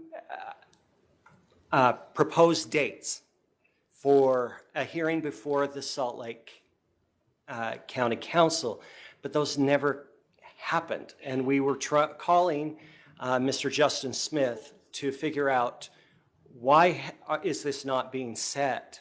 What is happening? And we heard from Mr. Smith that there was some environmental issue. We did not know the nature of that issue. As a precaution, we addressed this particular not watershed, we didn't know about that, but the Army Corps investigation that had happened 5 years ago into whether there could be fill on this land because their map showed a little green space in the top corner of our property, which was actually imagery from a underground well that was being tested, and some water came out. But we were able to demonstrate that that was never a wetland. And there has been no action for 5 years from the Army Corps. We wrote a letter to them saying, we haven't heard from you in 6 months. We're going to consider this closed. And there was no further response for the Army Corps. And it's been that way for 5 years. So that didn't really address my question, which is the communication from the county to you from July to September 5th. At least I didn't hear the answer to my question as directly as I would have appreciated. So I want to know when those communications occurred. I hear you talking in generalities, but that's not what I'm asking for. I want to know dates. And the reason why is because the submission that I've gotten from you indicates that there hasn't been proper notice from us. And I'm a lawyer, so I want to know those dates. All right. I do not have my billing records in front of me to know the dates that I specifically called Justin Smith. But I called him various times between July and September 5th. Okay. So that being what it is, has your client done any improvements on this land yet in anticipation of this deal, of this change in rezoning? No, there was a grading permit about 5 years ago that generated the stormwater pollution protection plan. All right. If I have some other questions, I might call you back up, but at the moment, I think I'm okay. Thank you. Okay. Thank you.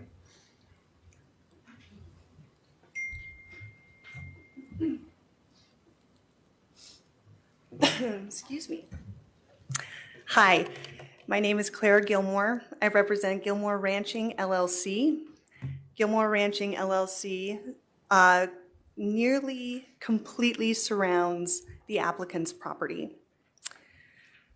The Gilmores have been in the active livestock business for well over 100 years. As a matter of fact, the original Gilmore, who came over from England, was attracted to Utah and the West, and was here before statehood. So we have a very long history on this property, generations, in fact. The one principle I think that we share, the one principle that we share with TNS, is that we believe very strongly in private property rights. That's what brought us here. The basis of the West are the principles that lie in private property rights. Applicants' property is entirely landlocked. There is one access over a unimproved dirt and gravel road that is privately owned. That road is privately owned. It is not a public road. It has never been a public road. It has always been used to service the active, viable livestock operations of the Gilmore family for over 100 years. There is no infrastructure on it whatsoever. As far as what you see, and by the way, I thought the question regarding the difference between the manufacturing equipment and the agricultural equipment was a great one. All of the equipment that you see in the aerial photo is completely related to agriculture, which has a much different intensity than manufacturing. That's why that equipment has been so compatible with all of the surrounding uses, because they are compatible with all of the conservation efforts, all of the wildlife, compatible with the international airport efforts, and of course, compatible with the efforts to save the Great Salt Lake. So it's a much different type of equipment and a much different type of intensity. The other part that was kind of funny was when we snickered a little bit at the blacksmith shop. We have one of those, and we call it the blacksmith shop. And it's been there for quite some time. Blacksmith shop was, I can answer that, actually. It's a shop to, for one of the uses would be to fashion horseshoes, for example. It's, for fashioning different types of ranching accoutrement, I suppose you could say. But at any rate, the biggest point. So are we going to be talking about an M2 on yours as well, then? Is what you're telling me right now? No, ma'am. Because that's what blacksmith shop has to be. As much as I want to pay homage to my dad and my brother, they no longer do any kind of metal fashioning related. You can just buy those now. But no, absolutely not. The agricultural uses, as I said, that are there have been there since time immemorial, prior to the state of Utah becoming a state, actually. And the reason that they have been able to coexist with the other uses out there is because they are so compatible in terms of intensity. Here again, I happen to be a lawyer myself. The firm that I work for a firm where developers are frequently represented, and the basis of development rights, the basis for those rights is private property law. The basis is you bought a piece of property, you own it, you should be able to have the freedom to use it in whatever way that the zoning regulations and other related governmental regulations will allow you. Well, the same is true of the privately owned road. We should be able to keep that road exactly the way that we want it because we own it. Applicant, again, has a single access. The language of his very limited easement is roadway and stock trail. And that language is very specific to the Gilmore family because through the generations, the property has been partitioned, and the way that those partitions worked is that we, the generations before granted cross easements over each other for each of their respective agricultural businesses, which is exactly the reason for the language, which is roadway and stock trail easement. Agricultural equipment really is limited to farm implements. I'll have to ask G-Bar, but to my knowledge, there hasn't been any other farming other than alfalfa. And so those implements would be limited to equipment related to the sowing of the seeds for hay and the harvest of hay and storage of it. But I really would urge the council to please consider the private property rights of everyone around this property. The applicant has it's been a struggle. There's been litigation. I'm sure there will be litigation again. But when you are considering the rights of the applicant to develop his property, please also consider the rights of the surrounding property owners when the principle's the same. It's exactly the same principle. Did this property used to belong to your family then? Yes, it did. And then they just put it up for sale and right in the middle of your property or what? What? Yeah. Well, I'm laughing. That only doesn't because- make any sense to me. But No. You know what? It doesn't make any sense. You're 100% right. So the Gilmore property was all one large tract of land owned by the Gilmore brothers.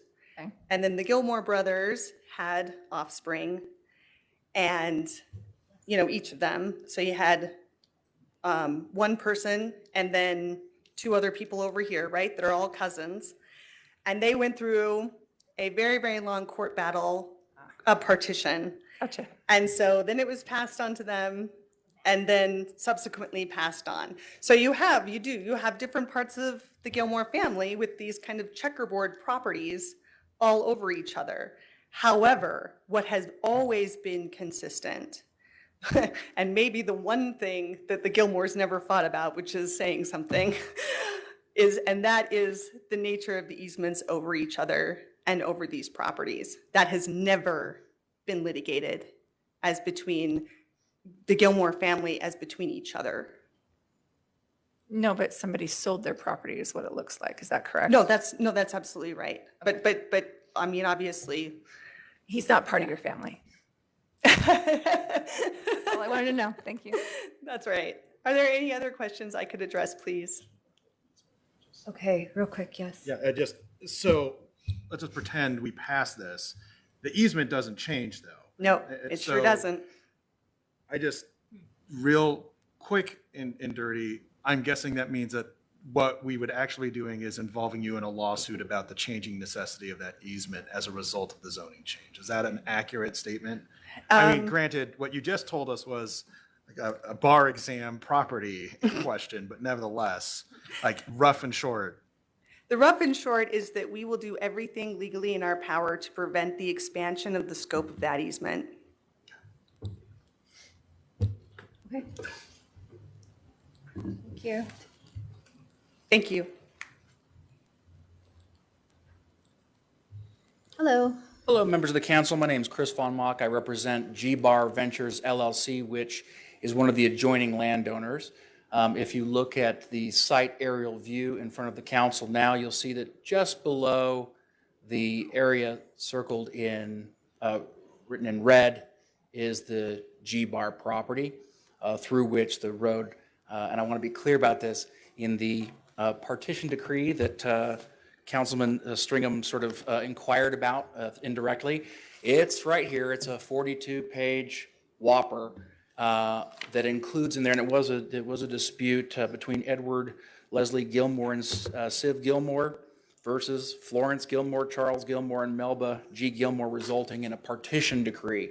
And because these were properties held by joint ownership, subsequently partitioned, the idea of the partition as is set forth in the decree is narrow in scope. And I want to be clear, it's a stock trail and roadway easement. Stock trail first, and the roadway is sort of accompanying it with respect to farm usage. So it has remained a dirt and gravel road The parties have endeavored throughout time to ensure that it was not expanded in scope or in width for a variety of reasons, including what Ms. Gilmore previously alluded to, some litigation initiated by TNS property, by the way, or TNS airports, by the way, over this easement. Dismissed without prejudice for failure to prosecute. Suffice it to say, though, that when Mr. Litchfield went into that court and sought an ex parte, and for those of you who are unfamiliar with it, that's a without notice, TRO, temporary restraining order, it was denied without further hearing by the judge after she required parties be notified. I recognize that notice is important to this council, as it absolutely should be. Turning to a little bit of introduction there. Turning to some of the statements by Mr. Litchfield, I would like to note that Councilman Johnson raised an excellent question around notice, and notice is referenced in G-Bar's letter to the council, which I hope you have. I believe it's a 15-page, single-spaced apologies, but the G-Bar folks had a lot to say. To the extent that's not in the record, I'd like to formally offer that in the record. I have paper copies here, but I also have electronic copies that were circulated to council members, and also to legal counsel for the council. In that, you'll see we raise a notice objection with respect to some of the pieces. That's not the hill I'm here to die on, so to speak, but I do want to make note of the fact that I did not hear TNS Airport respond to Councilman Johnson's statement as continuing to contest notice. So I'm not sure that we're in a world where this council cannot continue to proceed with the adjudication, but the decision, the deliberation, and the decision on the merits of the resolution. And before you, that's Resolution 2005-1420. Also, to address something that Councilman Stringham raised, it's a great point about the genesis of the property. Yes, at some point in time, all property ends up getting sold some way, somehow, and the Gilmore family couldn't hold on to, through generations, hundreds of thousands of acres of property as their progeny expanded. But what did happen is TNS Airport purchased this property knowing full well that it was A20. Now, I don't know this from personal experience, but I have understanding that this council in a prior age denied a rezoning application related to the same subject property, I believe by TNS Airport, to put on a Ron Case roofing facility. Whether that, I believe it was essentially, it was for, I think it was a landfill sort of situation. Now, that was then. When it was, I apologize, maybe somebody who speaks after me will be able to be more precise. That is an important decision this council made in a different time, a time when I think property rights in terms of development were more liberal. This council has done some amazing things as of late. Let's start with the West General Plan. On May 10th, 2022, this council adopted a very thorough, very long, I believe 176-page, the fruit of report and plan that must have taken hundreds of thousands of man-hours to compile. And after all that deliberation, study, and thought, this council did a number of things. One of those things was to create a plan area. And as you will see from, as you probably saw from one of the other slides in the deck in front of you, this property sits right dab smack in the plan area of the West General Plan. The West General Plan did something else that's important. It created a shoreline heritage area. This council, back in 2022, and I know the Great Salt Lake was an important thing then, but boy, has it become more front of mind as of late. Back in 2022, this council had the wisdom to create a shoreline heritage area. This property and the G-Bar property and Ms. Gilmore's family's property all sit smack dab in the middle of the shoreline heritage area. What does the West General Plan say about the future uses? It's what your planning staff reported. Things like bird refuges, things like agriculture. To Councilman Stringham's point, and I believe Chair Theodore's kind of inquiry, what's the difference, and Councilman Moreno's questions, what's the difference between ag and M2? Night and day. And you don't have to take my word for it. Look at the West General Plan that ropes in bird refuges in the same sense as ag. Agriculture that my client has been engaged in for over 100 years. Their homestead goes back to when this was a territory, not a state, and certainly before the existence of this fine county. Something to be noted. Additionally, and some of this is front of mind because I didn't have the chance to be present for it, but boy, was I glad to watch it on repeat. This council's September 30th, 2025, careful consideration and adoption of Resolution 6329. I call it the Great Salt Lake Protection Resolution. It's got a much longer and probably more well-suited name. Councilman Pinckney read it into the record, and it was spoken about with great praise, not just about its substance, but also by Councilman Winder Newton about the bipartisan nature of the issue. Spot on. Why is that important? Well, as set forth in G-Bar's letter, this pending zoning application is diametrically opposed to that which this council did not 30 days ago. The resolution. Let us not forget, so that's sort of out of order from the letter of G-Bar. The resolution militates in favor of denial of this petition. The West General Plan that I've discussed militates against passing this resolution. That's 2. 3, and I think this is important, trust thy staff.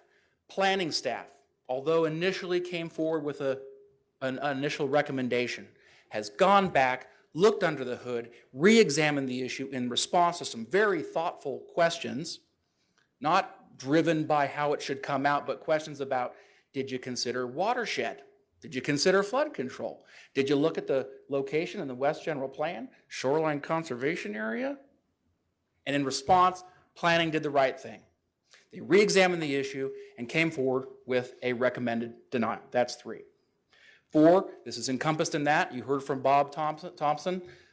There are some significant watershed issues. Now, Councilman Stringham has raised a point about the hypothetical what could happen, and Mr. Litchfield has spoken about, hey, we had a 100-year flood. I mean, we had a 100-year rainstorm, and no problem.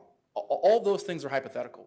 This council can only deal with what's in front of it right now, and that's those hypotheticals and what could be not in front of it. And frankly, although I haven't read some of the correspondence that Mr. Litchfield on behalf of TNS Airport has supplied the council with, suffice to say, I'm sure they've moved heaven and earth to try and be responsive to that. And as far as I know, Mr. Thompson is stuck to his letter, I believe dated October 15th.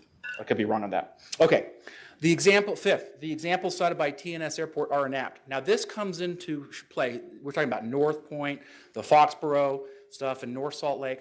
Notably, as noted by Mr. Thompson, I believe, or perhaps the planning report, these are all outside of Salt Lake County. We're in unincorporated Salt Lake County here. That's an important thing. This is outside of our jurisdiction.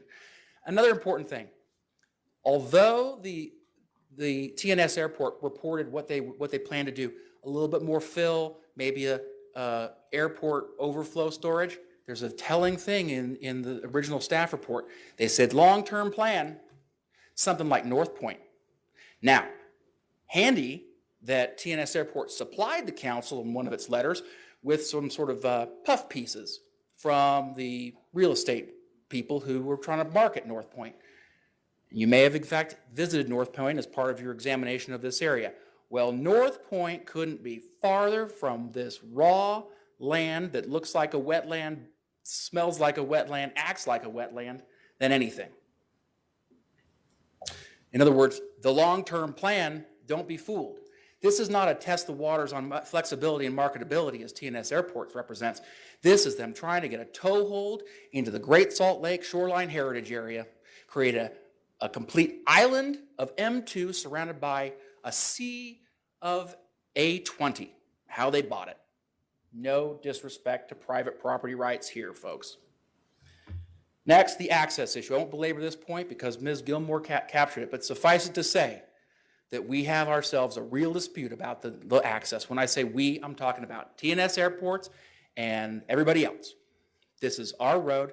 It's used for ranching operations. I'm talking about this thing runs through the manger for the cattle. It doesn't look more pastoral and Edenic around this town. They want to run rental cars through there until they decide they're going to have light industrial warehouses for gosh knows what. Don't let them get their foot in the door. Infrastructure. In addition to the road access issue I've alluded to, don't forget there's no power out there. There's no sewer out there. They got water through a well. Mr. Von Mack? Yep, I'm almost done. Okay, thank you. And I appreciate the council's indulgence. I'm very close. 8, elevation, we talked about high and dry by Mr. Litchfield.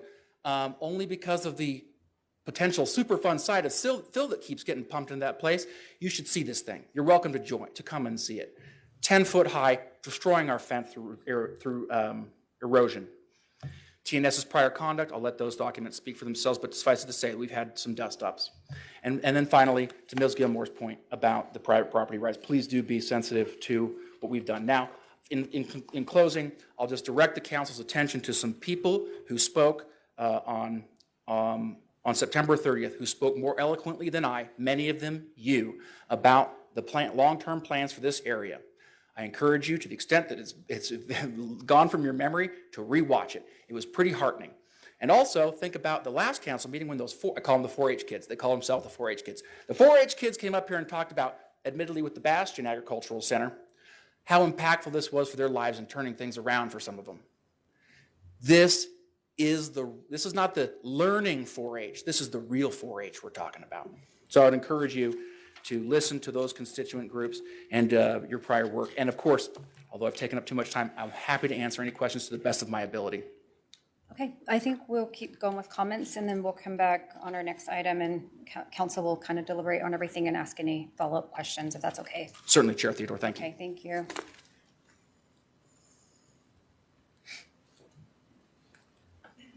Chair Theodore and members of the council, my name is Jeff Richards. I'm here speaking on behalf of the North Point Duck Club and also the Rudy Duck Club. The North Point Duck Club, as it's known now today, has been in existence for about 125 years. We were one of the very first areas to preserve migratory wetlands. We've been there for a long time. If you calculate the amount of money we've spent preserving wetlands, it's in the millions of dollars over time. We are very, very dedicated to preserving this land and maintaining it for the benefit of migratory birds, not just waterfowl, but all migratory birds. And I want you to understand that even though this is an agricultural zone, the importance of this area for migratory birds and other wildlife is incredibly important. There's a pronghorn antelope herd out there now that we kind of adore and like seeing it all the time. But if you go out there in the springtime, you look at the ephemeral playas that are out there, you see all kinds of species of migratory birds. You see white cattle egrets that are sitting on top of all of the cattle out there. And it's incredibly important, not just for agricultural protection, but for the preservation of all kinds of species of migratory birds out there. This area is very, very important. And as you just heard, you know, this really is, if you look at this 48 acres, it looks like it's in the middle of nowhere. And kind of so what? It's 48 acres out there, so what? But it will have an impact on this entire area. It will change the character of this area, and it will change. And once the area of this area changes, it will change the character of all of the 4,000 acres that we manage for migratory birds. That will be gone as well, because it will have an impact on us. And it will have an incredible impact, and I don't mean to be hyperbolic about this, but it will have an enormous effect on migratory birds generally. Approving this really is the proverbial camel's nose in the tent door. And so I'm happy to answer any questions. I submitted a letter to you yesterday that I emailed to you. I'm not going to touch on those points, but I hope you read that letter as well. But I really want you to know the passion of people that really want to preserve this area forever. Your decision and the consequences of your decision to allow this zone in this area, in the heart of this area, will have long-term lasting negative consequences to this whole area. So I really hope you take that into consideration as you make your deliberation. Thank you. Thank you. Okay.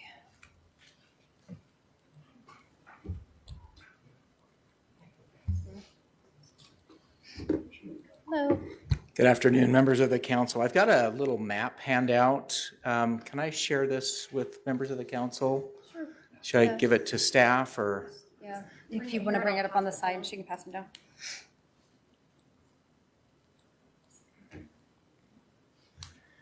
Good afternoon. It seems like I was just here a couple of weeks ago when you were adopting the resolution for the Shoreline Heritage Area. Thank you for your work on that. We've been communicating by the way, I should introduce myself. Soren Simonson, I'm the Executive Director of the Jordan River Commission, and I'm here in my official capacity. We've been communicating since that resolution with state leaders in Salt Lake City. We applaud the work of the council in the unanimous support of that resolution. It's already been referenced here, so I won't go into it further. What I wanted to highlight for you with this map is this area. You kind of see it on the map as this little peninsula of land, which is the Gilmore property, and right in the center of that property is the subject parcel. Although this was pointed out accurately that it doesn't abut the Jordan River, it's part of a continuum of really significant wildlife area. It's used as agriculture, but agriculture, as you know, is highly compatible with many wildlife values. It happens to be an upland area, and so it's not subject to some of the considerations that we often give towards wetlands. However, the upland areas, as I mentioned in my testimony with your shoreline heritage resolution a couple of weeks ago, are part of a continuum of really sensitive wildlife habitat areas that surround the Great Salt Lake. This map illustrates with the white areas that currently have significant protection. They're either private duck clubs or they're state-owned or other entity-owned properties. This area, if it's developed, would significantly fracture this really sensitive wildlife area that is contiguous with the Jordan River. The Blueprint Jordan River identifies some really valuable planning tools, and the Commission is really happy to support your efforts to develop those tools, which you may not have. The West General Plan identifies transferring of development rights, acquisition, and zoning as the tools at your disposal that can be developed to help support the resolution that you implemented. Utah County has adopted a transfer of development rights program that could be a model for the work of Salt Lake County. West Valley City, the second largest city in the state, has adopted a transfer of development rights program and has used it effectively for sensitive lands and other preservation issues in their community. We are currently working and encouraging Salt Lake City to develop a transfer of development rights program. And while that's been slow moving, there has been some progress, and their city council has adopted a resolution and a legislative intent to develop a transfer of development rights program in Salt Lake City. It would likely require coordination with other jurisdictions for a TDR program to work in unincorporated Salt Lake County because you don't have receiving zone areas, at least not many of them that remain any longer that haven't already been incorporated. But within Salt Lake County, there are great areas that could be excellent receiving zones to transfer development rights. As we have, as a Jordan River Commission, met with many of the property owners around and near the Jordan River, they share many of the preservation goals that you have established in your West General Plan and are asking to have tools like TDR programs that would allow them to transfer development rights in sensitive areas to more appropriate areas with infrastructure.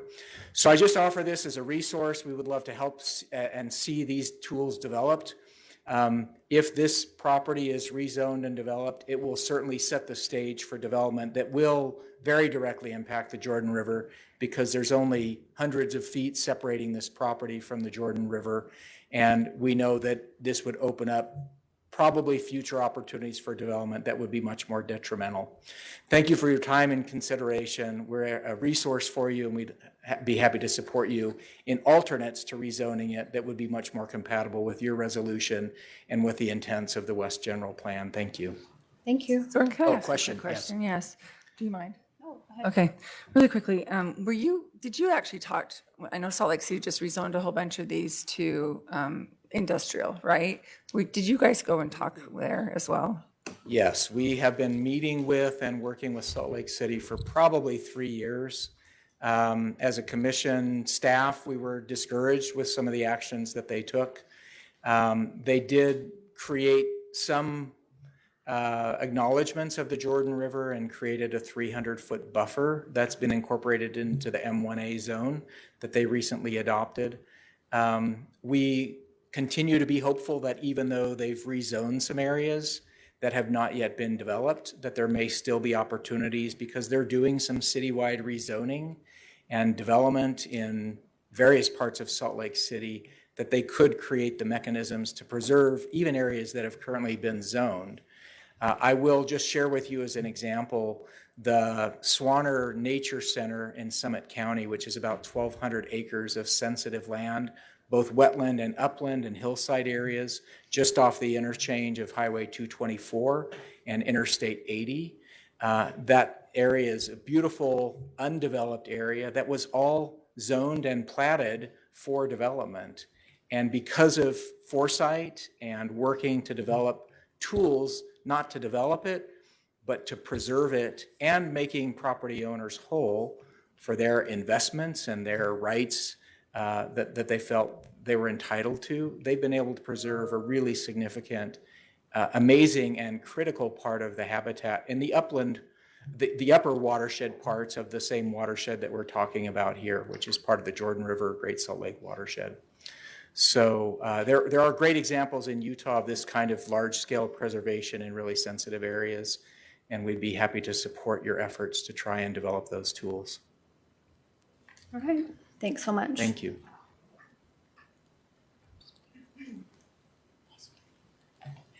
Hello. Good afternoon. I'm Linda Freitas, the Executive Director of Friends of Great Salt Lake, a membership nonprofit whose mission is to preserve and protect the Great Salt Lake ecosystem through education, research, advocacy, and the arts. Salt Lake County's recognition of the shoreline heritage area in its West General Plan is regarded by many of us working to preserve and protect the Great Salt Lake ecosystem as a stunning, brilliant, prescient, remarkable, and responsible example of the county's commitment to contribute to a positive and thoughtful way to Utah's future and Great Salt Lake's future and how we grow together. Understanding the inherent values that comprise the Great Salt Lake ecosystem include the adjacent landscapes that contribute to its wetlands and uplands habitat values, its hydrological connectivity, and to its cultural traditions that have been a part of its neighborhood for generations. This belief was declared and confirmed on September 30th with the Council's unanimously approved and adopted, I also call it the Great Salt Lake Protection Resolution, that essentially extended the reach of this commitment to Salt Lake City and the state of Utah to demonstrate ways in which they too can contribute to an environmentally sustainable future for Utah and the Great Salt Lake ecosystem. With that, I sincerely hope that the Council will deny this zone change request. Thank you. Thank you.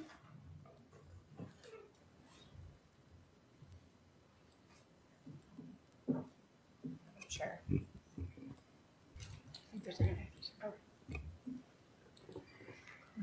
I also have a map that I'd like to share.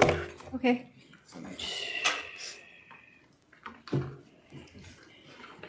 Sorry, this was put together on short notice, so I'll go through some of my color coding. Here, we'll pass it down. Thank you.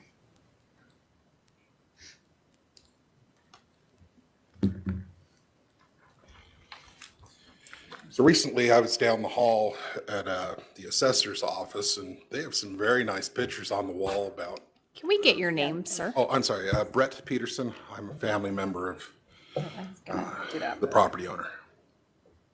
Okay. I was recently down the hall at the assessor's office and noticed on their wall, they have some pictures of Salt Lake from probably 100 years ago, and showing concentration of all the activities at that time, housing, proposed uses. It's even kind of funny, one of the pictures shows factories with smokestacks. But what I wanted to show with this map is the growth that's happened in the last 10 years in this north sector. What I show in orange is either has been built or is currently under construction. You'll see the ones with the blue buildings. This is the Skinnell development. You'll see how close it reaches over to the Great Salt Lake on the west. But they were able to get this through their plan, and this is what is going to be built. If you look up to the north, the northwest corner, if you drive to that point right now, it looks like there's hundreds of acres of open space. But if you take this map and look at where this building is going to be, you'll see that development has come and grown to this neighborhood. What I'm showing in yellow is the Clark Ivory is the rectangle in the center of Scanell. They are currently requesting rezoning to M2 from Salt Lake City. And then I'm also showing the Hinckley property to the north, the other yellow one, which was also annexed into Salt Lake this summer.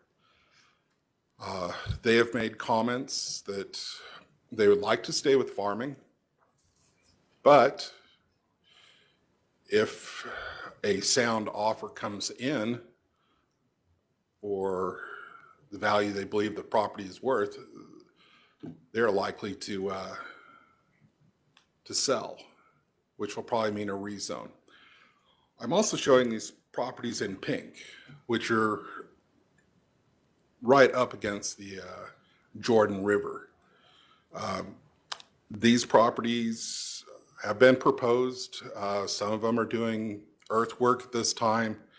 I'm also showing the number 7 looking property a little bit to the south. That's the homeless proposed campus. And the city has stated that this is about a 16-acre parcel, but they really want to double that in size. So what I'm trying to show with this map is that a lot of the agriculture is being redeveloped, and what's in these colors is right now in process. And if you look at you can see in Davis County, in that upper right, that's Foxborough. And that was put in the last 10 years. And that's hundreds of homes and development. So that's why I'm trying to depict in this map. I also mentioned the Salt Lake Airport with the runway that's on the east side. Is planning an extension. And considering, I'm for the bird habitat, and I think bird habitat's great around the edges of the lake, but you also have other things going on in this area. It's, you see all the warehousing going in to support the inland port and the airport and their freight activities. Industry is just starting to march its way that direction. That Scanell project is going to be 15 buildings and just under 6 million square feet of warehouse. So we're not that far away, and we've watched for the last 25 years development coming to our neighborhood. And we'd like to see what options we have to possibly develop this property. So I appreciate your time. Thank you. Thank you. Okay, anybody else in the room that would like to give comment at this time? Please come forward. Do we have anyone online, Lauren? No, okay. Motion to close if that's completed. Sorry, I thought it was comment down to comment. I'm so sorry. Like, wait, one more. Yes, so we'll take a motion to close the public hearing. So moved. Okay, motion a second to close. All in favor, please say aye. Aye. Aye. Okay, any opposed? No? Okay. All right, so we'll move on to item 11.1. This is the first reading proposed ordinance amending Title 19 Madam Chair. entitled zoning of, what? Oh, I just had a comment. Do you want to do it when we do the council deliberation in a minute? Is that okay? Oh, yeah. Oh, That- I'm does sorry. that work? Okay. I thought we were moving on to a, okay. Yeah, my bad. One thing in front of it. Title 19 entitled Zoning of the Salt Lake County Code of Ordinances 2001 by reclassifying certain property located at 3480 30 North, 3200 West in Salt Lake County from the A20 zone ag to M2 zone manufacturing. And we've heard comments. I don't know if there's any questions that council has at this point that you want to ask further in this process. My question, I don't really know who can answer this. Has there been any type of evaluation or study about how changing this zoning can further erode the wetlands and soil? Yeah, I was like, to anyone. To the 20-plus people who are here. I am not aware of any specific studies for wetlands or soils. Those are usually paid for during the development process.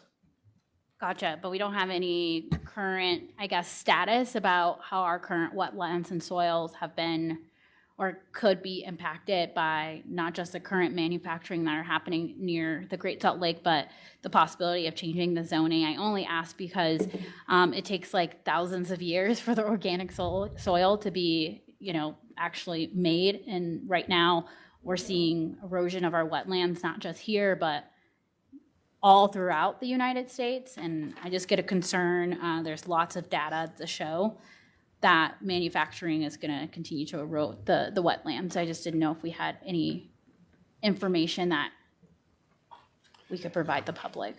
In general, the manufacturing status would go against every plan that exists for this current state. So the watershed plan, although it is general, it does not recommend manufacturing or light industrial or heavy industrial anywhere near the Great Salt Lake. It actually recommends preservation of land, habitat, et cetera. Gotcha, thank you. Madam Chair. Yes. I'll just make a comment. I used to serve on a planning commission actually back when I was in my 20s. And, I feel really strongly that when you look at zoning, you have to use your general plan to decide how you're going to zone. It gives consistency to property owners. It helps you plan your city or your community or whatever. And I think that's where I'm struggling here is just this doesn't fit with the West General Plan. And so, I haven't seen anything to convince me otherwise, but, that's where I am, so. Can I? Yes. Okay. I have a couple things to say, and this might take a minute. So, first of all, Mitch, I'm going to ask a quick question for you because I'd like you to outline the process that normally takes place when we work with the MSD on this, and just lay out what that process normally looks like for me. So I believe that was articulated by Mr. Woodward earlier, and his understanding is the same as mine, that we have contracted, meaning Salt Lake County, with the MSD to conduct the planning at the initial stages. When new applications for various types of land use projects come forward, they'll do the initial work, process the applicable fees, et cetera, and then work to get matters that are required to go to the Planning Commission to the Planning Commission. Sometimes, quite often, I would imagine, many of those items never end up coming to the Salt Lake County Council because they're not legislative in nature. This is one of the types of items that is of zone change. It requires you all to exercise your policymaking discretion to determine the appropriate land use for an area. The state statutes, the County Land Use Management Act, requires the Planning Commission to provide an initial recommendation about a particular item. That's what has occurred. And then, if I think I understand your question correctly, the process for getting it to the council's agenda is traditionally the mayor's office, after it's received, you had time to prepare a staff report, conferred with the MSD, conferred with the district attorney's office, places it on an appropriate agenda of the council for consideration. Okay. And that is my understanding as well. For the rest of the council and for those who are here today, I want you to understand that I serve on the MSD. I am the representative for the county on the MSD board. And so it is my job to oversee and make sure that the MSD is doing their job properly and that the county is working well with them. This is one of those situations where I'm not happy. And I'm going to be really blunt about that right now. I'm not happy with what happened and went down at the MSD, and they're very aware of that now. And I'm not happy with what went down with the mayor's office either. So I'm going to be very blunt about that. Because what has happened and the frustration I see right now is I feel like we have a property owner that was not dealt properly with. And be very blunt about that to the council. Okay? And normally when that happens, there should be an opportunity for communication to happen, and that should have happened in this. And I understand that, and I guess part of my frustration too is it wasn't just a miscommunication there, it was miscommunication all the way around. Even I was not informed that there was problems.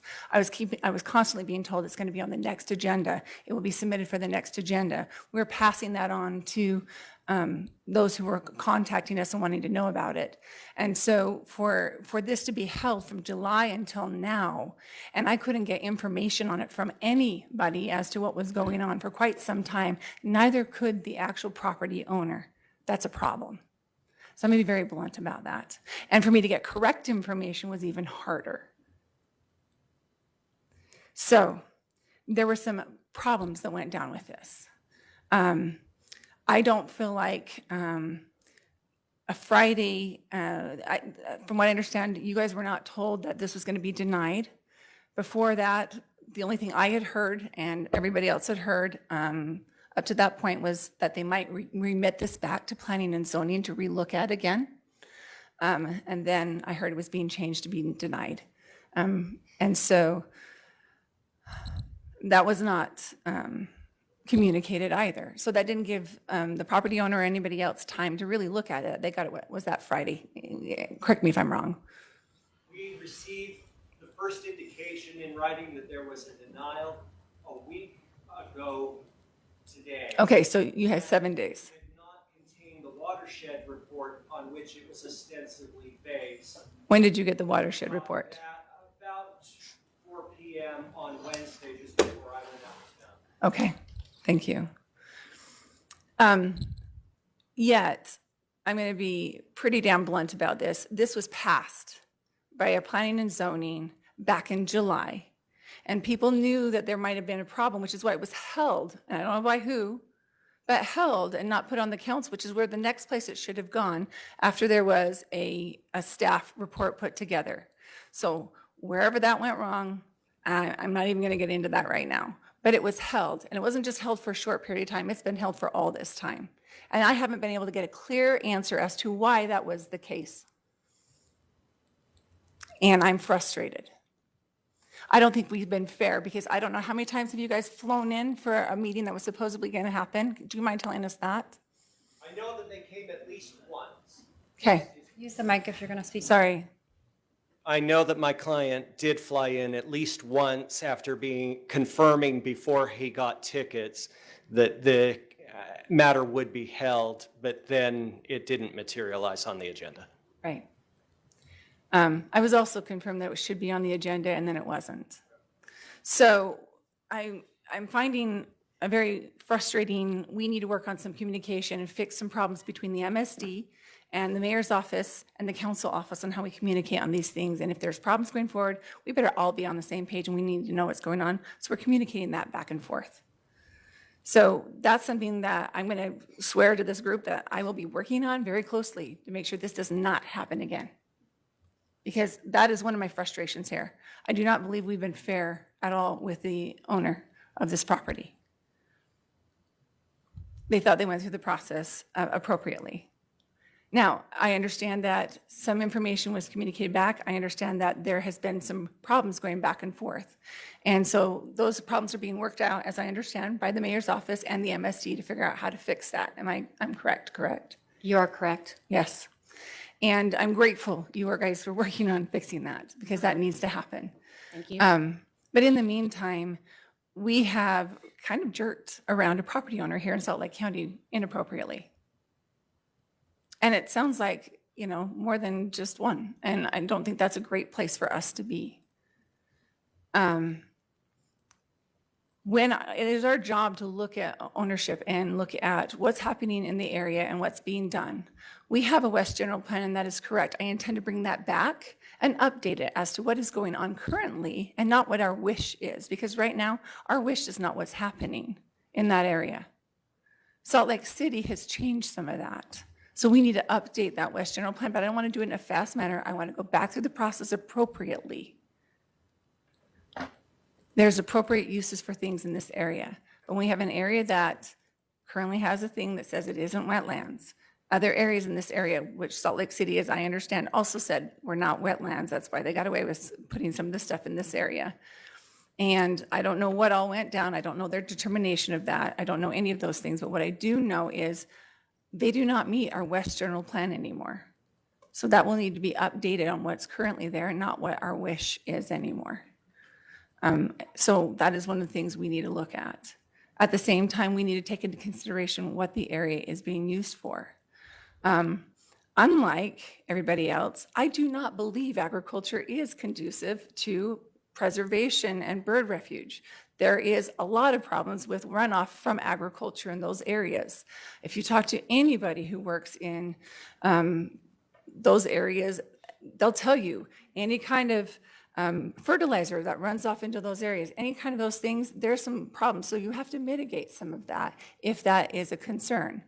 Ranching is another thing, right? There's a lot of things, but we have determined that agriculture is appropriate in this area because it's a long-term use of that area, and we need to preserve our agriculture in Salt Lake County, which is one of the things I believe strongly in doing. Agriculture is going away in Salt Lake County. We need to preserve those areas that want to remain and retain agriculture. I agree with that. But when a group sells land to somebody else outside the family for whatever reason, whether it's a family dispute or whatever else, you have a new property owner, and I recognize there's going to be issues there, but our opportunity is to look at what is here in front of us. So what I have here in front of me is something that was passed through planning and zoning. I would prefer to see it go back to planning and zoning than an outright denial, because that doesn't make sense to me. If we need to go back through the process, then let them go back through the process appropriately. It looks to me that there's a lot of concerns, and I think the planning and zoning should have an opportunity to look at that. Right now, I don't see a point in, to be honest, when I'm looking at this, I recognize that we need to protect the area as well. So there needs to be a balancing act between property owners' rights as well as what's going on in the area. And that is something that I think the owner has looked at and answered some of those questions as to how they would mitigate some of those things. With the proper zoning and checks and balances put in place, you can be more confident as this council on what we want to do with that area and what we would approve. There are other options that the planning and zoning could look at. I know they went to M2 with conditions, but I understand they could also do an M1 with some exceptions, right? And so those are some things that could have been looked at, but that wasn't done. Instead, they were informed that they were approved, that the plan from the staff previously was amenable to their plan, and then they heard that there might be an issue but weren't told what the issue was, so they sent in what they thought might be the issue without any real knowledge of what that might be, as I understand it. And then we're finally given the actual denial just within the last 7 days.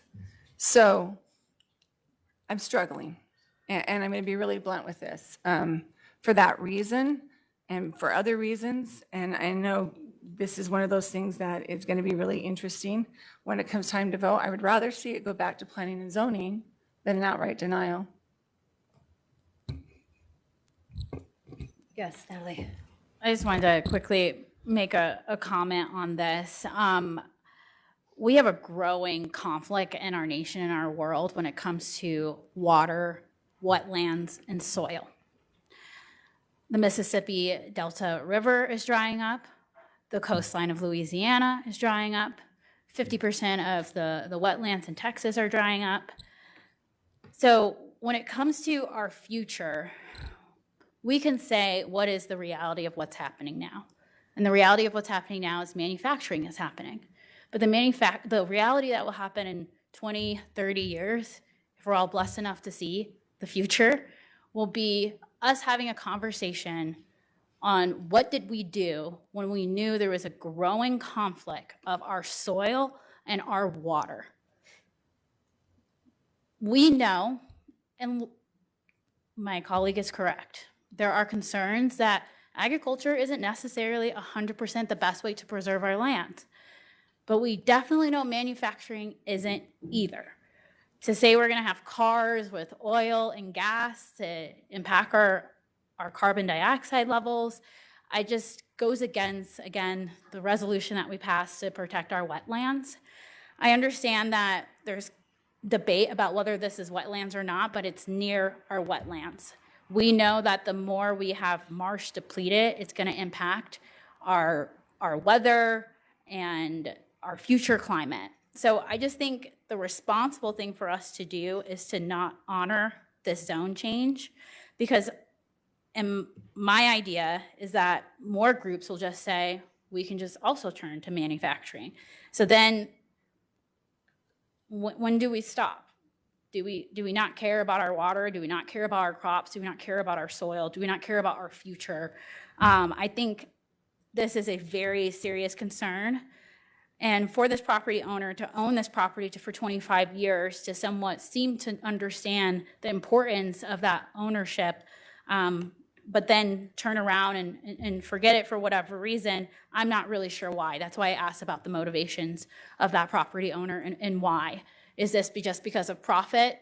Because again, maybe that's the case.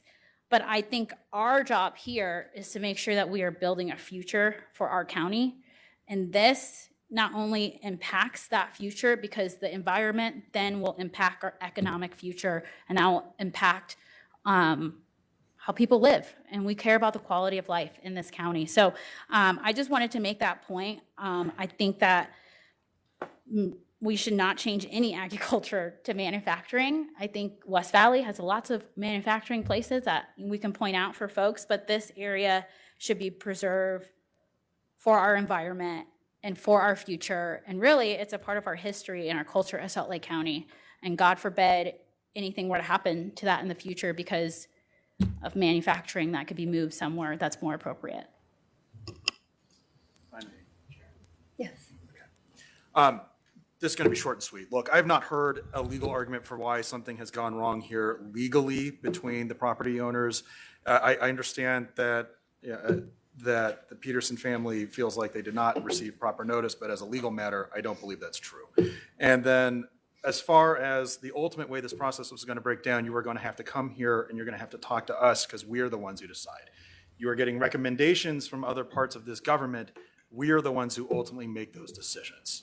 And so the fact that that decision-making has changed in the process from our staff from July to now shouldn't be surprising that that can happen.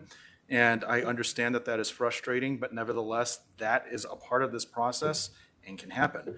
I find that there are competing property interests between the other individuals who neighbor your property, and also I think that there's a very significant legal problem about trying to use this, which will incur other legal problems with the easement that goes and is the only access point to this property. And I don't think that that's really fair to the other property owners that are nearby who are trying to maintain this as an agricultural area. So then, and most importantly, is I think the environmental interests that we have talked about from Soren, but also this our own council has decided not more than 30 days ago. So with that, I'm going to motion that we deny this zoning application. Second. Okay, so I have a motion and a second. I do have a couple of comments that I'll make as well. I appreciate everyone who's been in attendance. I appreciate your comments. And I'm just going to apologize on behalf of the process that you mentioned that, you feel wasn't quite fair to the property owner. Things like that can happen. But, we do have oversight on this decision ultimately. And so here we are. Another thing is, I've been out to this area, I've toured it several times now, and I realize the importance of it. And when I did do this resolution, I was not aware of this zoning application at the time. So And I've been going out to the Great Salt Lake for some time now. So this is something that's been brewing anyway. It has nothing to do with this. But I do realize there's a lot of growth taking place in this sensitive area. And anytime you take away any kind of agriculture zoning, it's gone forever. I realize that. It's happened a lot in my city. And so, and I live in Sandy. It's a big deal. Anytime something gets rezoned, it goes to, single family apartments, whatever it is. And so people take issue with that sometimes. And this is not a city. This is a conservation area. And it's also in our plans. So our West General plans. So for me, I'm going to have to be a no on this. It just really goes against what's, directed in our plan. It's directed in the resolution, and it would just really be a shame to see it change over time. We don't know what it's going to look like in 20 years down the road. We don't know what we're doing 100% on this property. So I just would hate to go back out there in 20 years and see it devastated. So that's my issue. So I'll be voting a no. So I did want to. Yes, Amy. Well, I just want to make ask a quick question of Gito. Did you include the West General Plan being one of the reasons that you were making a motion to deny? Because I'd love to have that included if you didn't. Yes. You did, that is a okay. Part of my. Okay, just wanted to double check. I think that's a really important piece for us to have as part of the motion. There's no other council members that want to speak. I know the mayor. Did you still have something to say? Okay. So go ahead.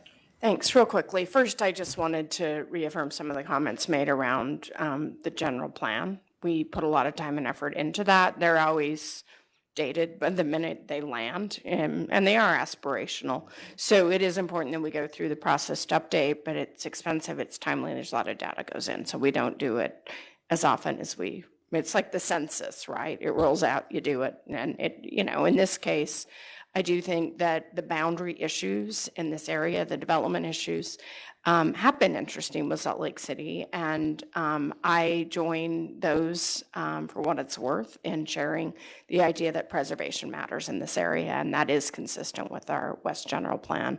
Regarding process, I haven't been privy to all the twists and turns. I will say, having sat with you for years or sat in the chairs that you now sit in, we used to do a lot more of these when Mill Creek was still unincorporated. We had the vast area. We didn't have the townships, now cities. And I think that when you look at the unique relationship with the MSD, it's easy to get tripped up. So I don't think anyone was deliberate in the process. That's my understanding. And I appreciate, sometimes when you're looking at entities that do have some involvement and going back and forth, it can feel really cumbersome and feel like a lengthy process. However, I think if you look at government approvals, it's just, sort of part of the deal. You're an applicant, there are going to be some bumps potentially. So we can always do better, be better. I think further conversations around that are conversations I would support. But thank you. I would just again reaffirm that I think our plan is important, as is this is a vital area, and I personally feel a commitment to do what I can to protect it. Thank you. Okay, thank you. So I have a motion by Councilmember Johnson. Who was the second on that? It's a motion to deny. So Yes, to is a deny. denial. Was it Carlos? You're the second? Give it to Carlos. Okay, Carlos. So we'll take a vote on that. All in, roll call. Okay, we'll do a roll call on this one. This is Ross. Ross. is online. Oh, yes. I forgot, sorry. So we'll do a roll call. Councilmember Winder Newton. Aye. Councilmember Pinckney. Aye. Councilmember Romero. Aye. Councilmember Strigan. No. Councilmember Johnson. Aye. Councilmember Harrison. Aye. Councilmember Moreno. Aye. Councilmember Theodore. Aye. Okay, so, The effect of that is that the ordinance was not ready first time. okay. All right, so since there's no other business, we will adjourn this meeting. Thanks for your patience today, everyone, and thanks for your participation. No, I'm okay.